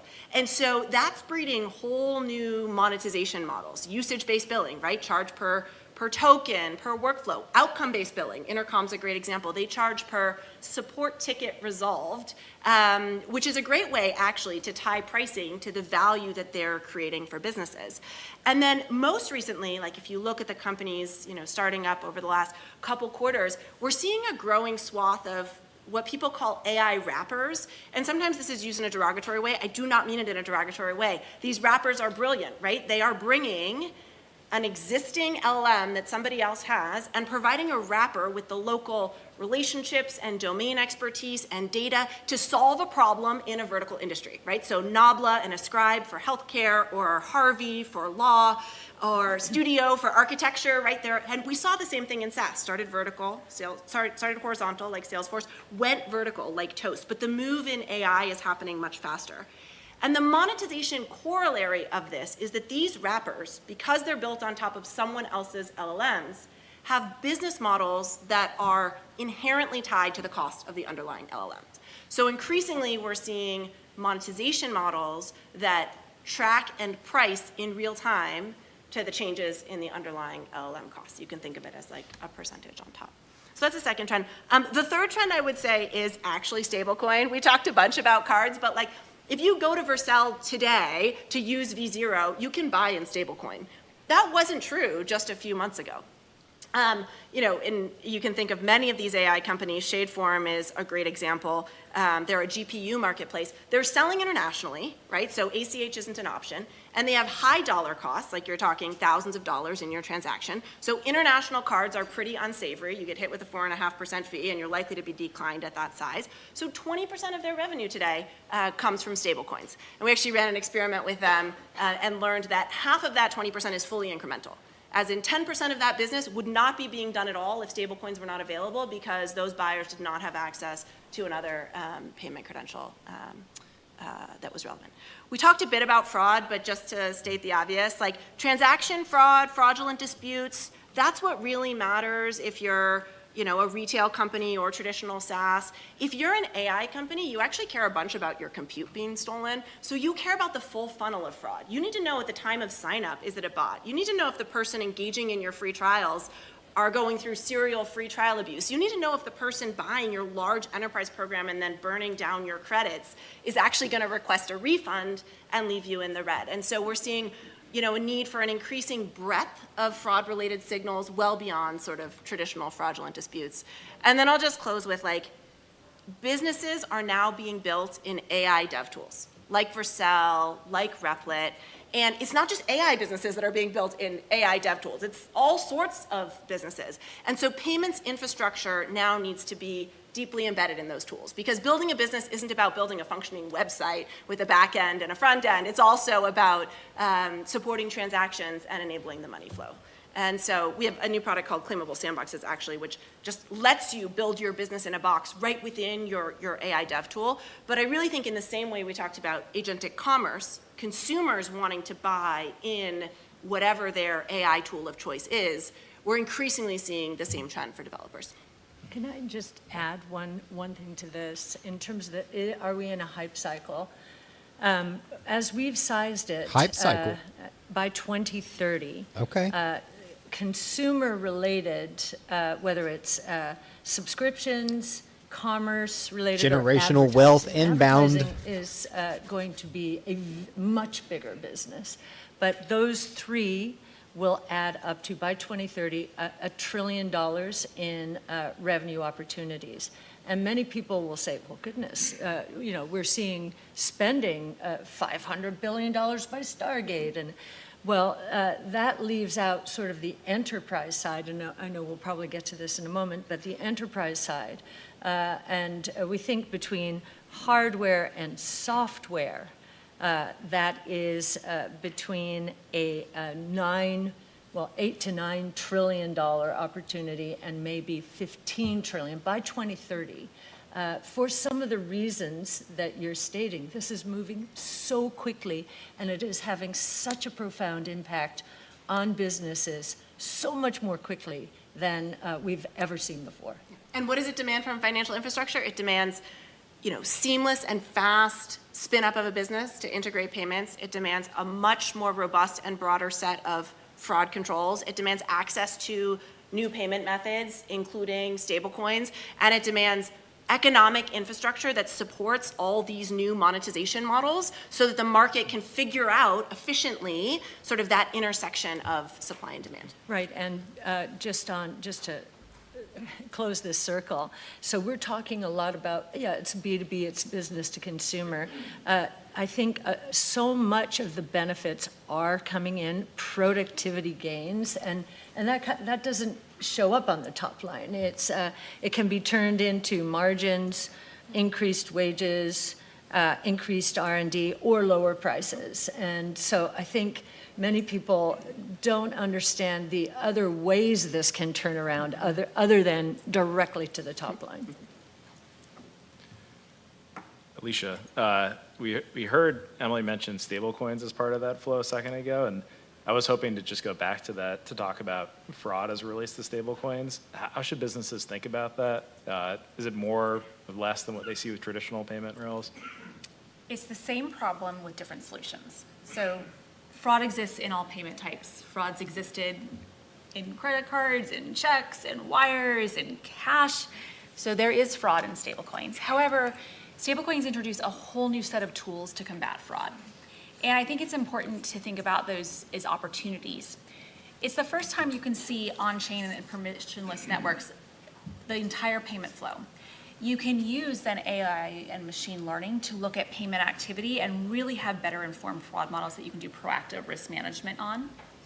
You have the ability for whitelisting and blacklisting various addresses on a personal basis, at a company level, at an economy level.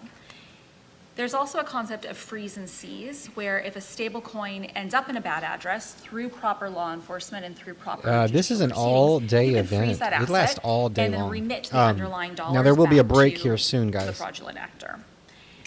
The other thing with merchants is these are final. There's finality in these payments. There isn't a concept Thank of you all for chargebacks being here in the with stream today. I stablecoins. do And so from a appreciate it very merchant much. standpoint, Thank this you guys is a for smashing the benefit. like You button. Can we still get the then stream to have 100 different likes today? processes to then have Can we get reimbursement. 100 But likes today? The key here is That would be the fabulous. tools We got only get better. As I almost mentioned 100 earlier, this viewers right technology now. continues to 2,300 evolve and views build, and we on are the in stream today early on this phase live of coverage of looking the at fraud prevention. Fed We actually crypto see less conference. fraud, quite candidly, It has on been our a own doozy. systems Markets coming are from already reacting. Stablecoins versus from traditional fiat.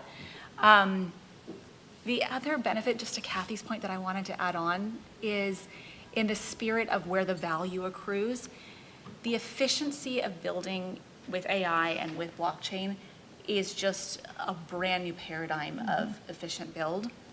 And just a quick anecdote, in looking at reconciliations and making sure that we are then ensuring that the transaction was legitimate, my own team can reconcile our crypto transactions, one person, half a day. It's basically all automated. It takes a team of 15, like 3 full days to reconcile our fiat transactions with all of the payment. So your back office costs, your settlement risk, you just take a lot of risk of settlement and risk of reconciliation out of the back office that accrues to the bottom line. Does that With end up, stablecoins and- that ends up helping you just build more at the Correct. end of the day? So, I mean, Correct. Coinbase pushes out a lot of product. It Seems does. like this probably helps. It's all about efficiency, productivity gains. We can see by the end of the year, half of our code will be written by AI bots. And so that's the equivalent of almost doubling our R&D workforce. Did you hear that? Yeah. Half of the code will be written by Kathy, AI I'm sure you bots. wanna touch on that. I mean, Oh, no. what are the implications of that? I mean, there's a lot more innovation being driven by AI-assisted engineering teams, a lot more AI R&D fully there. taking over, man. We knew it would come. What was the result of that It's at the the end of the first, day? yeah, sorry, Matt. Go ahead. It's the first place we saw how Alexander, provocative thanks the for being here. productivity gains were going to be. And that as we were doing our forecasts, we were having to raise them, as some of the early building blocks came through. So, and it got us to thinking more about that GDP growth number. Yeah. The productivity gains, again, can be turned It's incredible. around Things are into- things in are so about many to ways really, to drive, if things weren't already to advancing drive at real lightning GDP growth. speeds, they So are about to this truly advance panel at is lightning increasing speed. my confidence in that forecast. Taja said Skynet time. Awesome. Boast to Media, thanks Well, for I think being we here. move on to the Toshi, Q&A. Toshi, Just a reminder, folks can pop questions in here. Thank you very much. I'll take a look as we go. I appreciate y'all.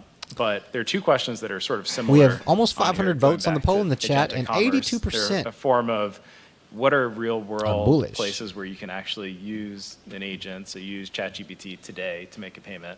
I'm curious if anyone on the panel has bought something with an agent. We could start there as an anecdote, but otherwise, where are places we can actually GSF, thanks for being here. Alexander. So I really did buy my 6-year-old's Halloween costume on ChatGPT Instant Checkout. It hasn't arrived Nice, yet, Deadwood. but we still have like another week, so I feel good. No, it'll come. I have tried using Perplexity's travel search and booking agent. Actually, the Paris example, I was going to Paris for a Stripe tour in Paris, and then I was staying with my family, and it gave me great recommendations. I did not do the all-in one-click package, but I could have with one click had it buy my flights and buy my hotels. Was there a reason you did it? The reason I didn't is because my work had already booked my flights, Oh, so I okay. actually didn't really need the full package. And then FIA, Bill Gates' daughter's startup is actually really cool. You can use it it's agentic shopping, but it also does like price compares. So it's sort of an always-on agent to figure out the best price for you. And then there's a bunch of nichey ones. So one that I like is Barista Agent. If you have like specific tasting coffee beans, but you want to broaden your aperture, it sounds really niche, but I think it'll just give you a sense. Like there's not going to be one agent to rule them all. You go and you tell it like your preferences. I like kind of chocolatey beans, and then it goes out and it like scours the internet, but you have this conversational interface to engage around your bean preferences, and then it buys it, and they literally showed up at my door. So I think there's a lot of examples in the consumer space, in the B2B space as well, right? You can buy or sell from within Cursor. You can spin full businesses in V0 with a complete Stripe integration and claim your integration. So I think we are on the path, and I think it is still quite controlled, quite deterministic. Humans are still generally making the final call for the basket of things they are buying. And it'll be interesting to see kind of the pace of evolution.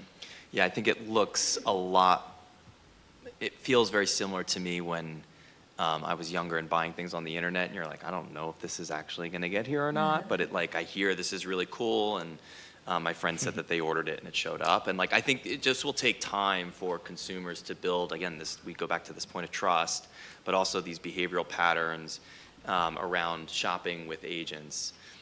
What we see is very similar to what Emily said, right? We see a lot of what I would call paved roads already that kind of unhobble some of these issues that I think we've kind of spotted throughout the panel, where more work needs to be done. But there is a ton of interest. Like one of the demos that we did live, actually I think it was on stage at one of the Coinbase events, was somebody basically using their agent, their Gemini agent, kind of troubleshooting an issue in their house, which is for any of the dads here, this is probably something that's near and dear to your heart, at least it is to mine. And there's a problem, and they're talking to their agent, and their agent says, hey, give me a second, I'm going to go and look for some agents that deal with home improvement. A Lowe's agent comes into the picture, basically diagnoses the issue, and then it gives him a list of options that he can purchase for this new part. I think it was an appliance or something. And you can actually, the way that we do these demos is we unpack it so you can actually see the messages between the agents, and you kind of almost get to look inside the transactions themselves. In a consumer context, you're not going to see all of that. It's going to be abstracted away. But just in that demo and in that work stream, you can start to see merchants are realizing how much it will increase the velocity of consumer transactions. It's also going to change the patterns of consumer behaviors, right? Are they thinking about big box stores, or are they thinking about showing up here? And what I will say is every single merchant we talk to has an agentic commerce strategy, because they realize that people are no longer necessarily going to be walking into the stores, but maybe accessing their website via an agent of some kind. I think the other area where I see it that we've started to tinker internally, and shout out to some of the stable coins that we use like PYUSD, is actually playing around with treasury management. That's a really nice safe space because you're within the four walls of your institution, but you can have agents essentially move money from cost centers without really, again, exposing yourself to what I would say is all the real world counterparty risks that might be involved in a B2B transaction. And so those are the types of examples that I think are quite interesting, and probably we'll see more folks work on this. But I have to say, in the crypto space specifically, there are teams that have run at this 1,000 miles an hour, and I know there are teams that already today you can use their agent. And by the way, you bring your own agent if you want, to buy things on Amazon, like order snacks for the office. And that I think is, again, they're doing, I would say, all of that unhobbling work that it takes a lot of time, but we're going to start seeing people do that at an aggressively faster pace. I think the merchants will try and meet them in the middle as they see consumers prefer this path. I'll just add on, in crypto, you can have an AI financial advisor that goes and buys crypto, buys the dip, manages your wealth portfolio in crypto, executes all your transactions, and we have a lot of employees internally who will test the bot against their own investments. And so they'll be on chain saying, did I buy the dip right? Did I invest in the right dollars? So it is moving very quickly, and I think that you will see use cases expand. And I agree with Emily, there's going to be multiple agents that serve multiple use cases, and I think that consumers really are going to lead this wave, and then you're going to see businesses follow up with products and services to augment and support them. And I'll just add one thing there. That's very important because we think the consumer is going to move much faster than enterprises. You know, many people think this is about using tools in enterprises. No, it is not. It is about reimagining, reconfiguring your business. That is going to take time. You work with Palantir. We're only 70 people, and we're working with Palantir because I feel like this is so important and such a big opportunity. And, you know, we're doing this kind of away from the CTO. I mean, he's involved in it, but it has to be kind of orthogonal because the whole opportunity is orthogonal. So the MIT study that came out a month or so ago saying, hey, nobody's seeing productivity. This is going to be hard work to set up and really transform. It's going to take time, especially for the large enterprises.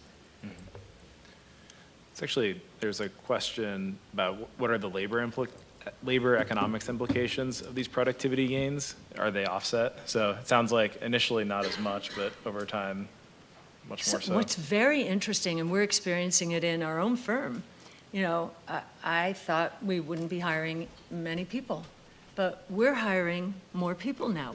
Why? When I go to the finance team, for example, why? This is the easiest thing to automate and with AI.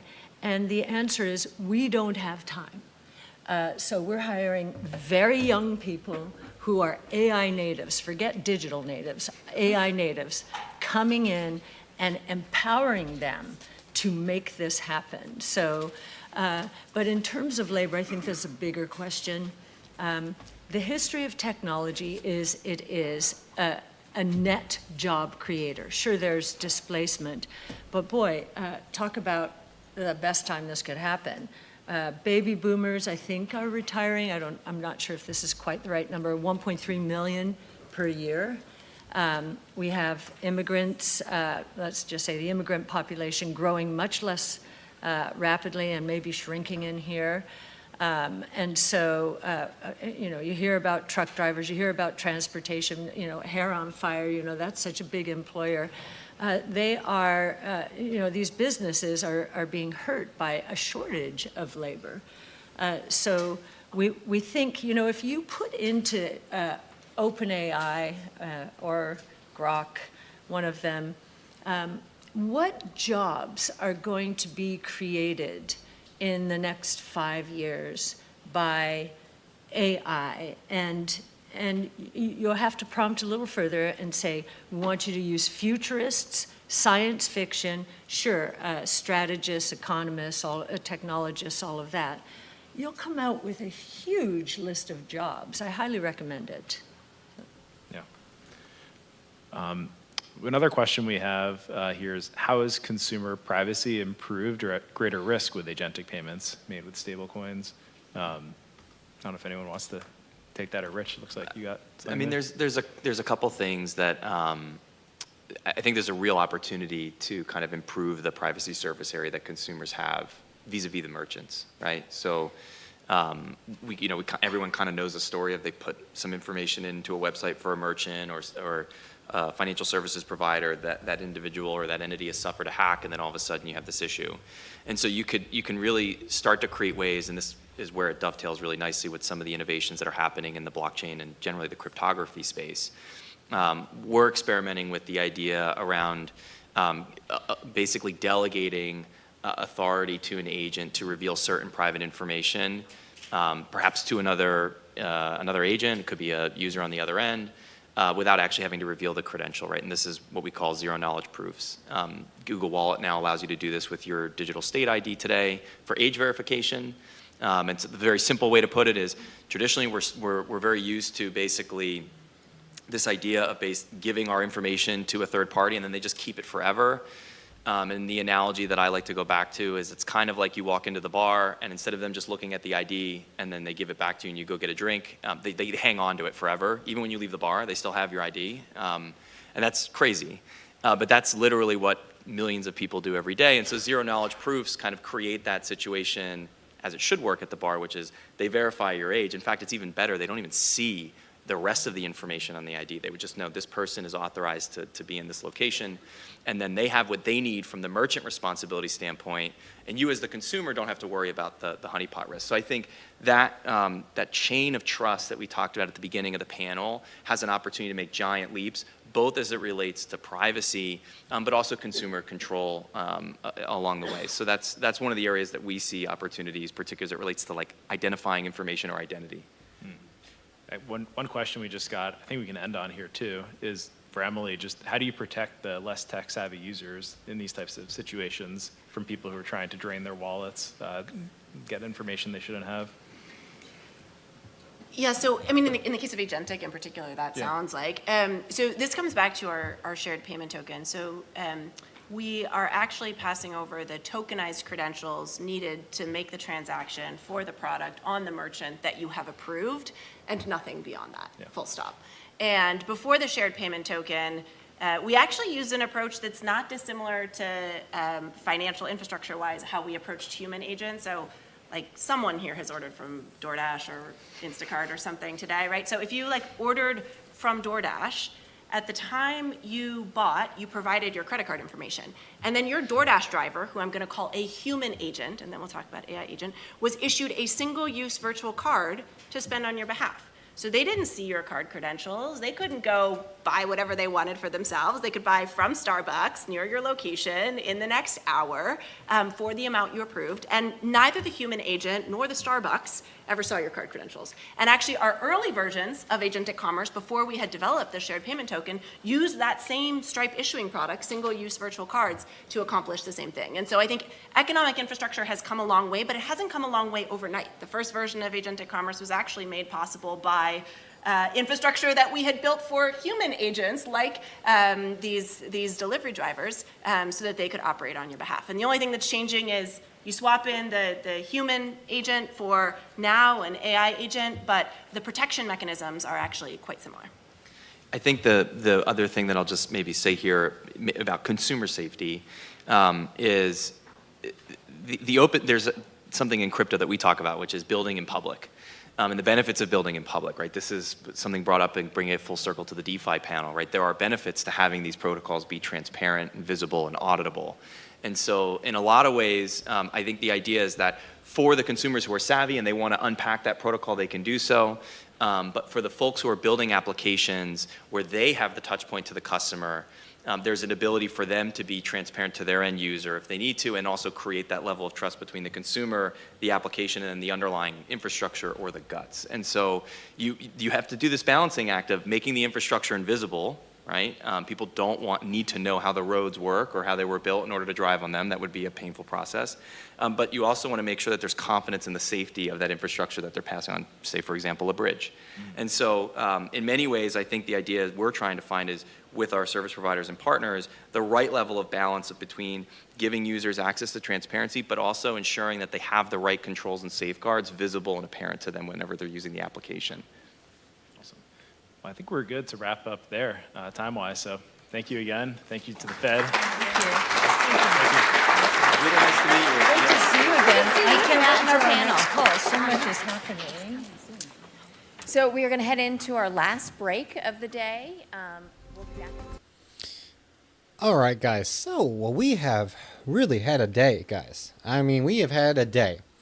Now, last break of the day, and then we will be taking a look at the charts during their break. They have a 30-minute break, and then they'll be resuming going forward. Now, what is y'all's take so far? You know, I am seeing the markets react pretty bullish to these developments, right?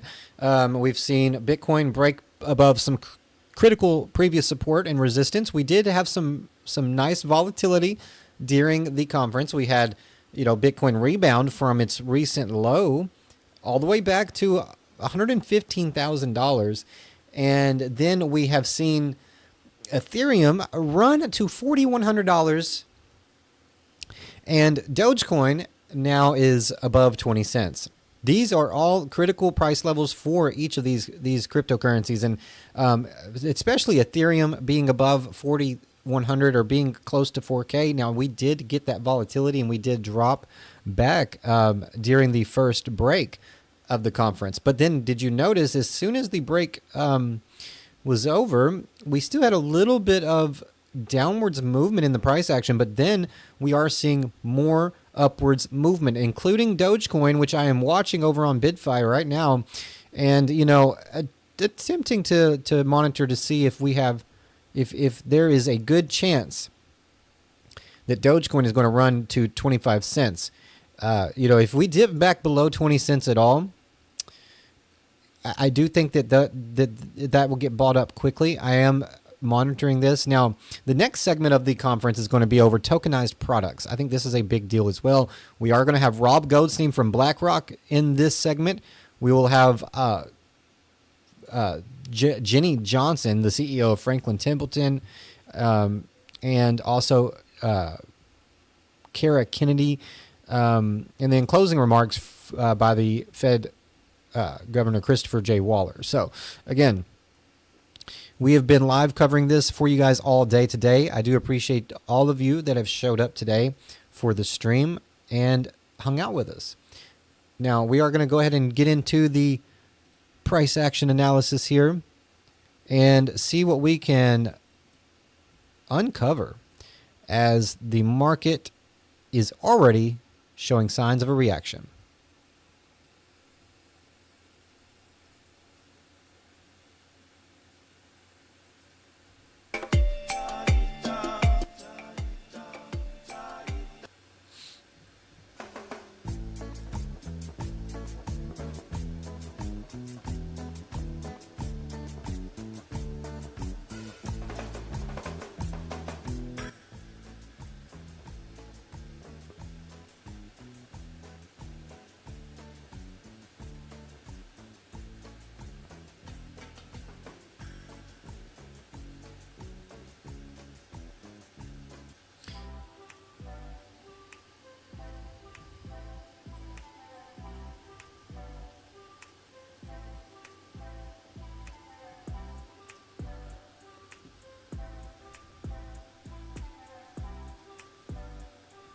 Guys, I've been talking about this. I was talking about Bitcoin running to this price level well before the conference, right? Well before the conference. Greenfingers, there is no Dogecoin long yet. Lord Real Commander, what's going on? Welcome to the stream. Thank you for being here. Quantum Path, thanks for being here. FFT, thanks for being here. Cube, thank you for being here and commenting in the chat as well. News Rush, good to see you as well. Glad to have you all in the chat today with me. I appreciate it very much. We have 446 votes on the poll in the chat. Are you bullish or bearish after hearing what the Fed and top crypto execs have been discussing today? Are you bullish or bearish? 82% are bullish. Only 13% are bearish. Only 13% are bearish right now in the chat. Again, guys, we have been covering this all day long, and they are now taking a short break. And if you missed anything, all you got to do is rewind the stream to take a look at anything that was discussed in the previous segment of the Fed Crypto Conference.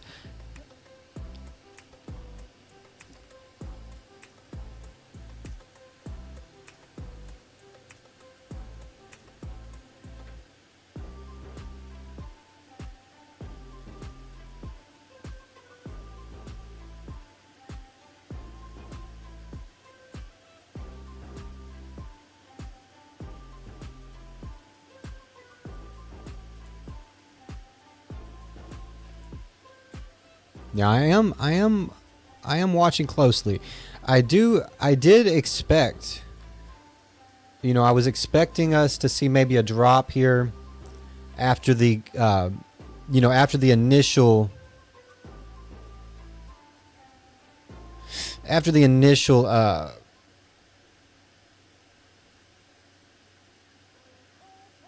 that initial conference, you know, segment ended. And, you know, it seemed like we watched that happen. The sentiment changed during the conference, and then the sentiment continues to shift. So we are just closely monitoring what's going on here to try to see if we can identify if this is just a hype pump or a sustained breakout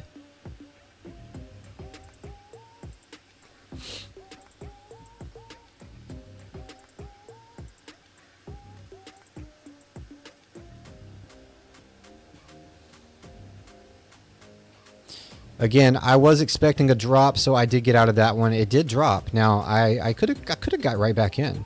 You know, I am still not totally convinced right here.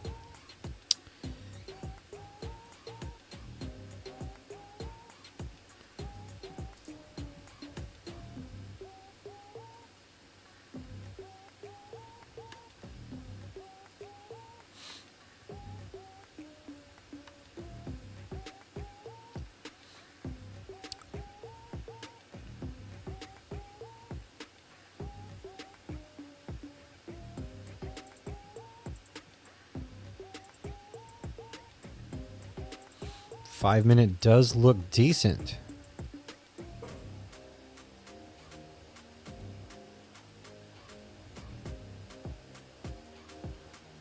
Does look decent for a move right there.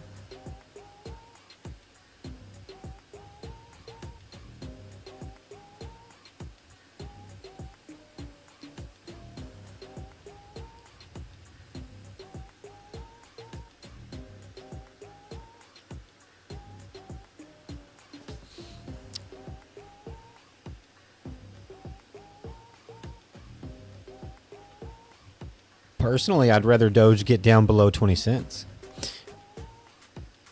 Right down here would be nice. Very, very, very nice. 19.8 would be so nice. May not get that chance, but we'll see. We'll see.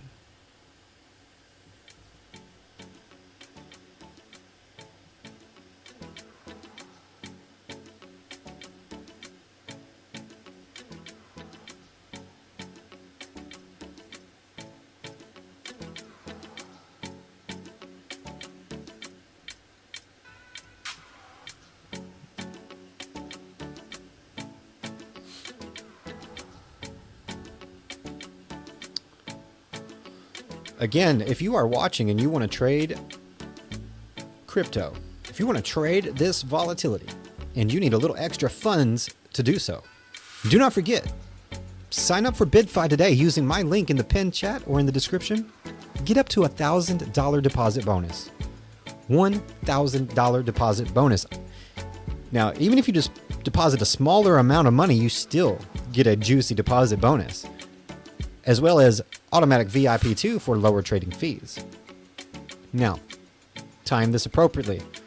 Once your deposit bonus hits and is credited to your account, you'll have 3 days to trade using that deposit bonus.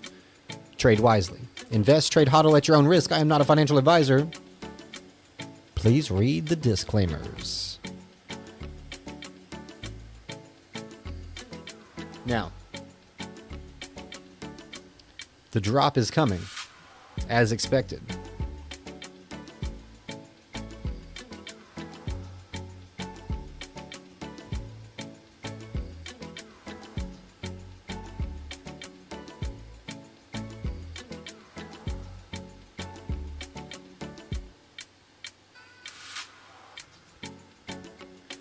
Will Dogecoin hold 20 cents, or can we get an entry below 20 cents?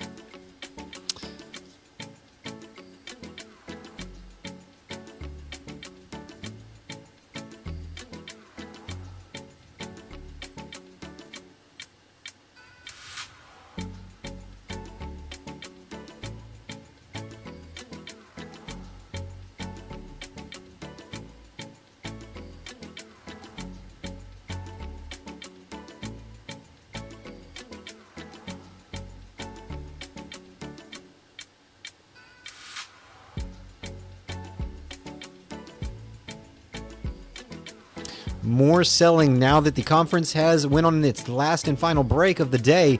We are seeing more selling. So buying, trader sentiment right now. We're buying during the talks, right? So bullish talks all day. We've had lots of talks of combining TradFi and DeFi. We're talking about mass cryptocurrency and blockchain technology adoption.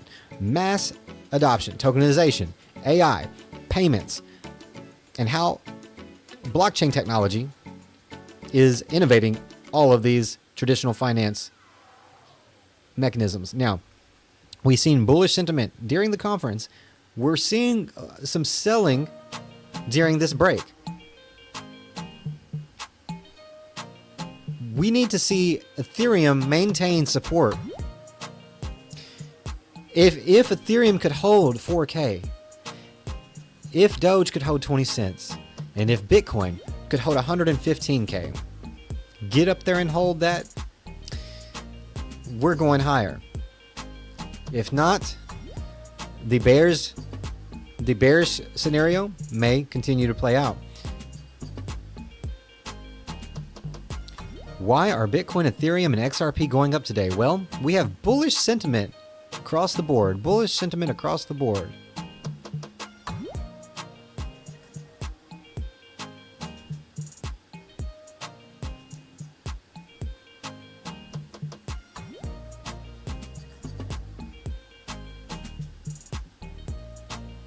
Pablo, welcome to the stream. Thank you for being here. Pablo says it's definitely a hype pump. What do you guys think? Ben, thank you as always for being here and supporting the channel. Much love to you.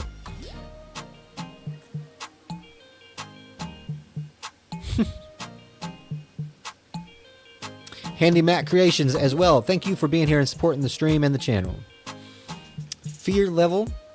We're still buying the fear, right? When in doubt, zoom out. We're still buying the fear, right?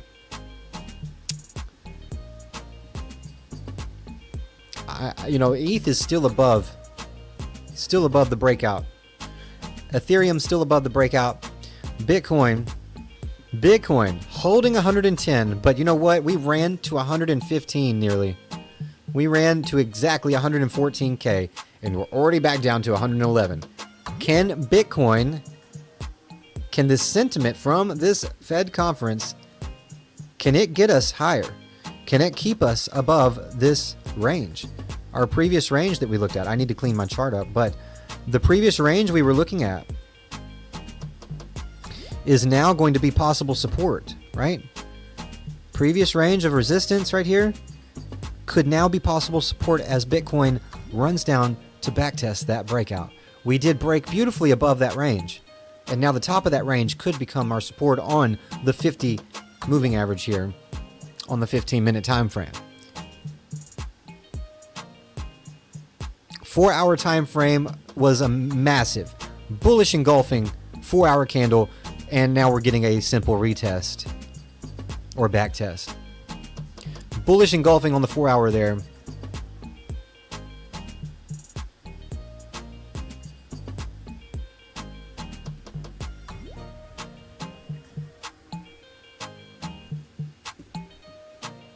Beautiful, absolutely beautiful bullish engulfing candle on the 4-hour time frame, and that is absolutely phenomenal. Now, did we actually get a breakout though? Did we actually get a breakout, or did we just test the resistance? We're testing the resistance. Now, where's the breakout at? Woo! Okay, you know where the breakout is?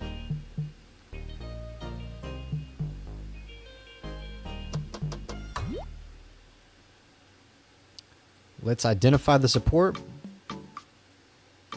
and we can identify the breakout. Now, Bitcoin, upon the Fed crypto conference, has broken out massively. This is a beautiful breakout. However, we are still within this downtrend resistance on the 4-hour. So, with that being said, the breakout is coming, right? The breakout is coming. And, with Bitcoin holding 110K, we had the fear. We dropped to $102,000. Still in a lot of fear, even with Bitcoin at 111,000. I just, all these fearful people, where did these people come from, man? You know what I'm saying? Where did the fear come from? Where are all these people at, man? Where were they at in the last bull run? Where's all the fear? Are you guys scared? Are you scared right now? Yo, Pablo in the house. Oh, plan B, D plan. Plan B is D plan. Is that what you mean by that, Green Fingers? Guys, thank you for being here. Thank you for being here and joining the stream. I appreciate it. Again, Bitcoin awaiting the breakout. awaiting the massive, massive breakout. Now, I will say, we are pulling back. Granted, we are pulling back. Oh no, freak out. You better freak out right now.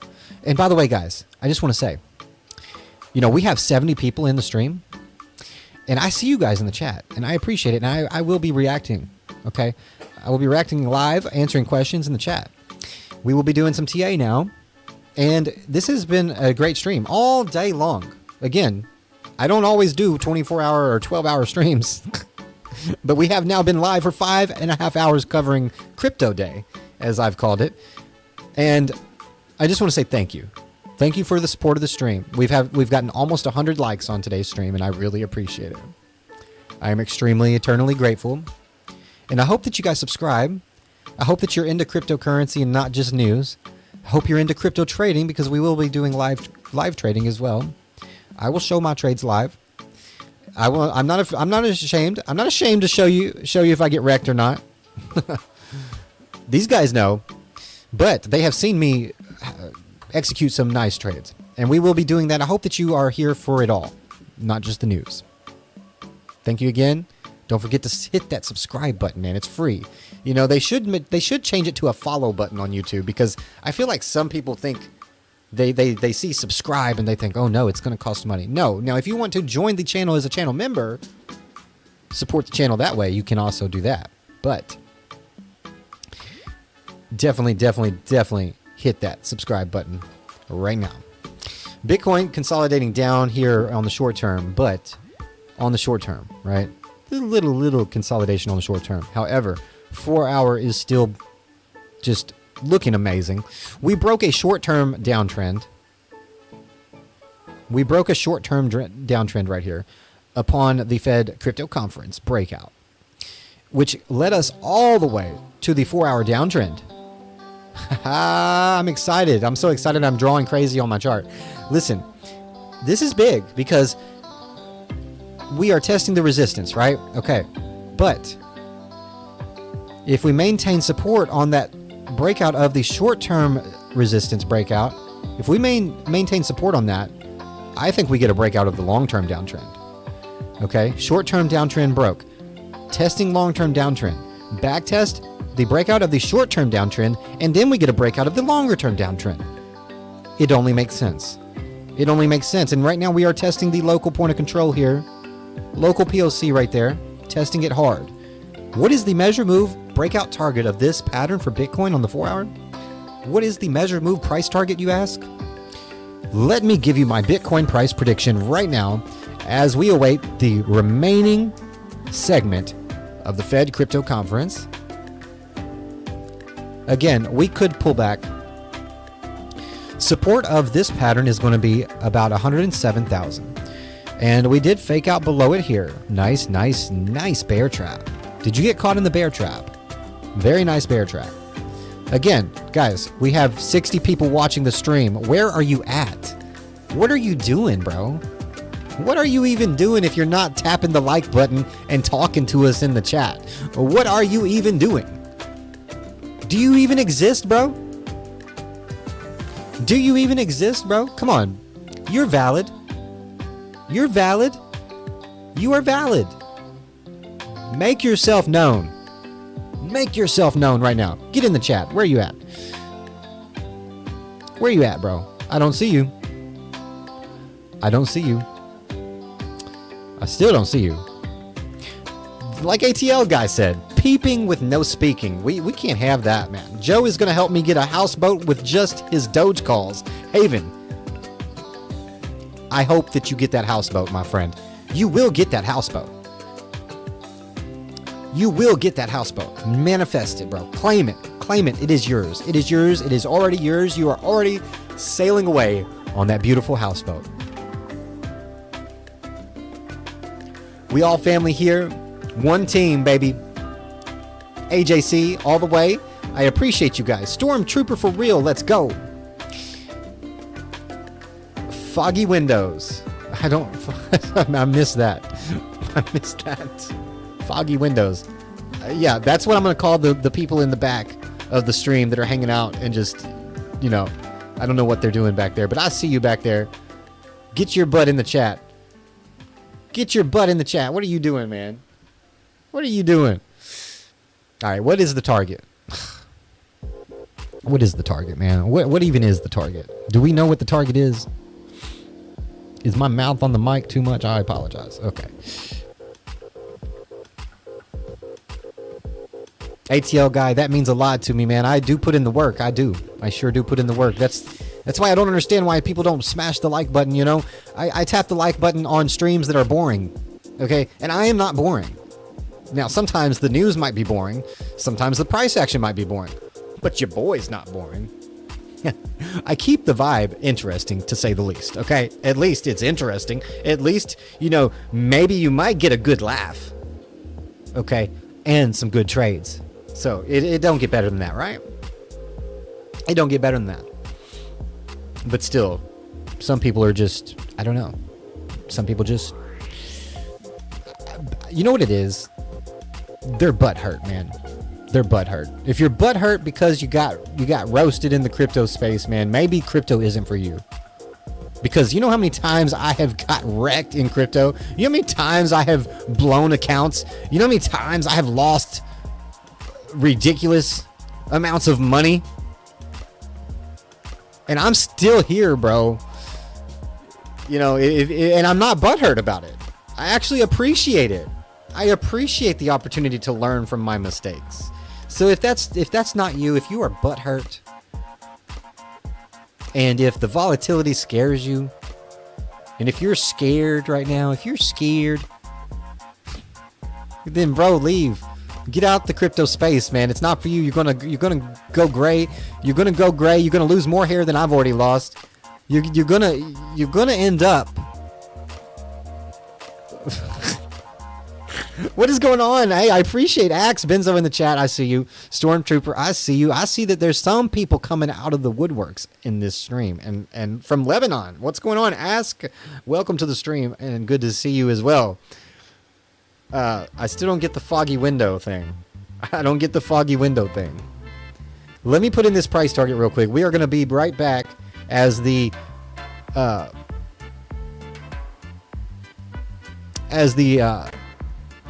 Fed conference does resume here shortly, so we will keep our eye on that. Next up will be tokenized products.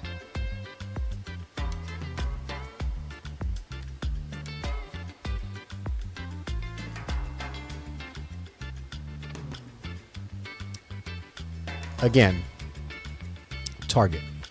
Measured move target. Considering if we break out at this point of control, right? We've already broke that. If we hold that, we break out of that. If you're scared, go to church. That's right. That's right. If you're scared, go to church. Now, I will say, just because Bitcoin has broken up out of this bearish territory due to the Fed conference does not mean that we are going to just automatically go to new all-time highs. Doesn't mean we're going to automatically go to, what is the target?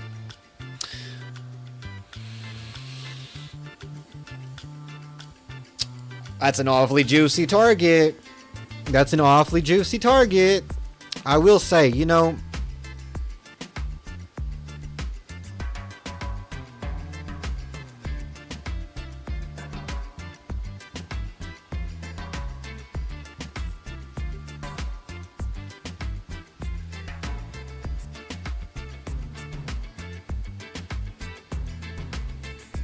can we get to it? Can we get to the range?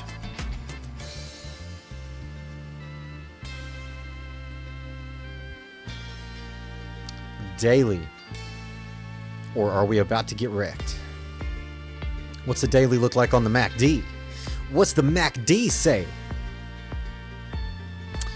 What does the MACD on the daily say, folks?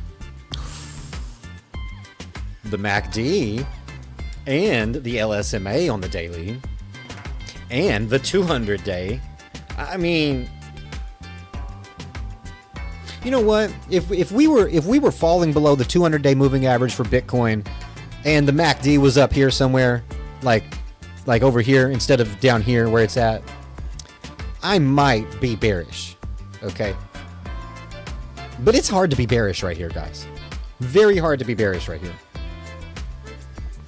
The only way I would become bearish on Bitcoin is if we lost the 200-day moving average and we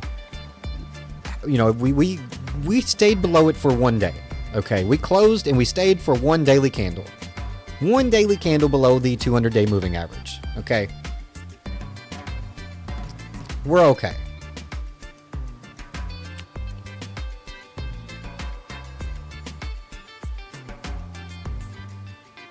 How on earth is this target achievable? Oh gosh. Okay. Sajad, I appreciate you being in the stream, my friend. My friend. Listen. You don't think Bitcoin could go to 130,000?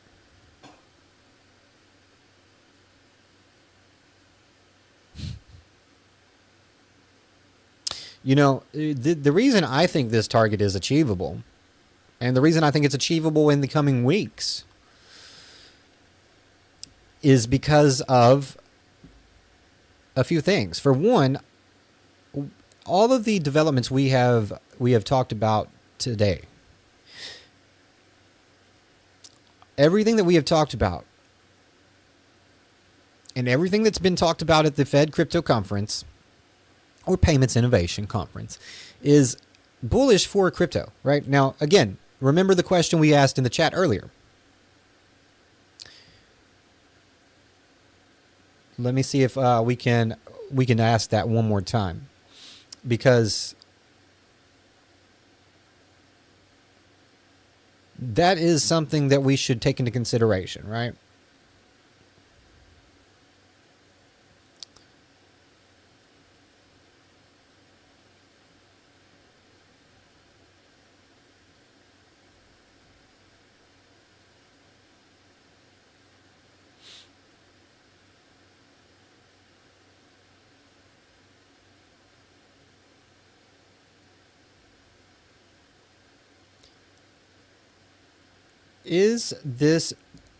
Are these developments, you know, are they going to be something to bring about more adoption and further innovation and use case, or just more control?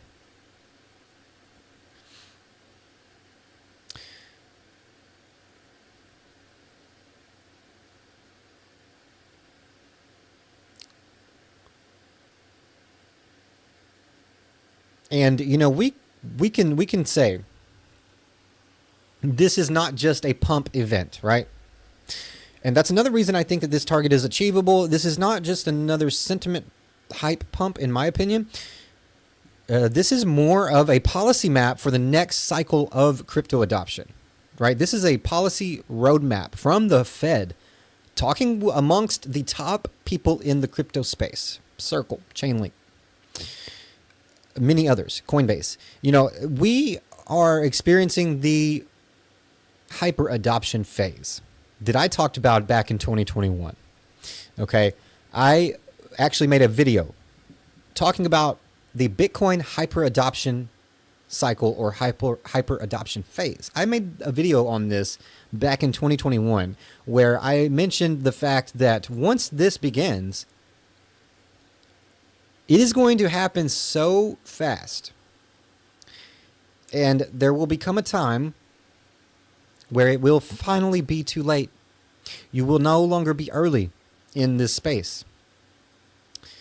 Now, right now, we are still early, right? Right now, we're still early, but there will be a time when you will no longer be early in crypto. You will no longer be considered an early adopter of Bitcoin and cryptocurrency. You know, and the time is approaching quickly. We could still at this time say that we are early adopters, right? Because of the fact that we are just now entering that hyper adoption phase, okay?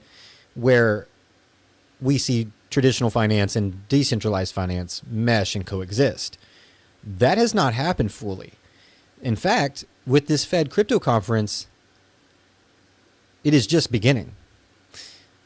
So for us to be bearish at this time, it's hard to remain with a firm bearish stance for me. I have to take into consideration, how bullish this is, how bullish this truly is. And will the 4-year cycle turn out to be a trap going forward? Could the 4-year cycle turn out to be a trap as we see crypto adopted on a mass scale, including traditional finance? Can we get 100 likes on the stream today? I would appreciate it greatly. Let's get back into the action here as the conference is underway.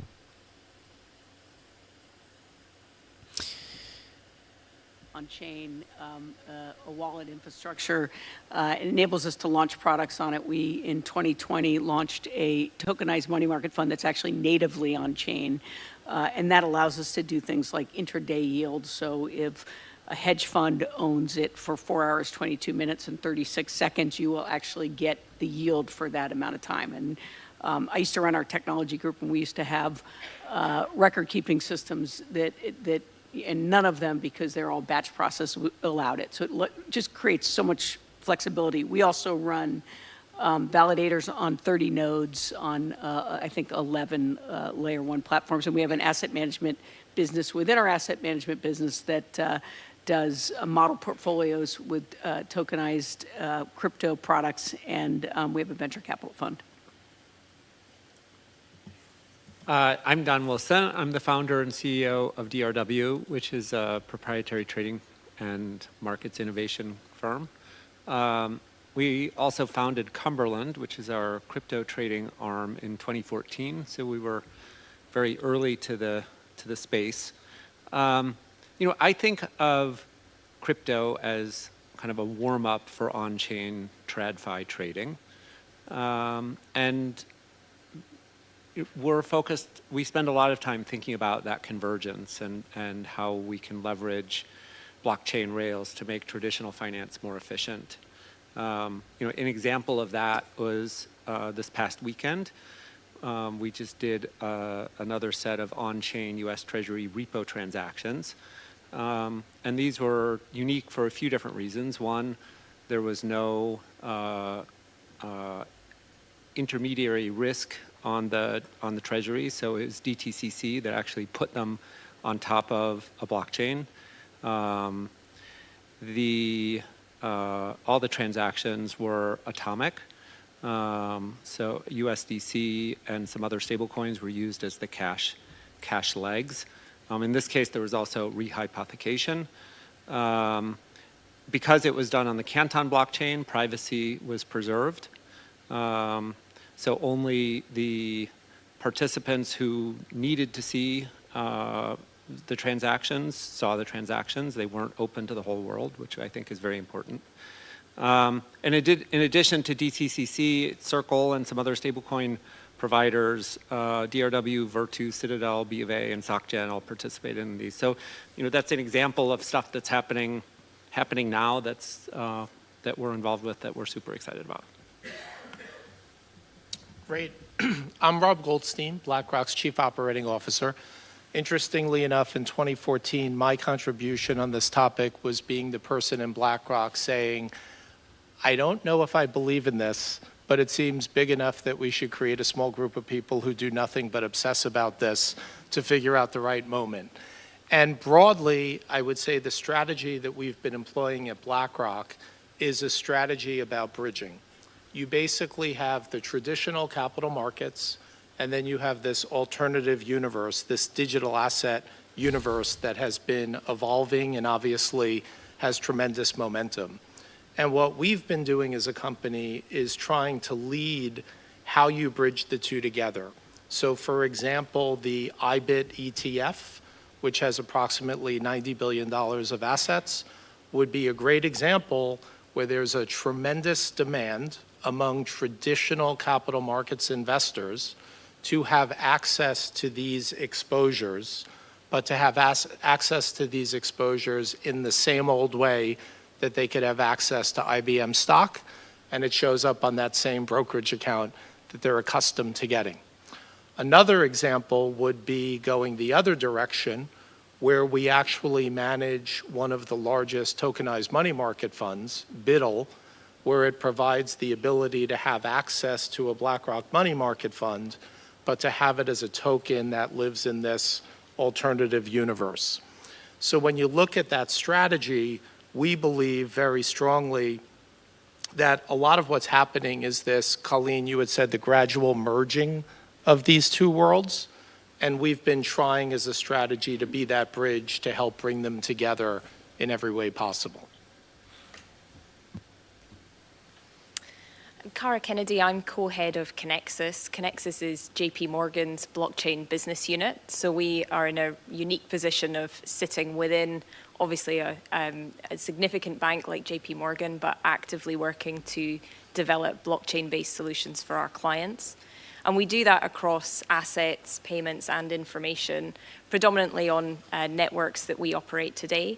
And our focus is really on developing solutions, leveraging tokenization that will solve real-world problems for the bank's clients today, and help to develop those interoperability points between the legacy infrastructure that we clearly use for the vast majority of our business and the new opportunities that is afforded through the use of blockchain technology.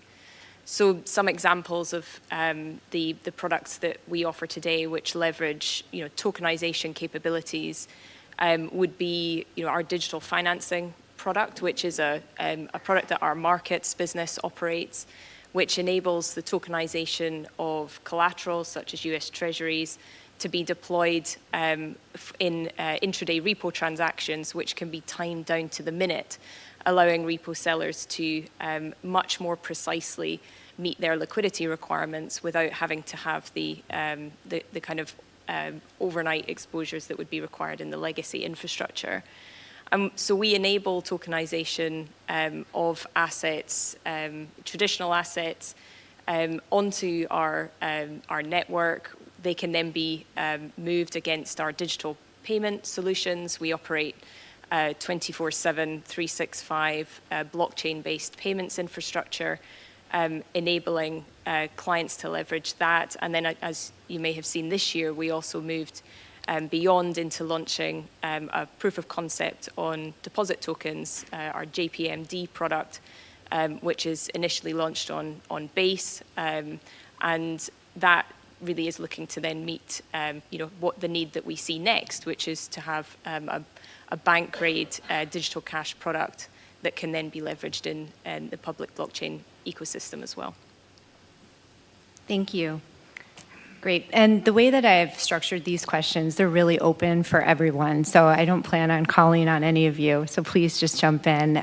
So the first one, when we think about tokenized money, so stablecoins backed by different reserve compositions, tokenized commercial bank deposits issued by banks with varying credit and regulatory profiles, maybe even eventually tokenized treasuries direct, how should we think about fungibility? And do you envision a future where we'll need to build new clearing mechanisms or special markets to price these assets? I'm happy to jump in on that first. So, I think from our perspective, the products that you listed there, are very different products in and of themselves. And so I think we should recognize that there won't be fungibility between those different types, and maybe there shouldn't be fungibility between those different types. Tokenized deposits and stablecoins share a lot of characteristics, in terms of programmability and peer-to-peer transactions, but they also differ in very significant ways. A tokenized deposit has the quality of a bank deposit, and so largely, if structured correctly, should essentially be treated in the same way, and have the singleness of money that you have with any bank deposit that is held in a traditional form. And so we would see that those would be fungible ultimately, potentially across institutions, but with that stable value of a dollar that you see same as a bank deposit. But that is different than a stablecoin. They're structured in a different way, and they are likely to be used in different use cases, perhaps different client segments that will leverage those products, and they will serve a purpose as well. So would expect to see those coexist. And then obviously when we get into more of the tokenized security products, whether that's treasuries or money market fund units or otherwise, again, those are meeting distinct needs, and just as in the traditional environment, should be considered different, distinct product types. Just going to add a couple. We're just talking about a programming language, right? We have these conferences, and we're talking about it's a programming language, and it does some really cool things that make it better than some of the traditional rails. So that's great. But there's a lot of conversation about what should a stable coin, should they all be $1? Money market funds way back when had one break the buck, and it brought a rain of regulation down that have been really good things that control it, that it's pretty close to staying as $1. Well, why? If you think about what is risk-free, a risk-free investment is a US dollar, right? Everybody's kind of agreed that that's the best, safest investment you can be. Anytime you add, just like in a chain, it's only as strong as its weakest link, you add other risk to it, it shouldn't be considered risk-free, and it will start to float away, of which the market will determine it in many ways, from the dollar. So what types of risk we have? Silicon Valley Bank was not a credit risk. It was a duration risk. So if suddenly you're holding a bunch of dollars and you've taken duration, you've just added a bunch of risk to that. The most recent fraud cases, Tricolor and First Trust or First Brand, or I can't remember whatever it's called, that's an operational risk, right? They resold the same loans that somebody should have checked in and made sure that the loans were tagged in a system. Good news is with blockchain, it actually probably reduces operational risk. So, when we talk about the stable coins, first of all, not all stable coins are made the same as far as what the collateral is behind them. That will determine a lot of what their capability is, depending on whether people apply a discount because they think that in that there's additional risk to it. So. And if I could, it feels a bit like Jeopardy here, I'm sorry. But if I could just echo, we couldn't agree more. This is just a technology. And I think where people often get confused, and one of the things that we get a lot of pitches at BlackRock from various ecosystem participants, what problem would fungibility actually solve? And is it a problem that's high on anyone's to-do list? And I think sometimes within this space, there's so much excitement that sometimes those steps are skipped.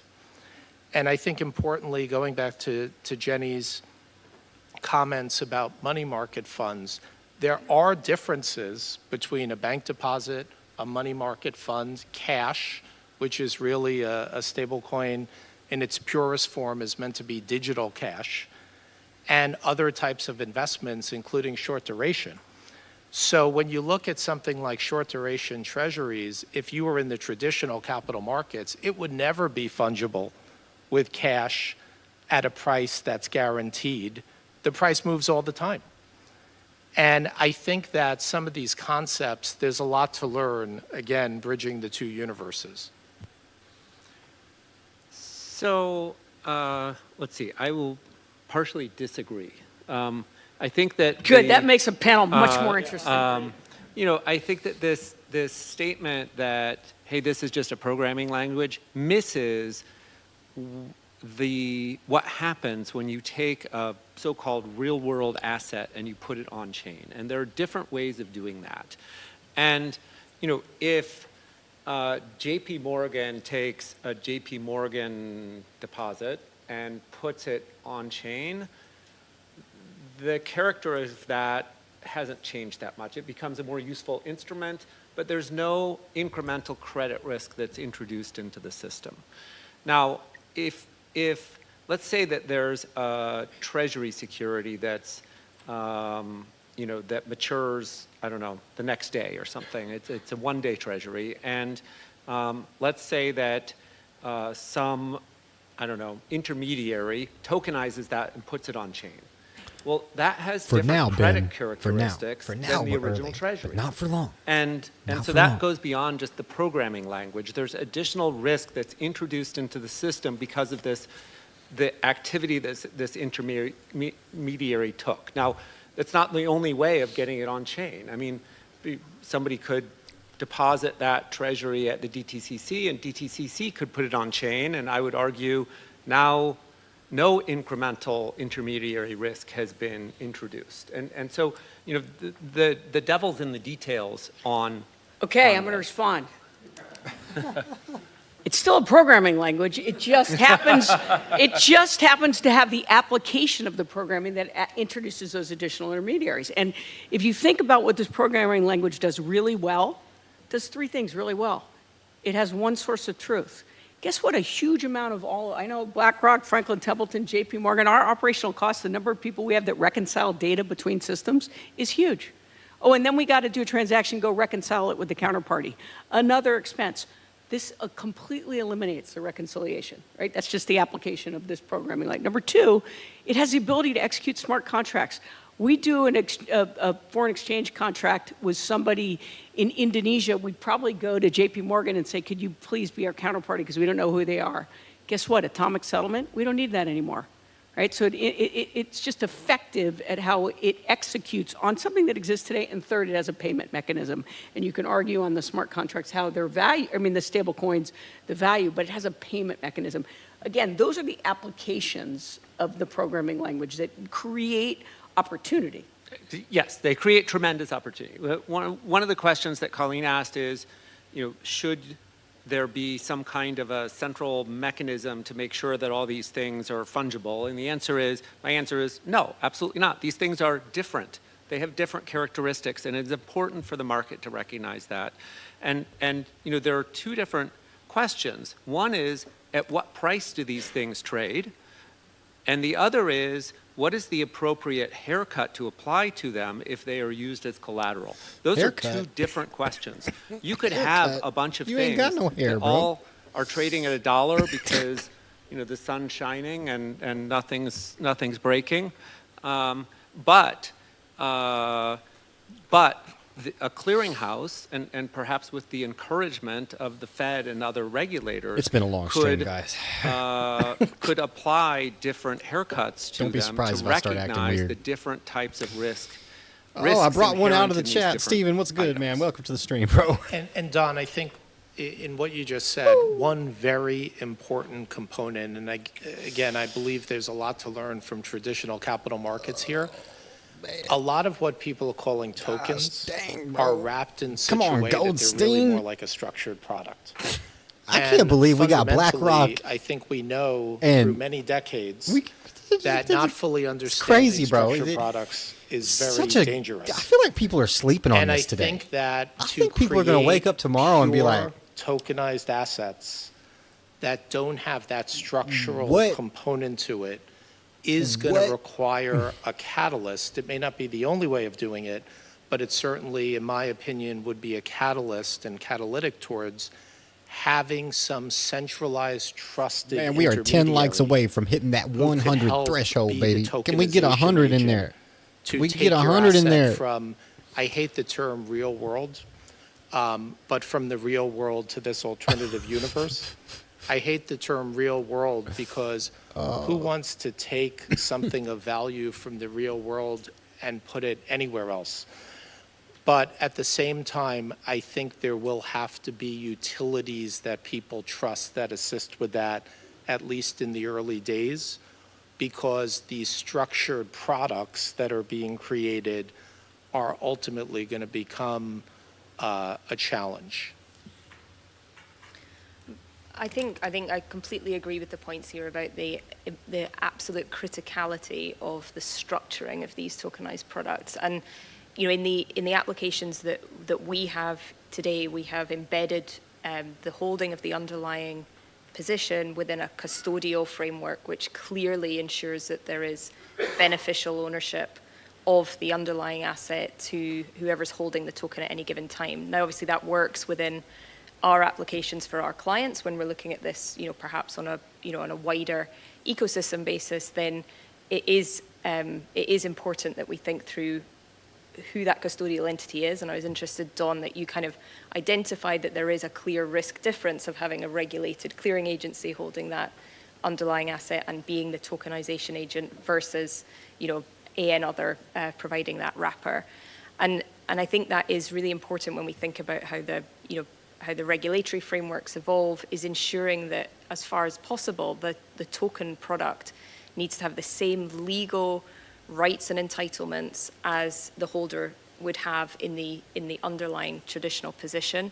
Obviously, if that's if it's a native issuance, if it's something that is that the issuer is putting on chain, that's much easier to achieve. But if there is an intermediary there, that needs to be in a framework which has the appropriate custodial responsibilities and the oversight to ensure that the holder of that token knows that they have all those legal entitlements that they would have in the underlying product. Otherwise, we definitely will be in a difficult position of having to navigate on a case-by-case basis what the kind of risk profile is and what the the legal terms and entitlements are, which is simply not something that's going to achieve that institutional adoption or scale. Yeah, so I'm going to ask a question that I don't know the answer to. So Rob, if somebody buys BUIDL on chain, do they have the same rights as somebody who goes directly to BlackRock and invests in your money market funds? It's structured that there's basically equivalence, yes. No, as I said, I didn't know the answer. Yeah, I mean, but part of the reason why I say is because, and this is where I think it again goes back to like technology and what problems are being solved, in that fundamentally, at some point, notwithstanding the success of the digital asset universe, people may want cash, or they may want cash at JP Morgan or something like that. And obviously you need to go off chain to do that. So you need to convert from a stable, the token is designed to be converted to stable coins.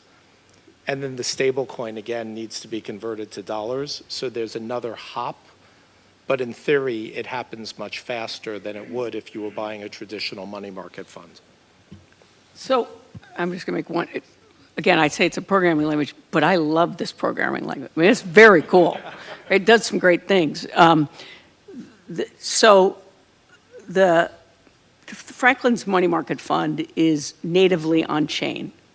So what it can do, I mean, we literally calculate every second a yield, and we pay it every day in the account. So you actually see it. That's unlike our traditional money market fund, where it was too expensive to do it. You needed $500 to open an account. Our on-chain money market fund, you only need $20 to open an account. And honestly, you're going to be able to trade it 24/7, 365, right? So that is what this is going to bring. And the cost differential, because you don't have all that reconciliation and everything, is dramatic and is important.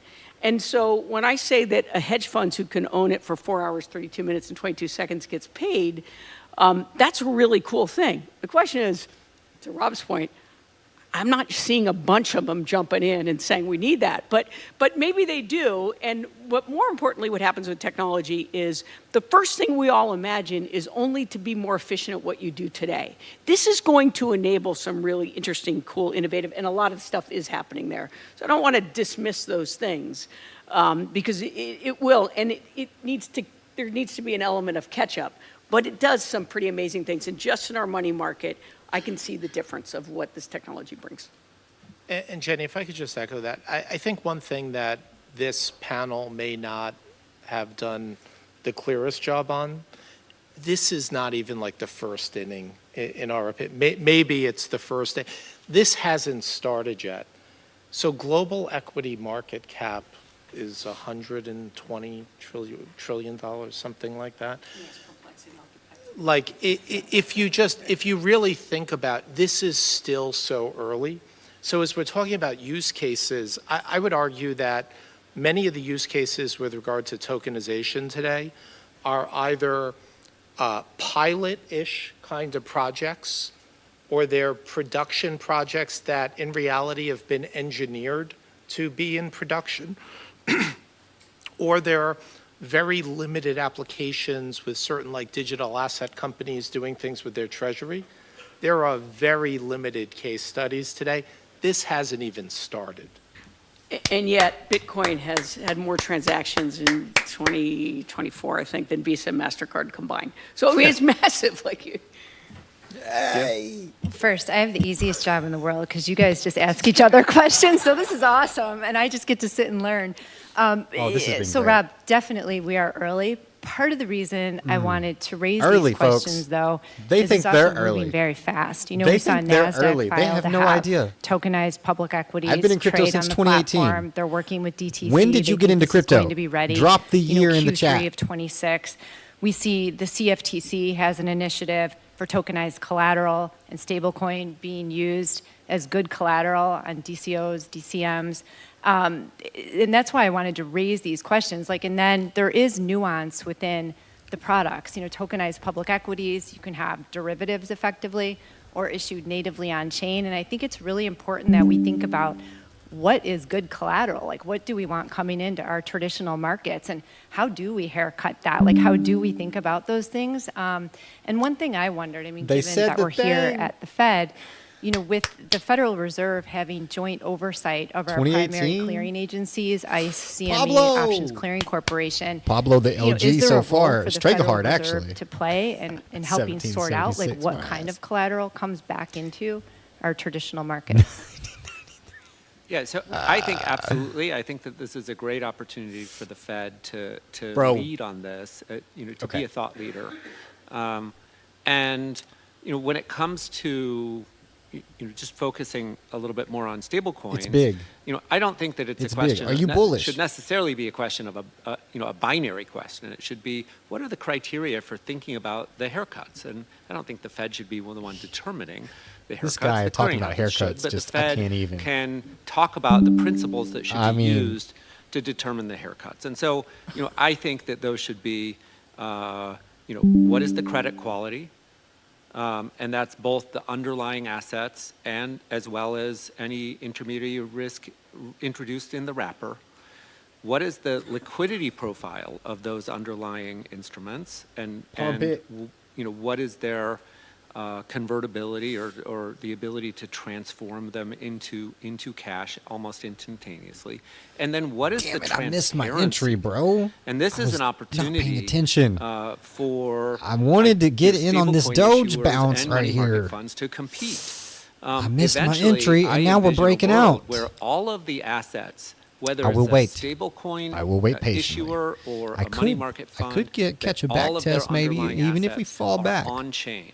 We will. We will stay We tuned. shouldn't have to wait for the monthly audit to see where the stablecoin reserves are invested. We should be able to see in real time where those are, and that, you know, hopefully appreciate we you, see ATL guy. competition towards that transparency, and then, you know, you can look at it and you can say, okay, well, you know, this stablecoin issuer I decided am really to put appreciative their and grateful, you reserves guys. Thank you very much. primarily at Seriously. in bank deposits. Okay, that's probably less safe than a different stablecoin issuer that has it all in very short-dated treasuries. And you know, there can be a discussion about what the haircut implications are. For that. They're probably all going to trade $1, but the haircut implications are going to be very different. So, Don, ETH is back above agree with that. 4K, I think folks. We're quite some time away from that. I agree with that. I also think This we has need been a to great day for take a step crypto. back. I think there's a tremendous role for the Fed to play. I think it has to start with education. So as a starting point, you know, some of us, I know Jenny's definitely in this camp, we spend a tremendous amount of time traveling the world and meeting with asset owners all over the world. And many of them are among the most sophisticated asset owners on the globe in the capital markets. Not only do they not understand a lot of what we're talking about, but to them, it has to actually Man, I only solve seen the a few problem. people drop So how if long you're gonna they've been in start crypto. having I a guess little the other bit of people in the chat are portfolio over scared. I here don't know. Are you guys on this just sort not of alternate universe. Are you not in but crypto? everything Do you else not is own over any here at crypto? JP Oh, Morgan. no. That actually Oh, no. You still have a doesn't chance, solve a man. problem. It creates a problem. So there has to be a value proposition, and I think there are still a fair number of people who need to be educated. Robert and B., just you can some rewind the stream, fundamental but we will do a frictions recap that soon. need to be resolved to make it easy for asset owners I assume to that continue to see the their ones whole in the that portfolio. are viewing the stream that And I didn't think a lot comment, of I assume that you times guys we don't have own these any crypto. discussions and it becomes Are you very no-coiners? binary between, like, You guys are everything's really on-chain no-coiners or in the everything's chat? not.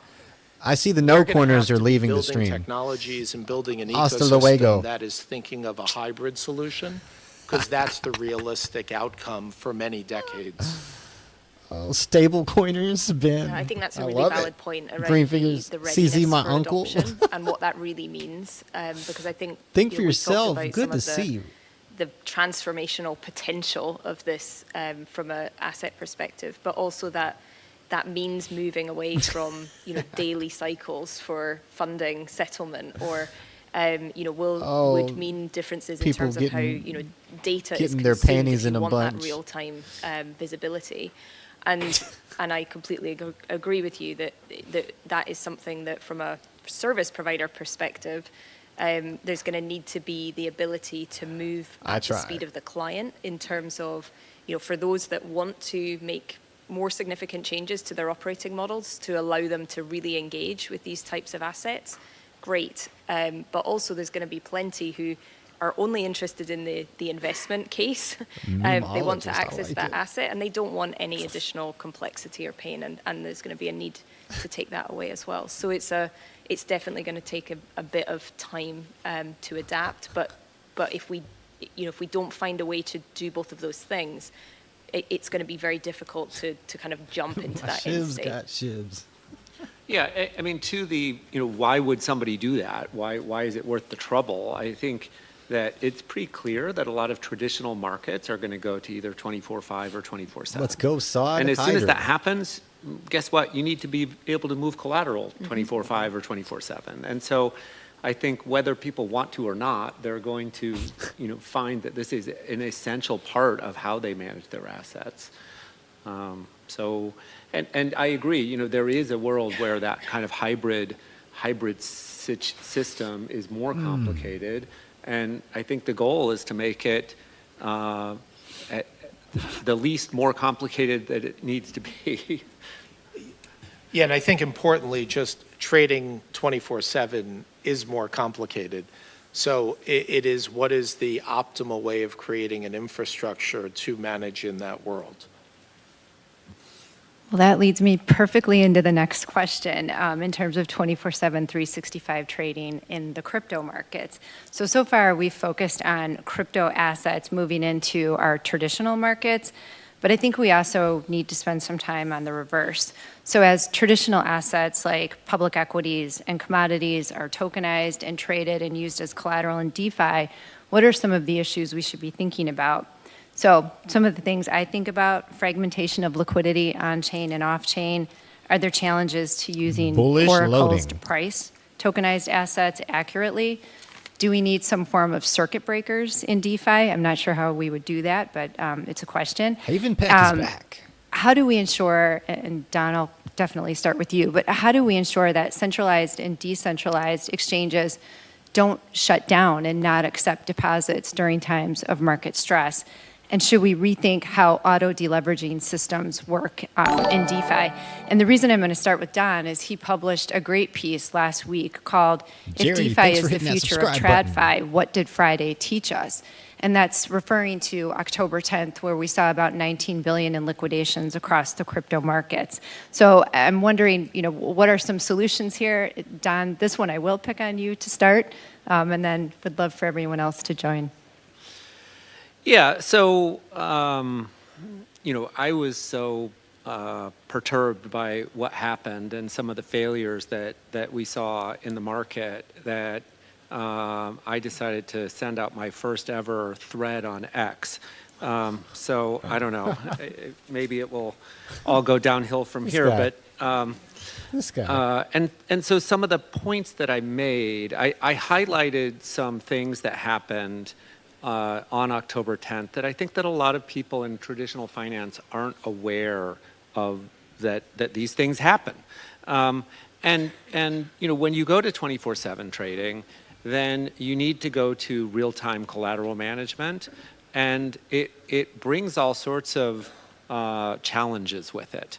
And you know, that the time that this kind of flash crash happened was a late Friday afternoon Central Time. Probably one of the most illiquid points of the day, and also a time when a lot of people's systems are kind of, you know, take a break. And so some of the things that we saw were oracles became unreliable. So, you know, an oracle is the mechanism that's used to record the price that you're using to measure whether somebody has sufficient collateral or not. Obviously, that's a really critical thing. And so, you know, I think it highlighted the importance of having really robust oracles. You know, I think the oracles should be properly regulated. The other thing that happened was, you know, some of the crypto platforms actually provided liquidity for the liquidations themselves. And this is kind of one of these practices that I think is just a horrible practice where, you know, an exchange has their own market maker on it.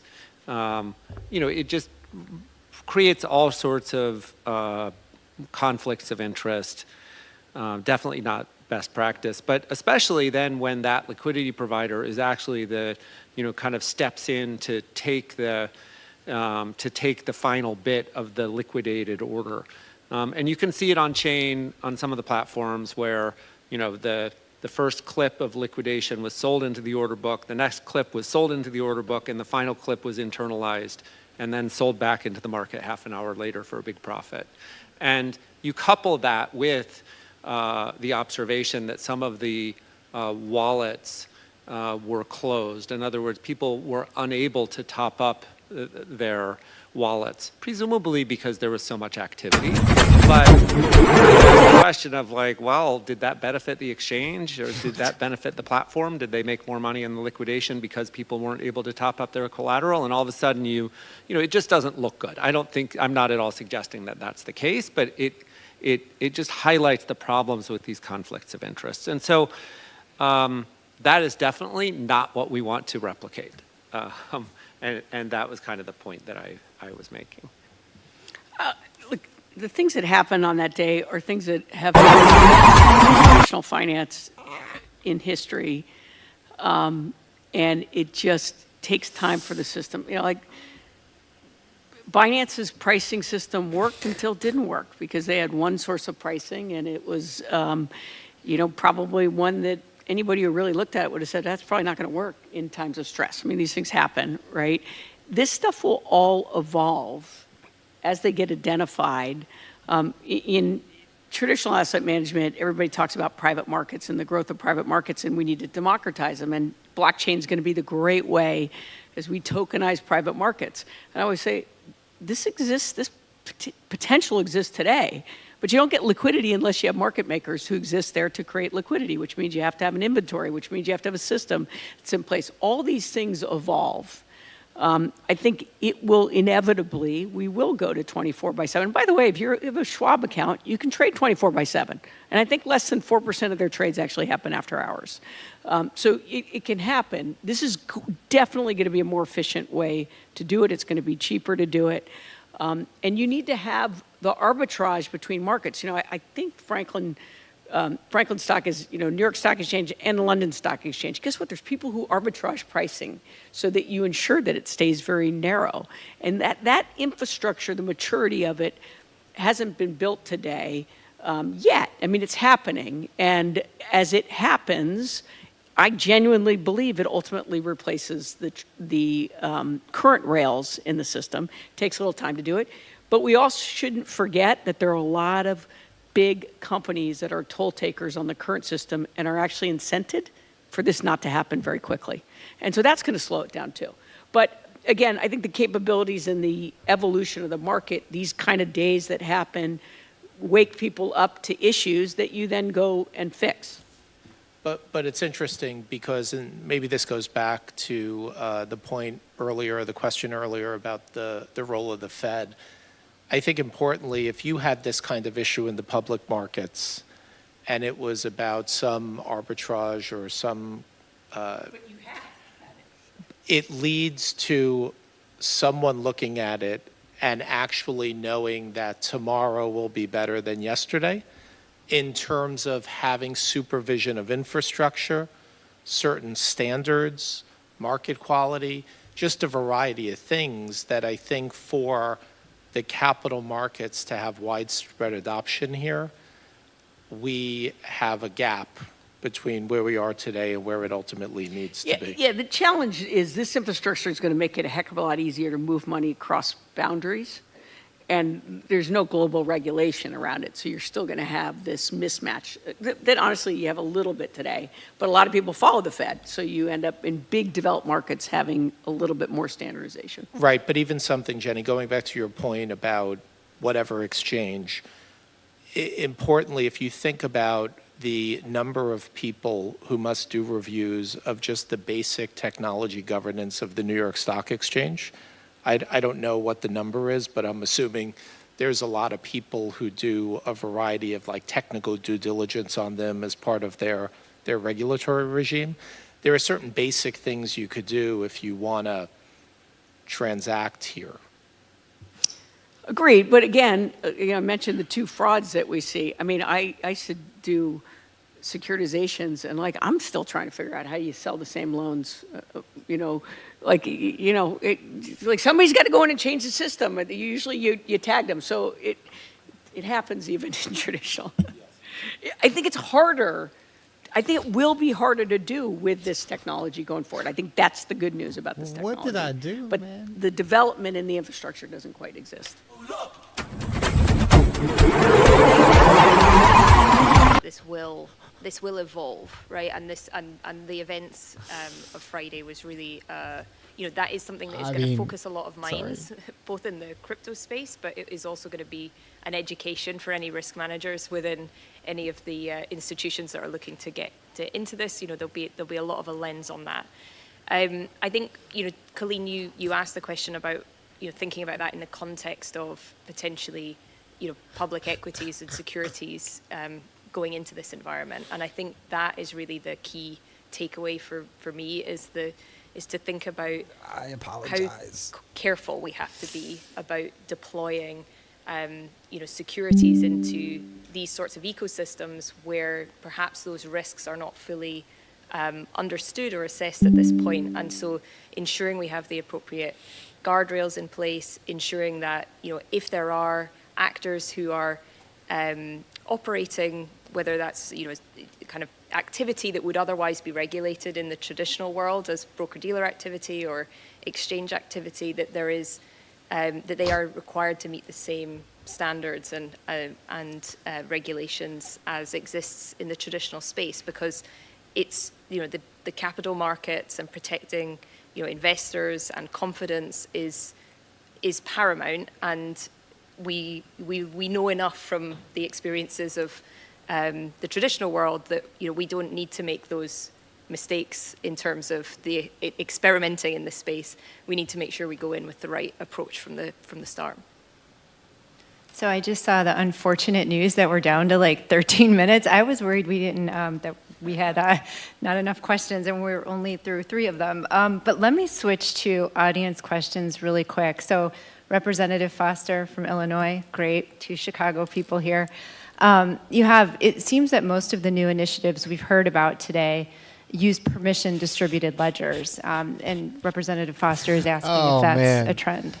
Yeah, bro. Yeah, so the chat is Canton unhinged. Ledger The chat is out of control. Has, I guess, But Ben configurable Smith, permissioning. You if got you a will. good It point, has man. configurable privacy and also 532 configurable votes on this poll, permissioning. And so and only that's a 94 nice likes for the hybrid, all-day stream. Environment for that enables regulated entities to configure out of the 3,000 people that viewed this stream, levels of, I really appreciate the 94 of you that have hit the permissioning like they button, need man. to operate in a The rest of them, regulatorily compliant manner.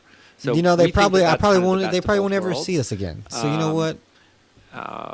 Good yeah. riddance. But to those of you that are hanging out with us today I and was just gonna say, enjoying look, and I had appreciate debate this with stream, somebody who today in and the room, fact that we have been live is doing covering this something all on the day, and you permissionless side. appreciate And I said, that, look, I you know, appreciate you as well. We're a regulated Thank you. entity across the globe. Again, 533 our votes on tokenized the money poll. market funds better not end up in a wallet that isn't Almost 100 been likes. approved on the whitelist and is AML KYC. I mean, we're going to be in you know, trouble. if you so if I you don't know can how you click do that the without poll, you can know, having click a the like certain button, right? whether it's I programmed in the appreciate token you. to Thank you. ensure that the wallet's clean. I just think that that's a reality. Yeah, I mean, I was going to say the same thing. It's a reality of operating in the regulated space. It's something that you know, there's different tools obviously for permissioning. I think there's been an evolution perhaps from private permission chains to looking at how you can enact permissioned environments within the public domain. But you know, the AML KYC requirements that we're rightly subject to, you know, is a, you know, that's a non-negotiable, particularly for institutional players. And so having the ability to control that either through whitelists or hopefully in time through more, you know, perhaps more on-chain technology solutions enabling that, you know, I think that is going to be, you know, it's a critical part of how we operate our businesses today. And not only, like, there's no disagreement, but I would almost take a step further. This is a luxurious point in time in that, going back to the initial point of this as a technology and this being nascent in the relative scheme of things, it's a unique time where you could build with no I'm legacy radiant. in Thank a way you for that stopping should into have the a stream. more I appreciate rigorous you, bro. AML KYC framework. Because I it's appreciate not you about guys. We just having hit 100 likes people in the stream. take a Thank picture y'all. of their driver's license and fax it to you. So I think I Much think love, so much much love, man. of the narrative is on what could go wrong, as opposed to the principles of how do you build something new that is actually both more efficient and more controlled for the most important elements relative to what we have today. Did you say fax and crypto in the same conference? Wow. Well, because we're running out of time, I do want to talk about what can go right. So I would love to hear where each What's of she you on think about? the tokenization space in particular will be over the next 5 years. Jenny? What was she on about? You know, Jimmy? technology adoption is always slower. What was the saying? It's much slower. What is it? Yeah, but it's like, you know, the first 2 years, I can't really give a term. You know, it's much, much slower, and then it just takes off, and you can't imagine 10 years. That's what's going to happen here. Like, this is going to be one. First of all, going to these been saying hyper adoption phase is digital asset coming. or crypto conference, Been I saying am it. stunned Been by the saying number it. of people who attend, the enthusiasm and the creativity that happens at these places. And I am also stunned to go in on the traditional side and how much they ignore it and say, another crypto winter, not going to happen again. We don't need to pay attention to it. And at some point, you know, this, whether you call it a bridge or whatever. What'd she just say? You have these pools of projects that are going on. You know, central banks have been working for a couple years in Asia What did and she Europe just say? on kind of being able to move their currencies on blockchain. Crypto winter's not And what's gonna happen happen again? Is these things are going to start to connect over time, and people are going to turn around and say, "How did that happen so fast?" And anybody who's been living in the ecosystem is going to say, Bro. "Are you kidding me? It's taken so much time." So, you know, is it 5 years that we see the hockey stick? I think so. I can tell you that I have more conversations about this where people are now inbound asking about it as opposed to us saying, and by the way, I want to mention one other thing. Strega Heart.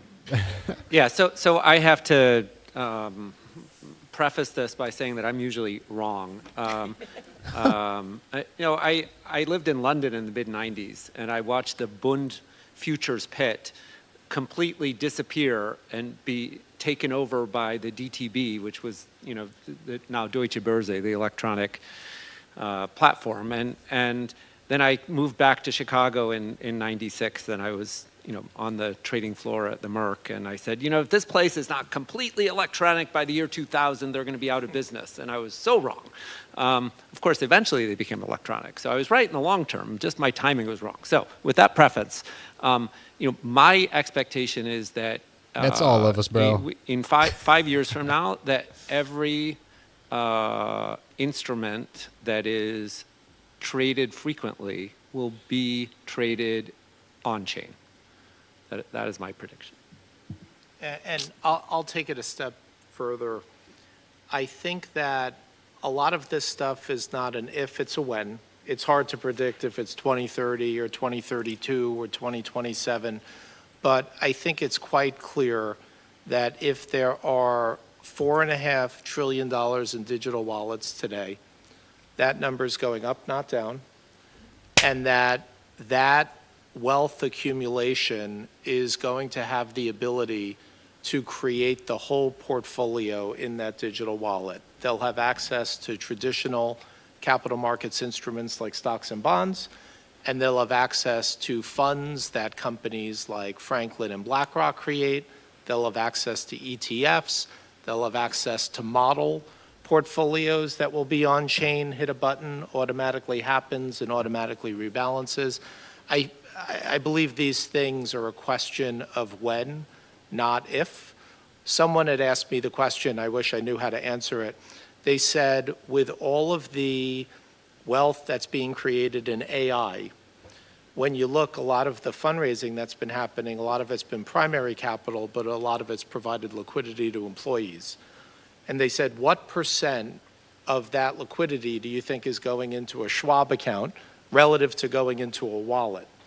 And I don't know what the answer is, but I think we all know some material component of that wealth creation is going into wallets. So it's just going to grow and grow and grow. And this will be another way for the capital markets to grow also. Yeah, I think getting the timing estimates right here is always going to be very difficult. But I think, just look at how far we've come in a year. We're in a very different position now. And I think we'll continue to see that acceleration, particularly in the regulatory environment. To some extent, that was already advanced globally, and then obviously that has moved at pace in the US this year. I think next year we'll see significant advancement in terms of commercial bank money on chain. So, the cash side has really matured and will continue to do so, and see that as a significant area, in the shorter term.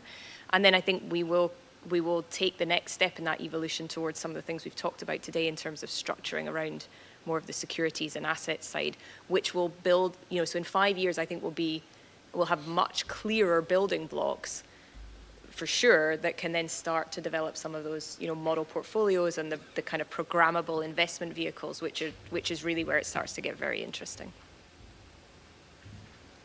Great. Ria, should we wrap up, or do we have 4 minutes? Okay, great. So final question, and we've touched on this a little bit, but given that we're here at the Federal Reserve, what do you think the Federal Reserve could be doing to help tokenization grow? I'll close with that. Yeah, I mean, one thing I think the Federal Reserve could do is take the lead in putting together a cross-agency task force to help. I mean, because obviously this cuts across CFTC, SEC, OCC, to help think about tokenized collateral and best practices, et cetera. I think that would go a long way. Transparency and clarity of regulatory environment is always what's so important for the market, right? People want to understand what the rules are of the road, and then they can build within that. And to the extent that and consistency across regulatory agencies, to the extent that there isn't clarity around that, that makes people fear innovation. I think just to add to that, probably the kind of level playing field piece is important. So thinking about ensuring that we have the ability for regulated institutions and non-regulated institutions to participate on the same terms is critical. And I would just echo that. I think that having more participation and more, I would say, embraced participation of highly regulated organizations, particularly banks, is going to be a dramatic catalyst towards unlocking innovation here.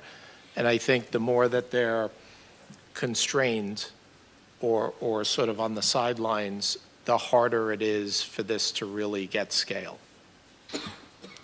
Yeah, I'll mention two more things. One is, thinking about,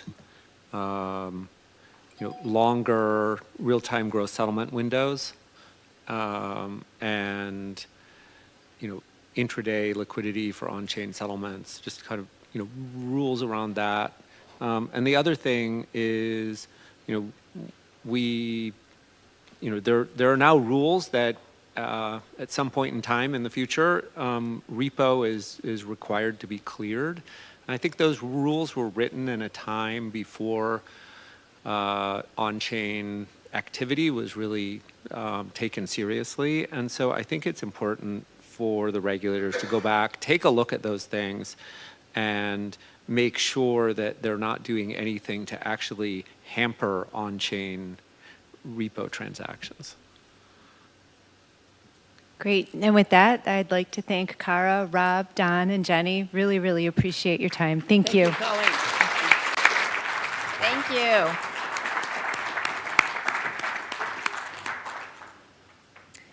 Well, we clearly have had a very engaging day on payments innovation.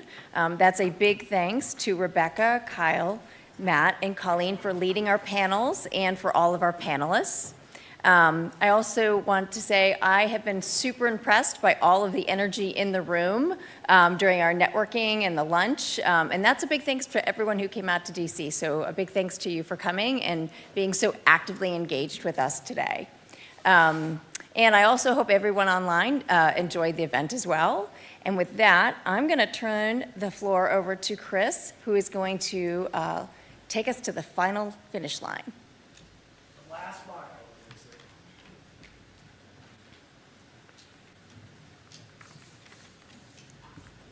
All right, well, thank you, Susan. And let me begin to end things by thanking all the panelists and also those of you in the audience who engaged with some great discussion. I'm always struck by the fact, I've said this to a few people over the last day or so, every time I think I have an understanding of what's going on, I go to these things and I realize how little I know. So I have to keep going, so I keep learning and learning and learning. So sitting in the audience today reminds me of how important it is to listen and learn from innovators on the ground, both newer entrants and incumbents alike. Today allowed us not only to focus on what is happening in the payment system, but also envision where it might go next, as we were talking a bit at the end. I jotted down some notes about what I've heard today, and I'll wrap things up by highlighting some of the really interesting points made and ask a few questions. It's clear from our discussions that innovation in payments is coming in many forms. What I heard from our panelists from discussions during the breaks is that the industry is moving as quickly as possible on a number of fronts, from finding ways to interoperate across and between traditional and new ecosystems, to reimagining the consumer purchase experience through the use of AI and AI agentic agents. All of this points to a future where payments move more rapidly, securely, and seamlessly across networks, both domestic and global. I also heard from many panelists about the growing importance of tokenized money in unlocking the next phase of payments innovation.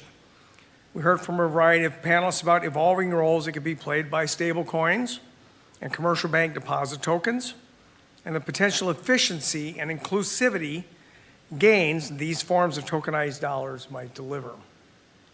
And we ultimately heard a lot of discussion about very classic economics of payments issue. That's at the deep depth of my heart.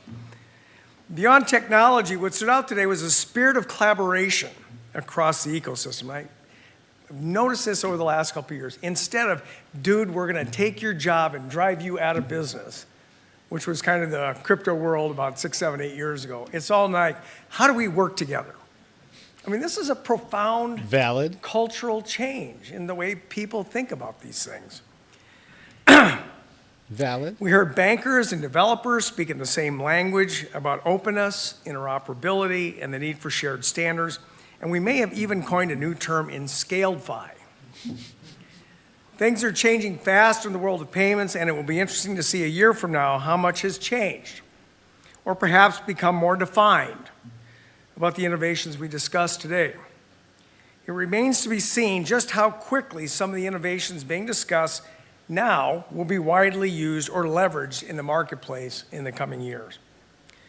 Now, how quickly might we reach that point, as discussed, say, in which most consumers interact with tokenized money in their daily lives, unaware of the new technologies at play? I mean, that was kind of a theme. Consumers don't care about the technology underlying things. They just want to know, can I use my money to pay for something? Am I going to get money from somebody? They don't care how it gets done. This was We very care about bullish, how it guys. gets done, right? We do to make sure it's done efficiently, cheaply, and safely for those consumers. What will the blockchain infrastructure rails look like? What's going and on, how many Crypto different Scotty? stablecoins might circulate on these rails? I mean, I think this is a big question. There's a lot of talk about lots of stablecoins, but at the end of the day, consumers have to choose which of these things they want to use. It may be very widespread. There may be just a handful that actually used, and the rest are just a tail. That's what we're going to find out by letting it loose and seeing what the consumers want to do. And which future innovations that are unforeseen today will challenge our assumptions and understanding what is possible in payments in the future. So thank you all for making this conference such an informative and enriching experience for me, and I believe all my colleagues here at the board. Thank you to those watching online, and a big thank you to the Fed staff who did such a spectacular job pulling this event together in a very short period of time. Maybe. And with that, Thanks for subscribing. Thank you and goodbye. All right. All right, guys. Yay. Yay. It is over. It is over. It is over, guys. Follow me on X. Join the Discord. Don't forget to hit that subscribe button. And, of course, thank you guys for being here. Are you bullish right now? Yeah. Yeah. Are you bullish? Let me know in the chat. Are we bullish, folks? Are we bullish, folks?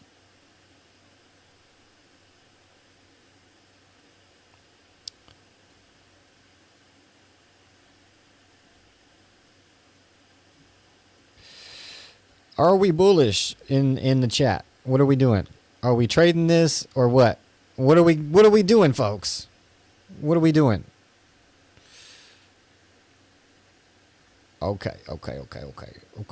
All right. You know, we just have to stay calm. Okay. Anything could happen. Volatility is going to be high here, but I do believe, in my opinion, and I would love to know what you guys think. I would love to know what you guys think in the chat. But in my opinion, bro, we are bullish on this. Now, doesn't mean that we're just going to go straight up nothing but up. But you know what? This is very bullish, right? Very, very bullish indeed. We have, you know, it's very, very big, very big deal. Now,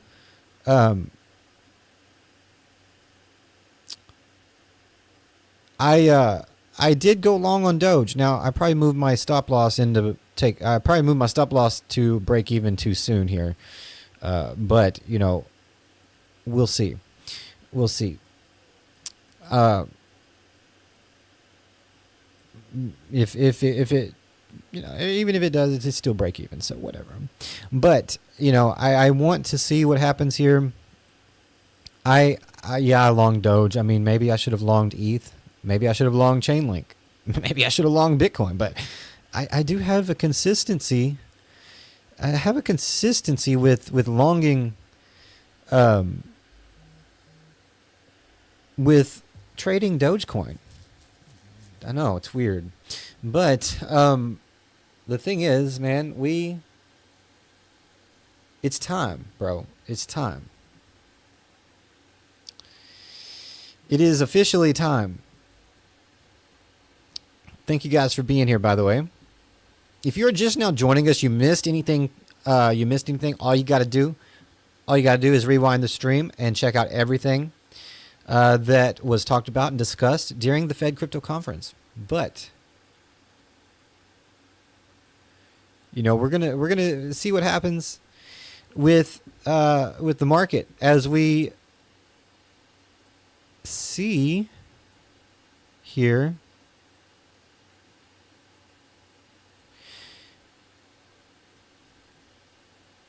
Bitcoin took a nice move to the upside. Very nice move to the upside. So far, our range is holding support right there at 111,700. Chart the viewers. We have a breakout happening with the viewers right now. There is a breakout happening with the viewers. A breakout with the viewers right now. We do have a falling wedge, but I think we're going to get a breakout. Okay? I do. And if you think we're going to get a breakout, smash the like button. Smash the like. Thank you for the 106 likes on today's stream. The 3,200 people that have showed up today to view this epic crypto day. I do appreciate each and every one of you guys, and I hope and wish nothing but good gains and GGs for all of you guys, man. Seriously. So I hope you wish the same for me on this Doge trade, because I might just break even. And, maybe if I break even, that's still okay, right? Exactly. So we're managing that risk, man. Managing the risk. I mean, yes, I could just throw a stop loss way down here, or just not even throw a stop loss in. But why? We might break even. And if we do, we will wait for another entry and get ourselves a nice lower entry there. But the bounce is in. The crypto conference bounce is in.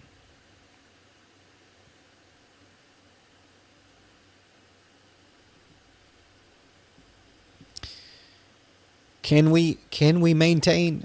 Can we maintain the back test there? It's going to be a tough call.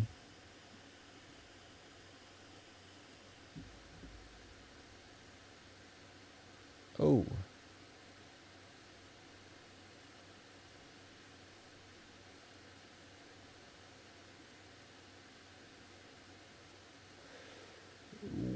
What on earth did I do? What did I do there? I grabbed the whole screen, man. I grabbed the whole screen.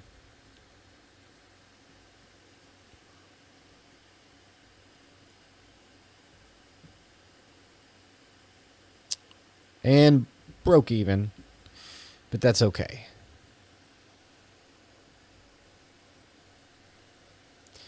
Shall we get the dump now that we had the pump? We pumped on the news. Are we going to get the dump?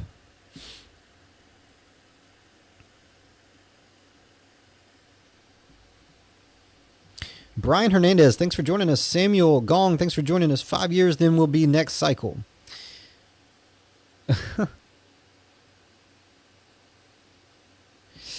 I did it. I did do it. But you know what? Did I not break even? Did I not break even? Oh, we came right above my entry and bounced. Look at that. I didn't break even yet. Okay. It doesn't mean I'm not going to, but hey, that's a nice little bounce right there above the entry. So, are we bullish, folks? Are we bullish, or am I going to get crushed here? Am I going to get crushed? I might get crushed. That was very nice, though. But we're below the 50. Bitcoin's below the 50 here on the 15-minute. Likely going to come on down to 110,780. unless it gets above the 50, and then it might push. It's on a little retracement now. Doge, man, what are you doing, Doge? You bounced for me, but can you keep the bounce? Can we keep the bounce? Can we keep the bounce?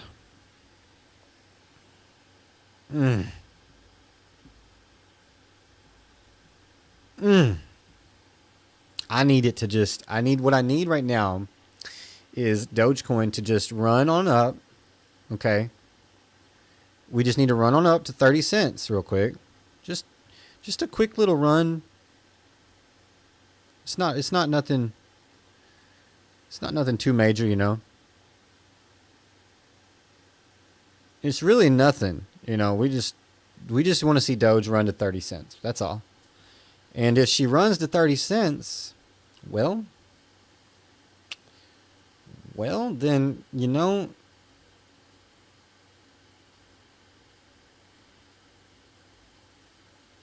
we would do a giveaway. We would definitely do a giveaway. Oh man, if Doge runs to 30 cents, bro, I'll give away. If this trade, if this trade were to stay alive, man, and I mean with my stop loss at break even, and with my entry right here, there's a very good chance that I'm going to get stopped out at break even, right? There's absolutely 100% more odds that I get stopped out at break even than it runs to 30 cents first. But if it does, man, if this trade survives, if the crypto conference day trade survives, man, I would definitely do a nice giveaway. Granted, you know, it's likely, it's way more likely that we sweep this break even stop loss, you know, but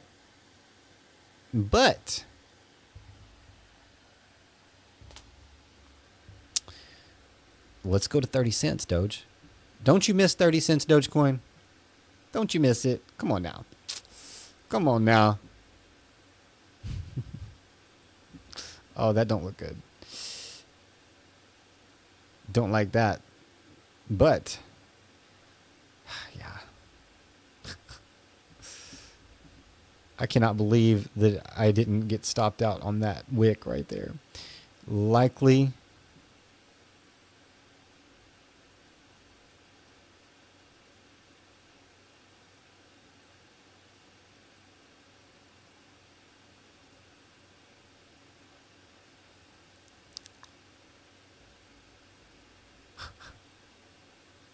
An AJC bobblehead with orange glasses and all.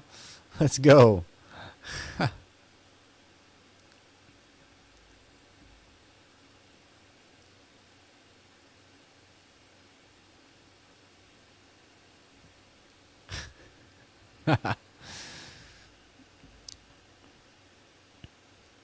You know, we pumped on the news.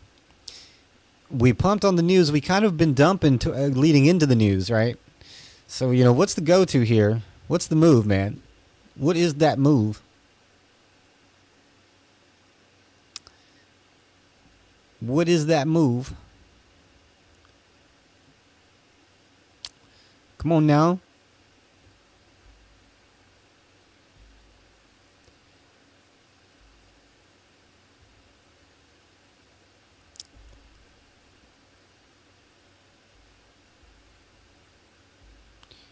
I should have went 100x, man. 100x, man.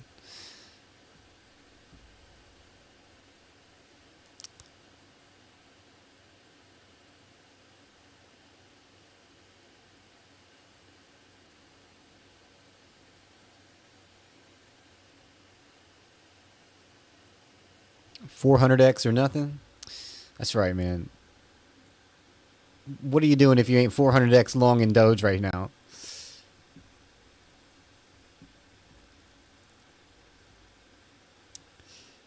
You know what, Haven, you're right. You're right. But I'm just being honest.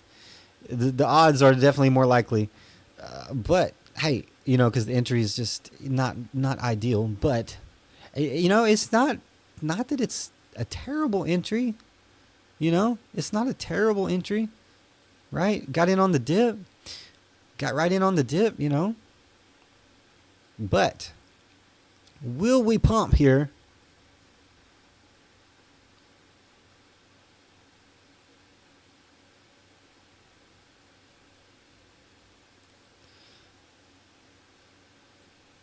Or are we setting up for a nasty, nasty lower low here?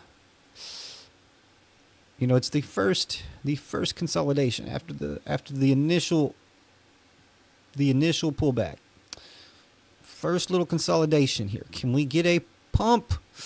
Can we pump all the way back to our breakdown level here? I mean, my take profit is just ridiculous. Okay. Don't pay no attention to it. Don't pay no attention to my take profit, please. But we are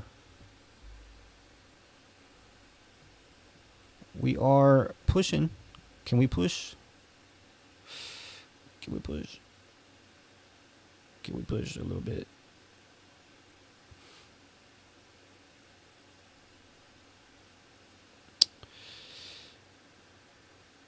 Can we keep pushing just a little bit? Come on now. Stop loss is in profit. This is lit. Just some cover the fees. Come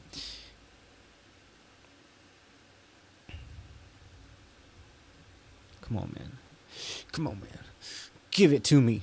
Give it to me. This is the part where it's like it's kind of like I don't know. It's terrible. Leverage trading is so bad. Don't do it, guys. Don't do it. But if you do want to do it, sign up for BitFi using my link and get up to $1,000 deposit bonus. It does end October 31st, so you might want to do it today. The link is in the pinned chat or in the description. You can get up to a $1,000 deposit bonus just for depositing the money you're already going to trade with anyways. So get it while the getting's good. It does end October 31st. Now, again,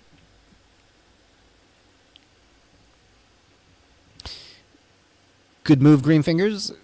Greenfingers says close 10% now to cover the fees. Then you can keep break-even stop loss. Good strategy. Good strategy.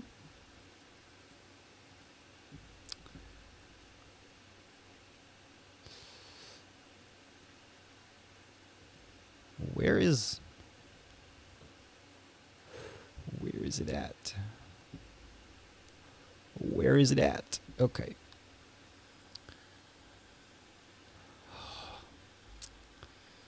Give me the juice, Doge. Give me the juice. Give me the juice, Dogecoin.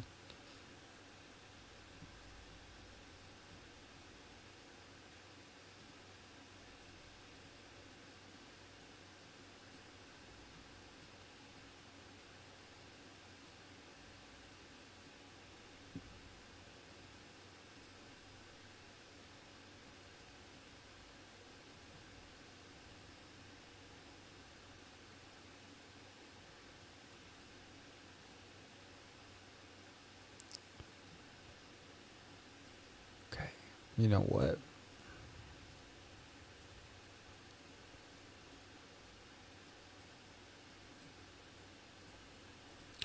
Can it be? Say it ain't so. Say it's not a bear flag, man. Say it's not a bear flag, though. Say that we're going to break out here. Tell me that it's not a bear flag, and tell me that we are going to actually... And instead of just rolling over, we're actually going to do this, right? Right?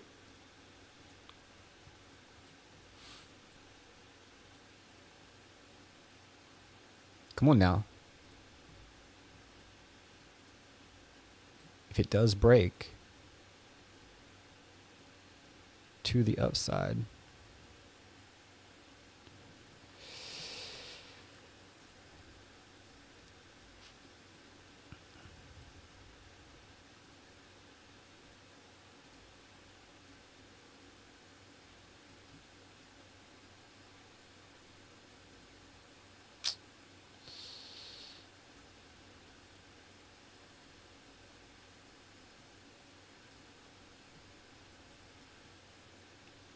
We hit the resistance. Now we are probably, can we maintain this?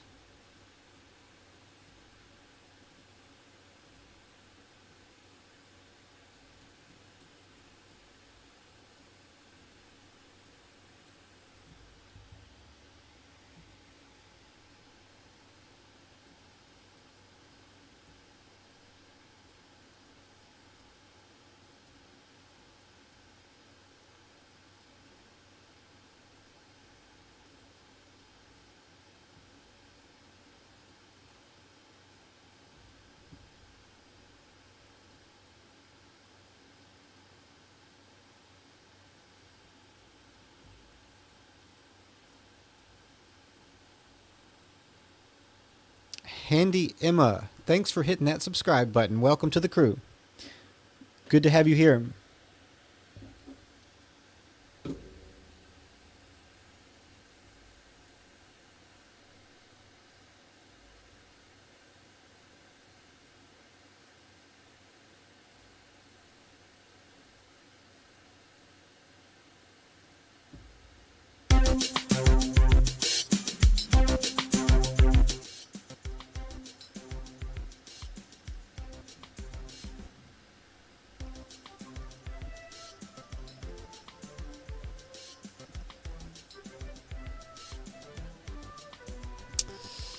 And there we go.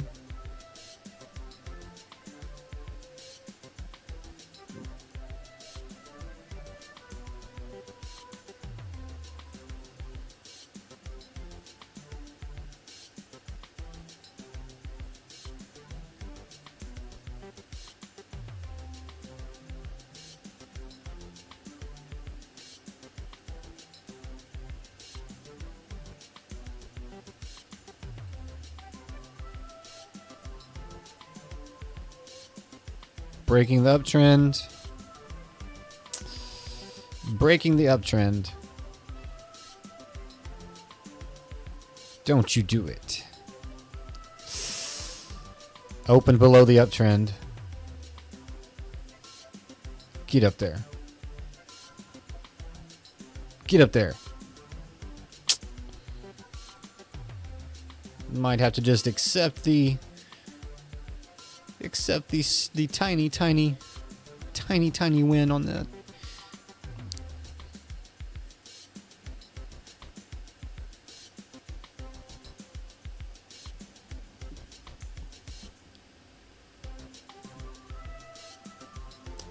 Let's see what happens. 200 moving average. Slightly below the uptrend.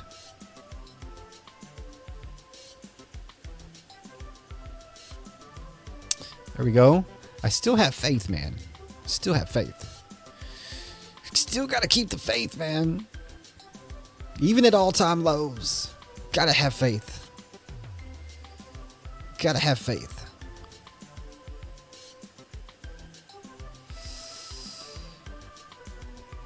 Faith don't always mean you're gonna win.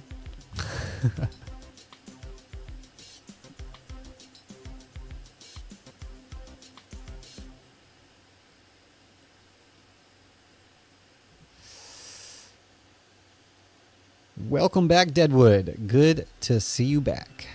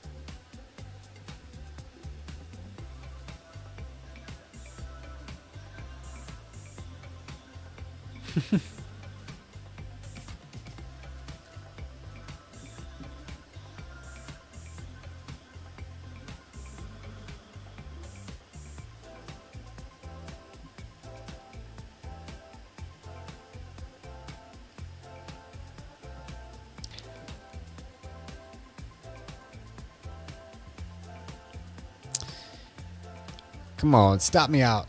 Go ahead. Go ahead.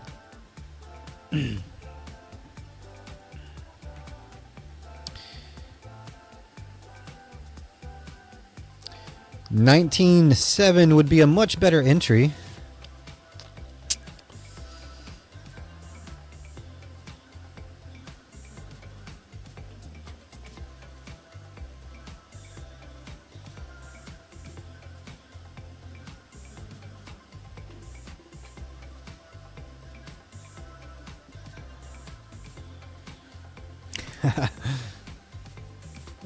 Green Fingers, did you get the short in?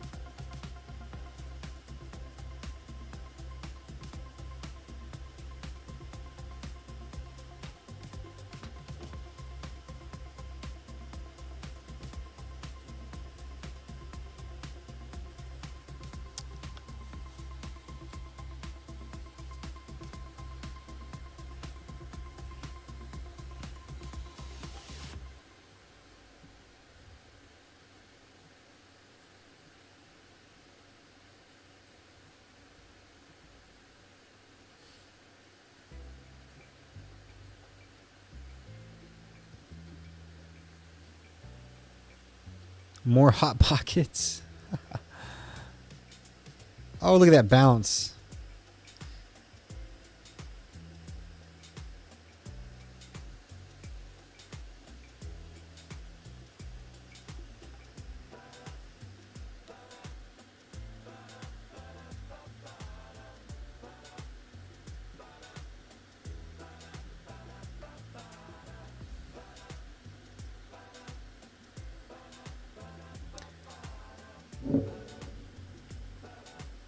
Guys, it has been an amazing day for crypto. And I just want to say thank you to everybody that showed up today and smashed the like button. And I will be doing more live trading. Finally got the BidFi account loaded up. And granted, I tried to get a little trade action in for you here, right? Because I am not going to be able to keep going, guys. I got to get out of here. Okay. I've been live all day. Been live for 7 hours, guys. Been live for 7 hours covering this massive event for crypto. And I do appreciate those of you that appreciate me and showing up today for you guys and giving you guys a place to, you know, hang out and talk the mess. I appreciate it. I hope to see you guys in the next one. Hope that if you are new, you subscribe. And I hope that you smash that like button on the way out if you didn't on the way in.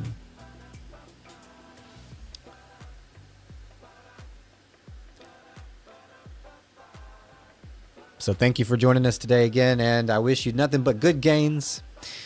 I do hope that what we've seen take place today helps fuel the next leg up for Bitcoin, Ethereum, altcoins.